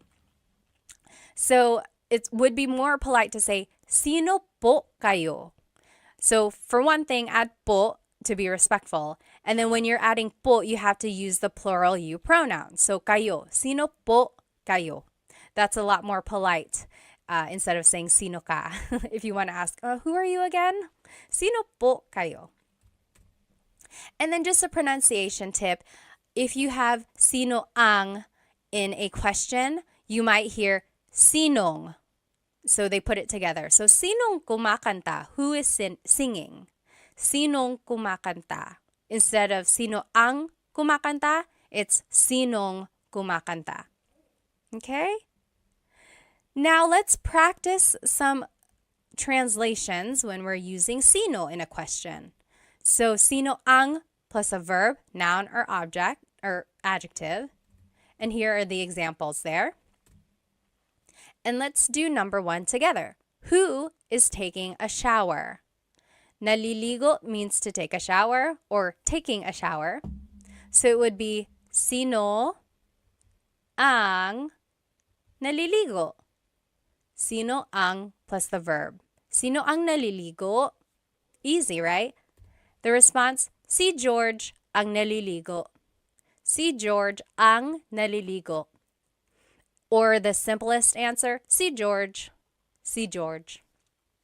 But you have to add si or si na because that is the indicator of a person. You have to add that in your response. So go ahead and take a minute, pause the video now. You finish the examples and then we'll go back and do them together. Okay, welcome back. Let's do number 2. Who is your sibling? Sibling in Tagalog is kapatid. Sino ang kapatid mo? So kapatid is a noun. So sino ang kapatid mo? The response, kapatid ko si Sam.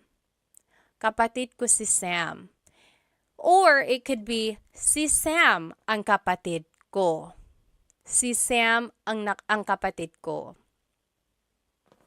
Remember, there are different ways to respond. Number 1, we said, si George ang naliligo. It could have also been, naliligo si George.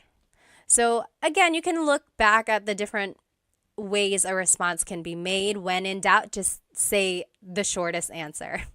So this one could have been, si Sam. Sino ang kapatid mo? Si Sam. Number 3, who is scared? Natatakot is scared. Sino ang natatakot? Who is scared? Natatakot ang mga bata. The kids are scared. The kids are scared. Natatakot ang mga bata.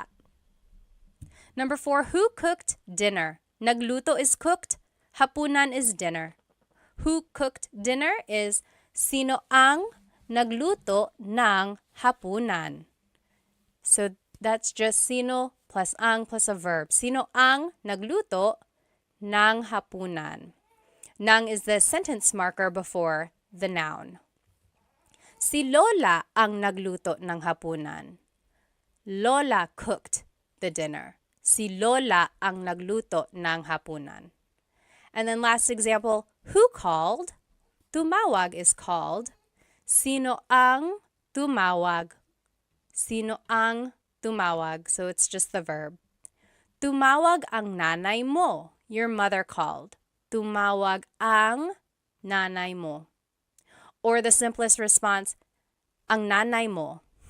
Okay, so try to keep it simple when you can, but hopefully you can see the patterns that you can use when you're making a question and then answering a question. All right, the next question word that we are going to learn is kanino. Kanino means whose. Kanino. It could be used like this. Kanino, then the word ang, then the noun, then na, and then an adjective. I know that's a lot. Let's take a look at it in action. So, kanino ang sombrero na itim? Whose black hat? Kanino ang sombrero is hat, na itim. Itim means black. Now the response. Kay Jacob ang sombrero na itim. The black hat belongs to Jacob. And I want to move forward and then we're going to go back and make everything make sense. Okay, so the next sentence structure or question structure would be kanino ang plus the noun plus na and then a demonstrative pronoun. So it's similar to this previous structure. Instead of an adjective though, it's going to be a demonstrative pronoun. So kanino ang sombrero na ito? So whose hat is this? Whose hat is this? Kanino ang sombrero na ito? And the response, kay Jacob ang sombrero na iyan. That's Jacob's hat. Okay, so hopefully you can see here, there's just this pattern of kanino, then the noun, ang plus a noun, na, it's like a sentence marker. Again, sometimes it doesn't have a direct translation, but it's like the linking word for the adjective or for the pronoun. And then just a pronunciation tip, kanino ang can be put together in a contraction. It would be kaninong. Kaninong sombrero na itim. Or kaninong sombrero ito. All right, when using the contraction though, you drop the na if there's a demonstrative pronoun. So kaninong sombrero ito, you wouldn't say kaninong sombrero na ito. So that's just one thing. It's kind of redundant when you add the na again. So just to respond, you would use an ownership marker, then the person, then the word ang, then the noun, then na iyan. So let's see what that would look like. Kanino ang bahay na iyan? Whose house is that? Kanino ang bahay na iyan? Here are the different ownership markers. So one of these has to be in your response. If there's only one owner, it's kay, kay. If there's multiple owners, it's kina, kina. More than one person, it's kina. If there's not a person, if there's no one's name, then you would have to use sa, sa. So it's an improper noun or an unnamed person. So we'll see what that would look like. So an example here, kanino ang bahay na iyan? Whose house is that? Or kaninong bahay yan? If it's just one person, it would be kay Rose ang bahay na iyan. Kay Rose yan. So we are using kay because it's just Rose. It's just one person, Rose. Versus if there's multiple owners, so kaninong bahay yan? Whose house is that? Kina Mike at Ana ang bahay na iyan. Or kina Mike at Ana yan. That is Mike and Anna's house. So I want to point out there's kina. That is when you would use kina when there's more than one person owning that thing. Now, Kanino ang bahay na iyan? Whose house is that? Sa kapatid ko ang bahay na iyan. That is my sister's house. That is my sibling's house. Sa kapatid ko ang bahay na iyan. Or sa kapatid ko yan. That is my sister's. That is my siblings. So you see how the person is unnamed? It's just kind of an improper noun. It's like a general answer. So that is when you would use sa, when the person is unnamed. It's just like a person in general speaking. Okay, so here are some more ownership pronouns that you could use when answering a kanino question. So, akin means mine, iyo means yours singular, kanya means his or hers, inyo means your plural, maybe it's your house, bahay ninyo, or inyo. And then atin is our inclusive. Amin is ours, me and my husband, Chris. And then kanila is theirs. So here's an example of how to use that. Kanino ang bahay na iyan? Whose house is that? Akin yan. That's mine. Akin yan. Or inyo yan. That's yours. You all live in one house. Inyo yan. That's your house. Or kanila yan. That's their house. Kanila yan. Okay, so that's how to use these ownership pronouns. I want to show you, let's go back to the first example we learned. I know it's a lot of words in this one. So, kanino ang sombrero na itim? Whose black hat is this? So, sombrero is hat. Itim means black, but they are interchangeable. Like you can switch them around and it would still mean the same thing. For example, kanino ang itim na sombrero? So instead of saying, kanino ang sombrero na itim, you might hear, kanino ang itim na sombrero? So in Tagalog, you can switch the adjective and the noun around and it will still make sense. And why does that happen? It probably just goes back to baybayin or to the evolution of Tagalog in general. So the adjective and the Tagalog vocabulary word can be interchangeable and they mean the same thing. Another example, kanino ang sombrero na pula? Pula means red. So whose red hat is this? You can switch it up and it could be kanino ang pula no sombrero. So we just switched it. But I want to show you that when you switch it, you can make a contraction, meaning you can put pula and na together. And now it would be kanino ang pulang sombrero?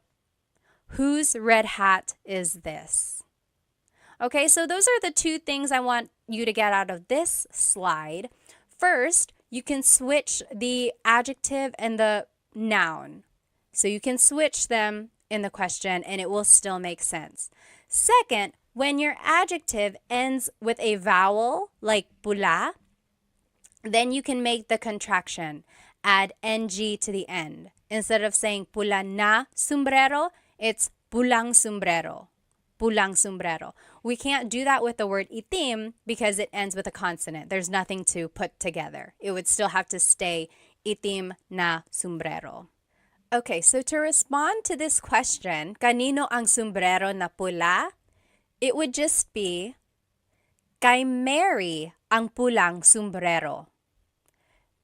That is Mary's hat, or that hat belongs to Mary. Kay Mary ang pulang sombrero. Okay, so your response has to have the ownership marker, kay, because it's one person, and then you can add the rest of the phrase. But remember, your simplest answer would be kay Mary, kay Mary. Now, let's practice using kanino in a question. So, kanino ang plus a noun plus na plus the adjective. Or kanino ang plus a noun plus na plus a demonstrative pronoun. Kanino ang sombrero na ito? versus kanino ang sombrero na itim. And then the response has to have the ownership marker. Remember, kay or kina or sa. Then it's the person. Then it's ang noun na iyan. Or you could just use the simplest answer. Let's take a look at these examples. Whose house is the big one? Whose house is the big one? Malaki means big. Bahay means house. It would be kanino ang, then it's the noun bahay na malaki. So whose house is the big one? Kanino ang bahay na malaki? The response, here's another way to say it. Kanino ang malaking bahay? So this just goes back to the previous slide. Remember, the adjective and the noun can be switched. And if the adjective ends in a vowel, then you can make a contraction. Malaking bahay instead of malaking na bahay. Malaking bahay. And then the response would be, that's it. The response is actually example number 2. So pause the video now, answer the rest of these questions, and then we will go through it. Okay, welcome back. Number 2, that is Teddy's house.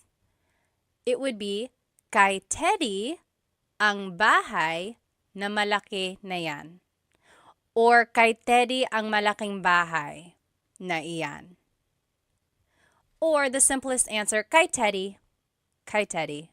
Okay, so see if you can recognize kind of where the noun would go, where the adjective would go, and then see that you can switch them up and it would still make sense. Next, number 3, whose child is that? Child in Tagalog is anak. Kanino ang anak na iyan? Kanino ang anak na iyan? So that's rule number 2. Kanino plus ang plus noun plus na plus the demonstrative pronoun. Or kaninong anak yan? Kaninong anak yan? This second part is how it would be pronounced. I just want to show you how it would be pronounced. It's not technically the correct spelling of things, but that's how you would hear it or say it quickly. Kaninong anak yan? Whose child is that? Number 4, that is Chris and AJ's child. Kina Chris at AJ ang anak na iyan. Kina Chris at AJ ang anak na iyan. I want to point out kina, that is the ownership marker that you use when there's multiple people. And then the short answer, kina Chris at AJ. Kina Chris at AJ. Number 5, whose cell phone is this? Kanino ang cellphone na ito? So that's following sentence structure number 2. Kanino ang, the noun is cell phone, na, ito is the demonstrative pronoun. And just quickly speaking, someone might say, kaninong cell phone ito? Kaninong cell phone ito? So the na is dropped usually. Whenever someone is speaking quickly, the na is dropped. But I want to point out that technically there is a na. I don't think I would be a very good teacher if I didn't tell you the correct technology, like the technically correct way to say these things. But in colloquial speaking or in common conversation, the na is dropped. Kaninong cell phone ito? And then the response, that is my cousin's cell phone. Cousin in Tagalog is pinsan. Sa pinsan ko ang cell phone na iyan. So I want to point out sa is the ownership marker that you use because it's not a specific person, right? The person is unnamed. So sa pinsan ko ang cell phone na iyan. Or just in common conversation, you might hear, sa pinsan ko yan. Sa pinsan ko yan. Or even the shortest answer, sa pinsan ko. Sa pinsan ko. Okay. Let's just look at all of the questions that we have learned here. So we learned ano means what, bakit means why, saan means where, sino means who, kanino means whose. Then we're going to learn these last 4 here. Next, paano means how. Paano means how. So paano plus a verb. paano magluto ng adobo? How does one cook adobo? Paano magluto ng adobo? Or paano gumawa ng video? How do you make a video? How does one make a video? Paano gumawa ng video? So there's the paano question word, then it's a verb that follows. And then ng plus a noun. Another way to use paano is paano plus a pronoun plus a verb. So paano ka uuwi? Paano ka uuwi? Paano ka umuwi? How did you get home? Paano ka umuwi? Or, paano mo nalaman yung balita? How did you discover the news? Paano mo, there's the pronoun, nalaman, there's the verb, yung balita. And just to note, there's no particular response formation for these paano question words. There's no pattern or anything like that, because your answers will just be a statement using the appropriate tense of the verb. So just answer as if it's a statement, right? So that brings in all of our conjugation patterns and using the correct pronouns and things like that. So just make a sentence with what you know. Now I want to show you this other question word. We learned paano, but there's also gaano. This also means how, but in a different sense. For example, gaano plus an adjective plus ang plus a noun. For example, gaano katangkad ang anak mo? Even if you've never heard the word katangkad, but you know the word matangkad. Matangkad means tall. Hopefully you can kind of maybe guess that this is asking about the height of someone's child, right? So, gaano katangkad ang anak mo? How tall is your child? Let's see another example. Oh, the answer would be 5'10" siya. He is 5'10". 5'10" siya. Here's another example. Gaano kadalas ka namimili? Kadalas means often. Madalas means often. Namimili means to go shopping. So how often do you go shopping? Gaano kadalas ka namimili? Namimili ako linggo-linggo. I go shopping every week. Namimili ako linggo-linggo. So I want to point out that when it says to use an adjective, we're actually using the adjective with a ka prefix. So technically the adjective is matangkad, tall, matangkad. But when we're using it in a gaano question, we have to use the ka prefix, katangkad. Gaano katangkad ang anak mo? And the ka prefix is a way to show the quality of something. It's asking about the characteristic of that adjective. It's a little interesting. So when we're asking gaano katangkad, it's like asking about that person's adjective or that height. So yes, again, the prefix ka is used when measuring the extent of that adjective. And then just a pronunciation tip, if you happen to see gaano ang something, it's usually put together and it's gaanong. So gaanong katangkad ang anak mo? We didn't have ang in these examples because technically you don't need it, but some people add it still, and it would be gaanong katangkad ang anak mo. So both of those are correct. Gaano katangkad ang anak mo or gaanong katangkad ang anak mo? Both of those are correct. Now, we learned paano, we learned gaano. Now there's this question, magkano. Magkano. Let's see what they all mean. So paano is asking about an action, right? Paano gumawa ng adobo? How do you make adobo? It's asking about the action. Paano mo gumawa? Paanong gumawa ng adobo? Or paano mo nakuha ito? How did you get this? Paano mo nakuha the action to get, ito. Another way to ask how is gaano, but this is asking about the extent of something. Gaano kabilis ang kotse mo?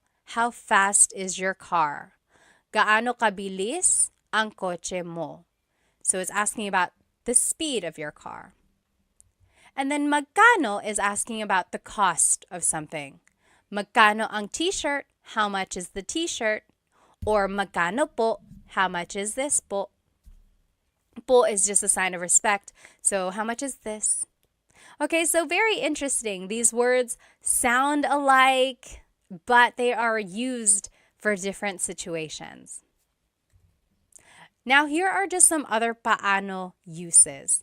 So, paano nangyari yun? How did that happen? Paano nangyari yun? Yari means happen. And then yun means that. Paano nangyari yun? How did that happen? Or paano na ngayon? What now? Ngayon means now.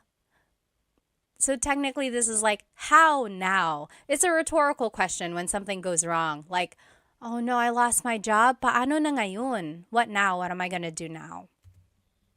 And then just a pronunciation tip. It's technically paano. Paano. When there are two vowels together, you say them separately. Paano. But when speaking quickly, Filipinos just say paano. Paano na ngayon? Paano na ngayon? Now, let's practice using paano and gaano in some questions. So, paano is with a verb. How do you do something? And then paano plus a pronoun plus a verb if you want to be specific by adding a pronoun. Gaano uses an adjective. So, gaano plus adjective plus ang plus a noun. Okay, so just try to follow these sentence structures. And then here are the examples that I want us to do. Let's do number 1 together. How does one write a book? How does one write a book? Magsulat means to write. Libro is book. Libro is book. So how does one write a book? This is actually asking about an action. So we would use paano. Paano magsulat ng libro? Paano magsulat ng libro? How does one write a book? Go ahead and pause the video now and we will do the rest together. Okay, welcome back. Let's do number 2. How did you make this? Ginawa means made. Paano mo ginawa ito? So that's following rule number 2. Paano, then the pronoun, then the verb. Paano mo ginawa ito? Number 3, how far is your house? Malayo means far, bahay is house. So, gaano kalayo ang bahay mo? Do you see that it's asking about the distance of your house? So it's like an extent of that adjective. So, gaano kalayo ang bahay mo? That's why we're using gaano instead of paano, because we're asking about like an adjective related to your house. How did you get that? Nakuha means got. Paano mo nakuha yan? There's no adjective in this question, so we would just still use paano. And that follows rule number 2. Paano mo nakuha is the verb yan. Number 5, how big is their dog? Malaki is big, aso is dog. How big is their dog? So it's asking about an adjective, so we would have to use gaano. Gaano kalaki ang aso nila, their dog nila. And then number 6, how spicy is the food? Maanghang is spicy, pagkain is food. So it's asking about an adjective, the spiciness of it. So it would be gaano kaanghang ang pagkain. Gaano kaanghang ang pagkain. So in all of these examples, I gave you the adjective in the ma form, right? malayo, malaki, maanghang. So it's the ma form of the adjective. But remember, when you are using gaano as a question, you have to change the adjective into the ka form. So it has to have the ka prefix because it's asking about the extent of that adjective. Okay, if you have any questions, again, please feel free to write them in the comments. I will try to answer. Okay, next question word we're going to learn is ilan. How many? Ilan. So it would be ilan, then ang, then a noun. For example, ilan ang anak mo? How many kids do you have? Ilan ang anak mo? Ang anak ko ay 3. Ang anak ko ay 3. I have 3 kids. Or 3 ang anak ko. Or 3. So again, there are many ways to respond. The first one is formal. No one really says it like that. The second one is common. That is what people would say. And then the last one is the short answer, which is also acceptable. I have 3 kids. That is what that means. Now, you might hear someone say, ilan na ang anak mo? Ilan na ang anak mo? Na means already. It's kind of like an emphasis. Maybe you haven't seen someone in a very long time and you're just catching up. They're like, ilan na ang anak mo? How many kids do you have now? Or how many kids do you have already? So it's just like an emphasis. And then technically, when you want to make something plural, you have to add the word mga. So mga anak, kids, mga anak. But in the question form, you don't have to add mga because it's already implied. So you don't say, ilan ang mga anak mo? You can, it's not wrong, but people drop it and it's just, ilan ang anak mo? How many kids do you have? But it's not incorrect if you wanted to add mga, ilan ang mga anak mo? It's just kind of redundant. All right, next, ilan ang plus a verb. Ilan ang pupunta sa handaan? How many are going to the party? Ilan ang pupunta? Pupunta is the verb meaning to go. So ilan ang pupunta sa party? The response is, ang pupunta ay 5. Or 5 ang pupunta. Or 5. I would say the second one. 5 ang pupunta. 5 people are going to the party. Next example, ilan ang kakain dito? How many are eating here? Ilan ang kakain dito? And then, your response is, ang kakain dito ay 3. Or 3 ang kakain dito. Or 3. That means 3 people are eating here. Or will eat here.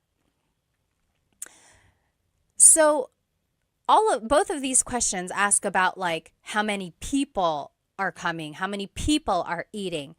And I didn't add the word tao because it's kind of implied already. Like ilang tao ang kakain dito or ilan na tao ang kakain dito.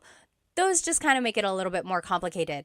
If you want to just get straight to the point of the question, you don't have to add the word tao. It's kind of implied. So, ilan ang pupunta sa handaan? Ilan ang kakain dito? It's asking about like the people. Okay. Next.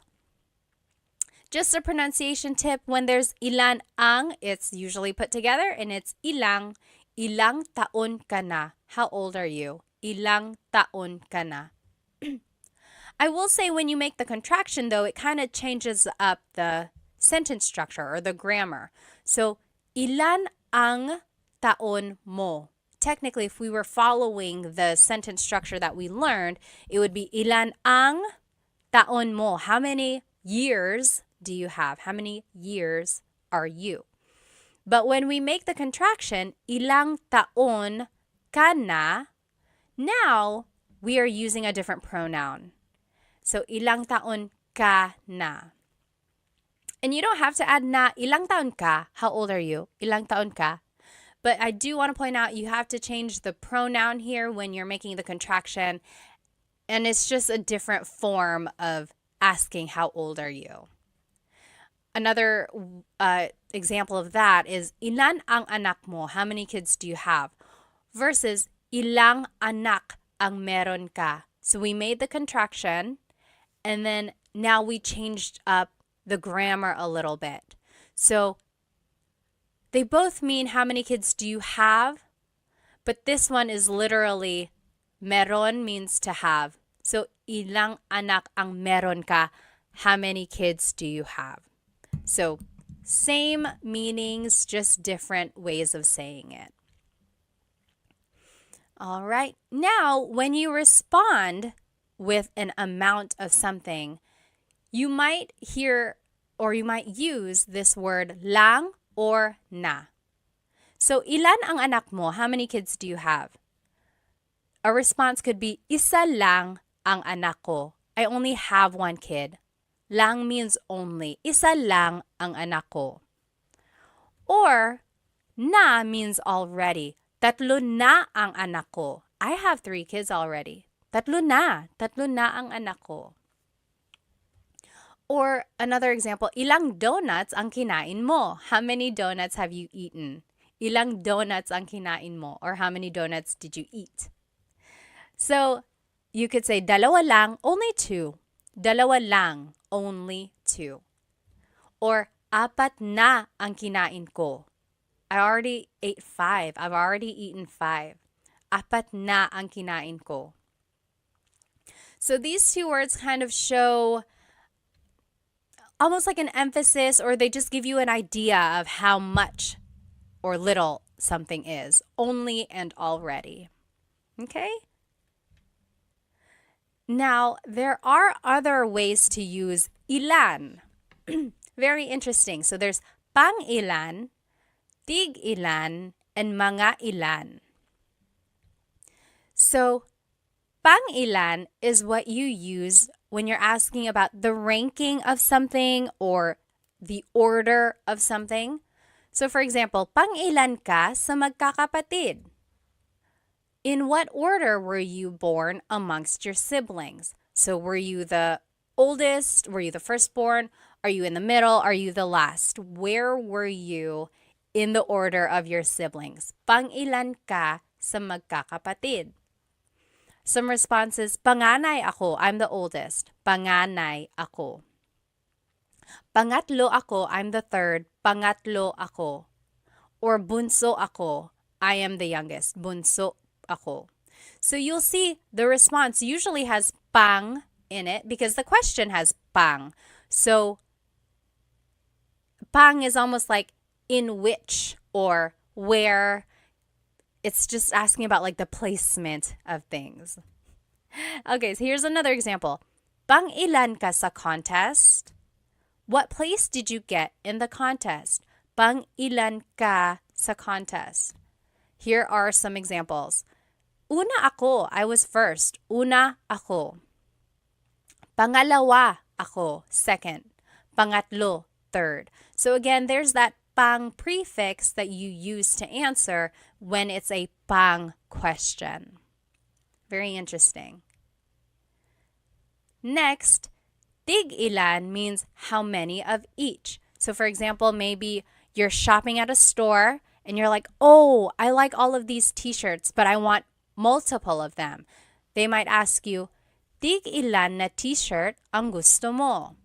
How many of each t-shirt do you want? For example, oh, I want 3 of the red t-shirts, 2 of the white t-shirts, 1 of the black. So, tig ilan na t-shirt? How many of each t-shirt do you want? Your response would just be the number of it. So, dalawang pula, 2 reds, isang puti, 1 white, and so on. So, you see it's asking how many of each type of thing. Another example, tig ilan na tsokolate ang gusto mo? How many of each chocolate do you want? So, for example, if there are M&Ms, Snickers, Twix, and so on. Tig ilan na tsokolate ang gusto mo? You could say, tig iisa po. I'll take 1 of each. Tig iisa. 1 M&M, 1 Snickers, 1 Twix. Tig iisa. Or tig dadalawa po. 2 of each. 2 M&Ms, 2 Snickers, 2 Twix. Tig-dadalawa. Tig-dadalawa. And then tig-tatatlo po. 3 of each. You get the idea. And then I want to show you that the question has na. So tig-ilan na t-shirt, tig-ilan na chocolate. And in this case, na is translating as of. How many of each t-shirt, how many of each chocolate do you want? And then just a pronunciation tip here. Tig-ilan is a homonym, meaning it can have different translations depending on how it's pronounced. So tig-ilan, when there's a hyphen in it, you have to have that glottal stop. Tig-ilan. That means how many of each. When there's no hyphen, tigilan, tigilan. It's just one word, tigilan. That means to stop. For example, tig-ilan t-shirt ang gusto nila. How many of each t-shirt do they want? Tig-ilang t-shirt ang gusto nila. That means how many of each t-shirt do they want? But if you say, tigilan mo yan, that means stop that. Okay, so again, that glottal stop is important for proper pronunciation because they mean different things otherwise. And lastly, mga ilan means about how many. Mga ilan. So, mga ilan na tao ang darating? About how many people are coming. Mga ilan na tao ang darating. You could say mga 10 tao or mga 10 na tao. There's the contraction that you can make when the adjective or when the number ends in a vowel. Just add the ng at the end. So about 10 people, mga 10 tao. And up here, I just wanted to show you, you can make a contraction again. Instead of mga ilan na tao ang darating, it's mga ilang tao ang darating. About how many people are coming. So that's just a pronunciation tip. Make that contraction to make it flow a little bit better. Another example, ilan na tao ang darating? How many people are coming? Ilan na tao ang darating? 10. So that's just to show you the difference here. Mga ilan is about how many are coming versus ilan na tao ang darating. This is like definitive. 10 people are definitely coming. Versus mga 10, about 10. Okay, so when you add mga, it's asking about like an estimation. When you don't have mga, it's asking for a definitive answer. And then just another example of mga ilan na oras ang biyahe. Mga ilang oras ang biyahe. About how long is the trip? Mga 3 oras. It's about 3 hours. Mga 3 oras. So there is the na again, and then you can put it together so that it's just ilang. So mga ilang oras ang biyahe or mga ilang tao ang darating. All right. So this is just a review of how to use these different ilan questions. So pang ilan is a ranking question or asking about the order placement. Tig ilan is asking about how many of each. Mga ilan means about how many of something. Okay, now let's practice using ilan in some questions. So on the left side, you will see the different ways to use ilan. Ilan plus ang plus a noun. Ilan ang anak mo? Or ilan plus ang plus a verb. Ilan ang pupunta sa handaan? And here are some examples. Let's do number 1 together. How many cats do you have? Mga pusa is cats. It would be ilan ang pusa mo. Ilan ang pusa mo?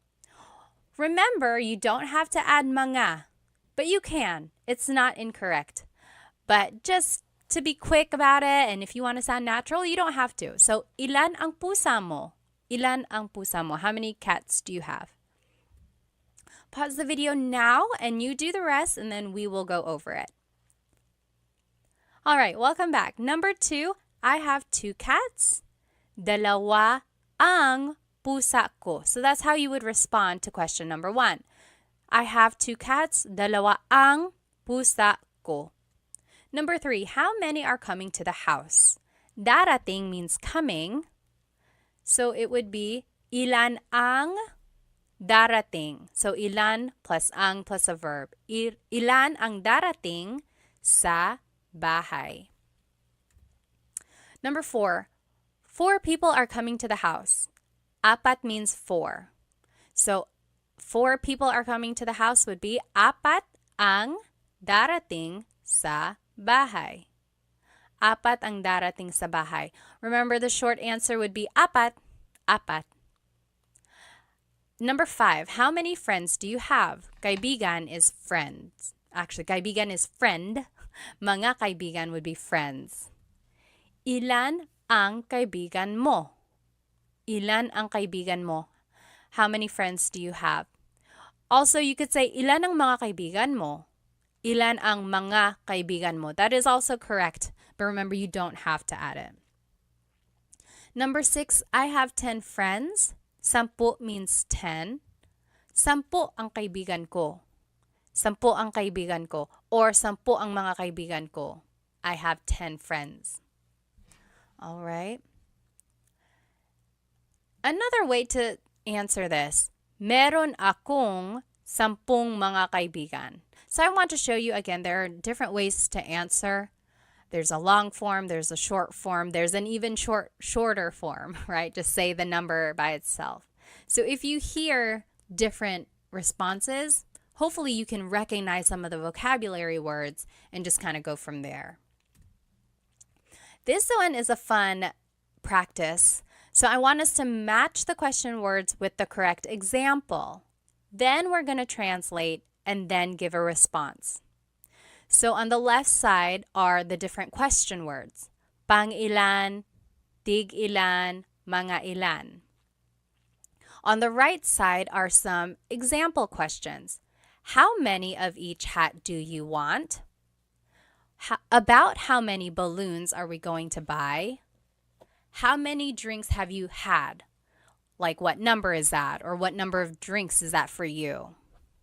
So we have to match what question word would go with that question, and then we will translate. So go ahead and do that. Pause the video and see if you can match and then translate and give a response. Okay, welcome back. Let's see. This is what the answers would be. Pang ilan goes with this question. How many drinks have you had? What number is that? What number of drinks is that for you? So it's asking about like the order of your drinks and asking about just basically like where you are in your line of drinks. Tig ilan would be how many of each hat do you want? So it's asking about the amount of each. Mga ilan, about how many balloons are we going to buy? So it's an estimation. We don't know exactly. It's just about how many do you want. Okay, so hopefully you were able to match them. Now let's see if we can translate them. How many of each hat do you want? It would be, tig ilan na sombrero ang gusto mo? Tig ilan na sombrero ang gusto mo? And then your response could be, tig iisa po, one of each. Tig iisa. Next, about how many balloons are we going to buy? Mga ilan na lobo ang bibilhin natin? Or mga ilang lobo ang bibilhin natin? Your response, mga 5, about 5, mga 5. How many drinks have you had? What number is this? What number of drinks is that for you? All of that is encompassed by this one question. Pang ilan na inumin mo na yan? Pang ilan na inumin mo na yan?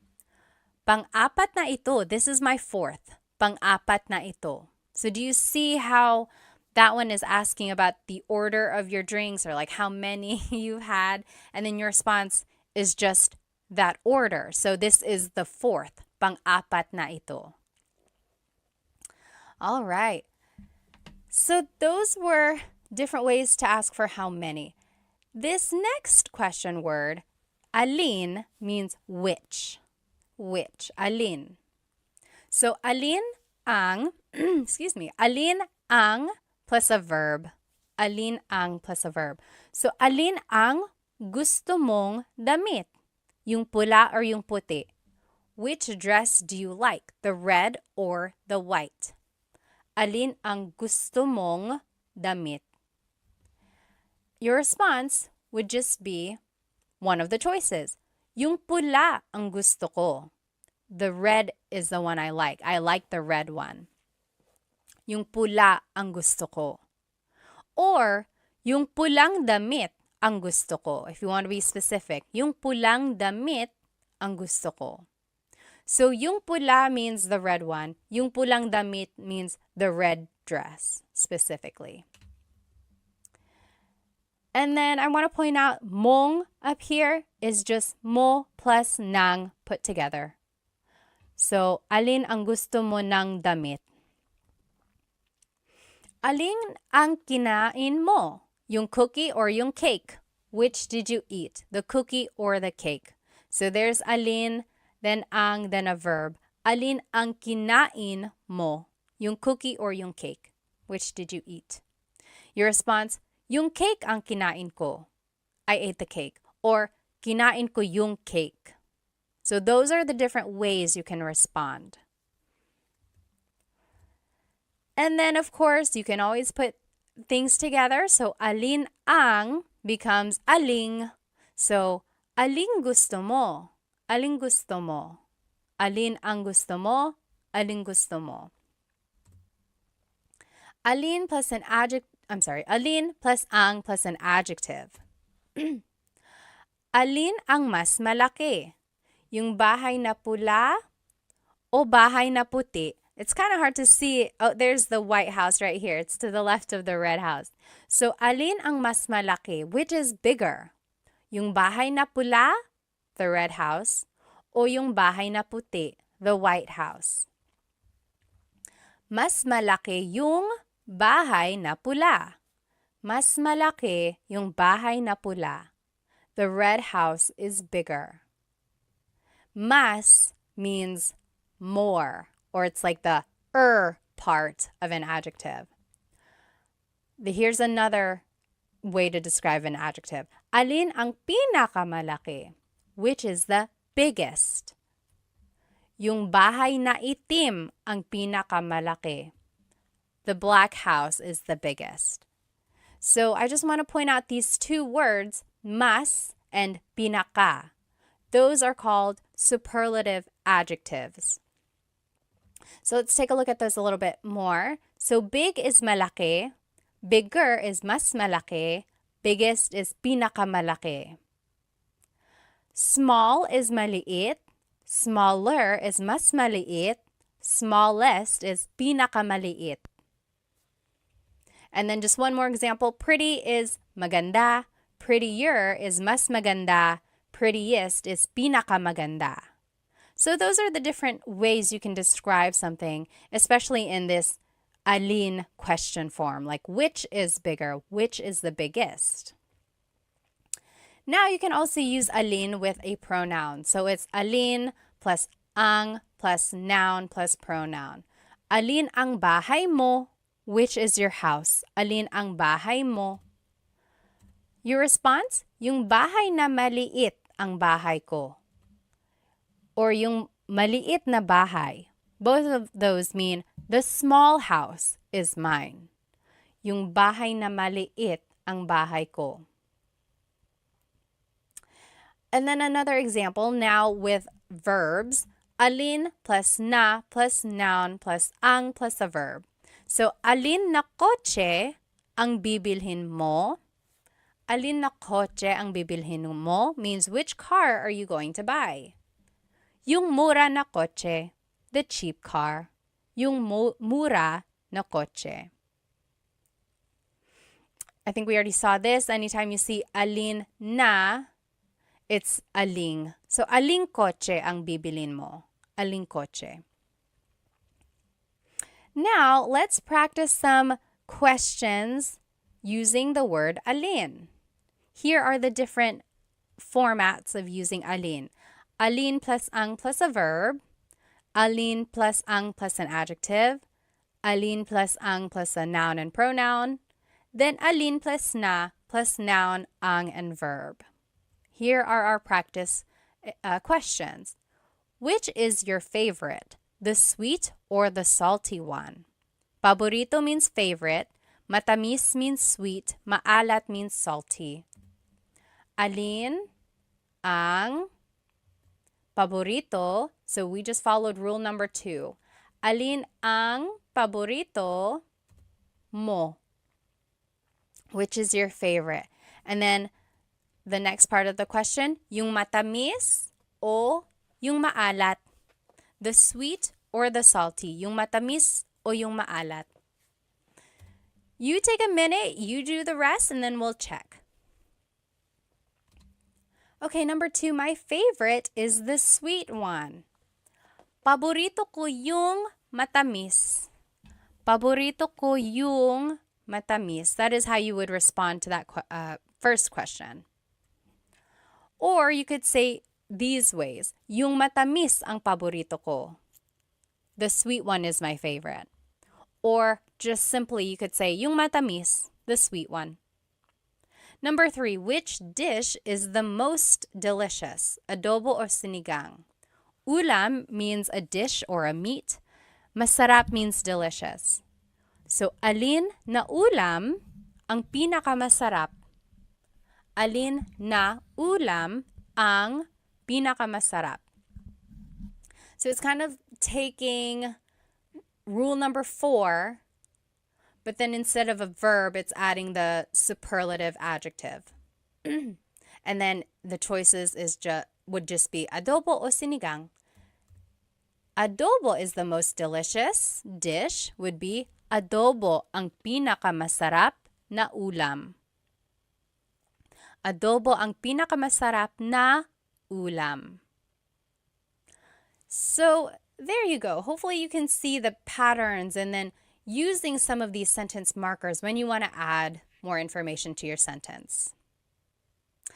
And I want you to try this Taglish tip whenever you are giving a choice. Maybe you can start using this word yung. So it's like, what do you want to watch tonight? Yung comedy or yung horror? So the comedy or the horror movie. So try using Taglish when you can. So that's one way to do that. So give choices by adding this word yung. Okay, home stretch. This is the very last question word we're going to be learning. Ba is a question word that's added to questions when it's a yes or no answer. It's interesting because ba doesn't really have a direct English translation, but you can add it to a statement and it will turn it into a question. So these are the common placements of ba. First, it goes after a noun, adjective, or a verb, or it can go before or after some pronouns, and it goes after na or pa if they appear in a phrase. So first, it can go after a noun, adjective, or verb. For example, bahay ba yan ni Sarah? Is that Sarah's house? Bahay ba yan ni Sarah? It's going after the noun. Or, mabait ba si Tita Baby? Is Tita Baby nice? Mabait ba si Tita Baby? So it's going after the adjective, mabait. Lastly, it can go after the verb. Nagluto ba si David? Did David cook? Nagluto ba si David? So it's going after the verb nagluto. Next, sometimes ba goes before a pronoun. Sometimes it goes after. Take a look at this. So subject pronouns, we already learned about these in the previous lessons. Kumakain ako means I am eating. Kumakain ako. But if you wanted to ask, am I eating? Like if you're asking yourself rhetorically, ba would go before it. Kumakain ba ako? Am I eating? Kumakain ba siya? Is he eating? Kumakain ba sila? Are they eating? Kumakain ba kayo? Are you all eating? Kumakain ba tayo? Are we eating? Kumakain ba kami? Are we eating exclusive? But take a look at this pronoun. Kumakain ka ba? Ka. When you are using the singular you, ka, ba goes after that. Kumakain ka ba? And that's the only pronoun in the subject pronouns when ba would go after it. And I haven't found a rhyme or reason why this happens. Why is it ka has to go before the ba? It's just one of those things that has been a pattern in the Tagalog language. So just take note of that. Again, if you mix it up, if you happen to say kumain ba ka, that's not correct, but someone will correct you, hopefully. So don't be scared of making the mistake. Just know that there are certain times when ba goes before or after. Now let's take a look at possessive pronouns. So bahay nila yan, that means that is their house. Bahay nila yan. But when you add ba, it turns it into a question. Bahay ba nila yan? Is that their house? Bahay ba nila yan? So it's going before. Next, bahay ba namin yan? Is that our house? Bahay ba namin yan? Or bahay ba natin yan? Our house inclusive, bahay ba natin yan? So those three examples, ba is going first. Now take a look at the last four examples. Ba is going after the pronoun. Bahay ninyo ba yan? Ninyo can be interchangeable. I've actually heard it, bahay ba ninyo yan? And bahay ba ninyo yan? So I've heard ba go before and after the pronoun for ninyo. Next, bahay mo ba yan? Bahay mo ba yan? Ba is going after the pronoun. Bahay ko ba yan? Bahay ko ba yan? And bahay niya ba yan? Bahay niya ba yan? Niya is another pronoun where I've heard both. Bahay ba niya yan? But mo and ko usually go before ba. So it's tricky. This slide is just to show you that it can be tricky when using ba and pronouns. I would say practice it. Also listen to native Tagalog speakers or listen to Tagalog movies and you will see where, or you will hear where ba naturally goes. Okay? Again, it's unclear why ba goes before or after some pronouns. And there's no rhyme or reason that I know of. If anyone knows of a reason, please let us all know because I'd love to know. Next, ba goes after the words na or pa if they appear in the question. So na means already, na means already, pa means still. For example, natulog na ba si ate? Did big sister go to sleep already? Natulog na ba si ate? Or gising pa ba si kuya? Is big brother still awake? Gising pa ba si kuya? There's pa and it means still. Is he still awake? Kumain na ba kayo? Have you eaten already? Kumain na ba kayo? Na is right there and that means already. And lastly, busog pa ba kayo? Are you all still full? Maybe you ate a lot. Busog pa ba kayo? What's interesting is that when you take out the word ba, then these are all just statements. Natulog na si ate. Ate is asleep already. Natulog na si ate. As soon as you add the word ba, it turns it into a question. Natulog na ba si ate? Did ate go to sleep already? Same with busog pa kayo. Busog pa kayo. You all are still full. You're full. You ate a lot. You're still full. Busog pa kayo. But as soon as you add ba, it turns it into a question. Busog pa ba kayo? Are you still full? Very interesting how this small word can make a big difference. So now here are just some other ba uses. Talaga ba means, is that so? Talaga ba? Talaga means really. And when you add ba, it means, oh, really? Is that so? Hindi ba? That means, is it not? So it's like, hey, these are not the right tickets. And you're like, hindi ba? It's not? And then, oo ba means sure. Like, hey, do you want to come with me? Oo ba? Okay, sure. Oo ba?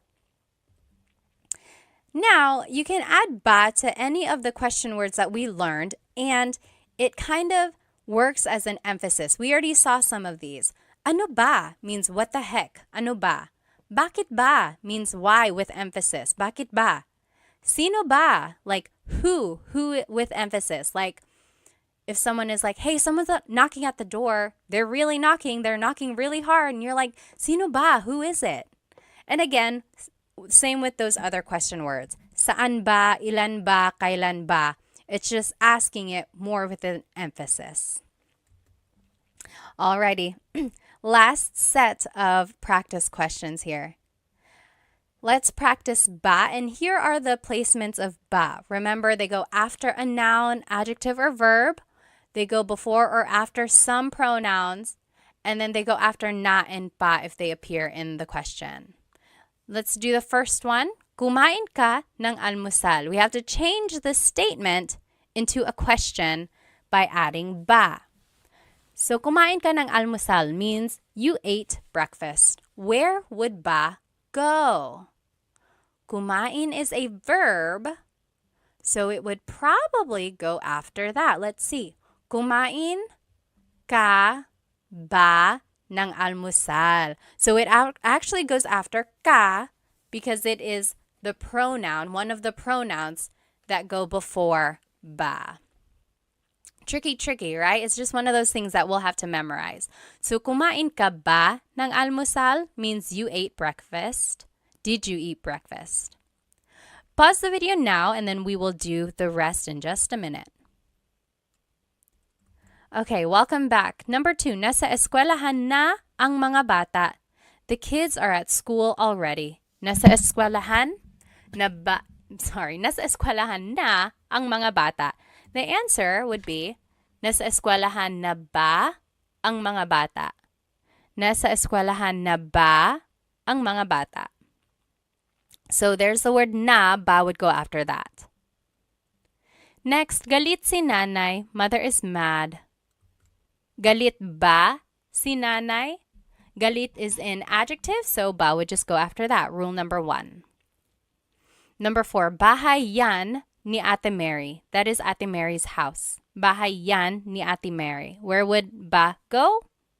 It would go after the noun. Bahay ba yan ni Ate Mary? Is that Ate Mary's house?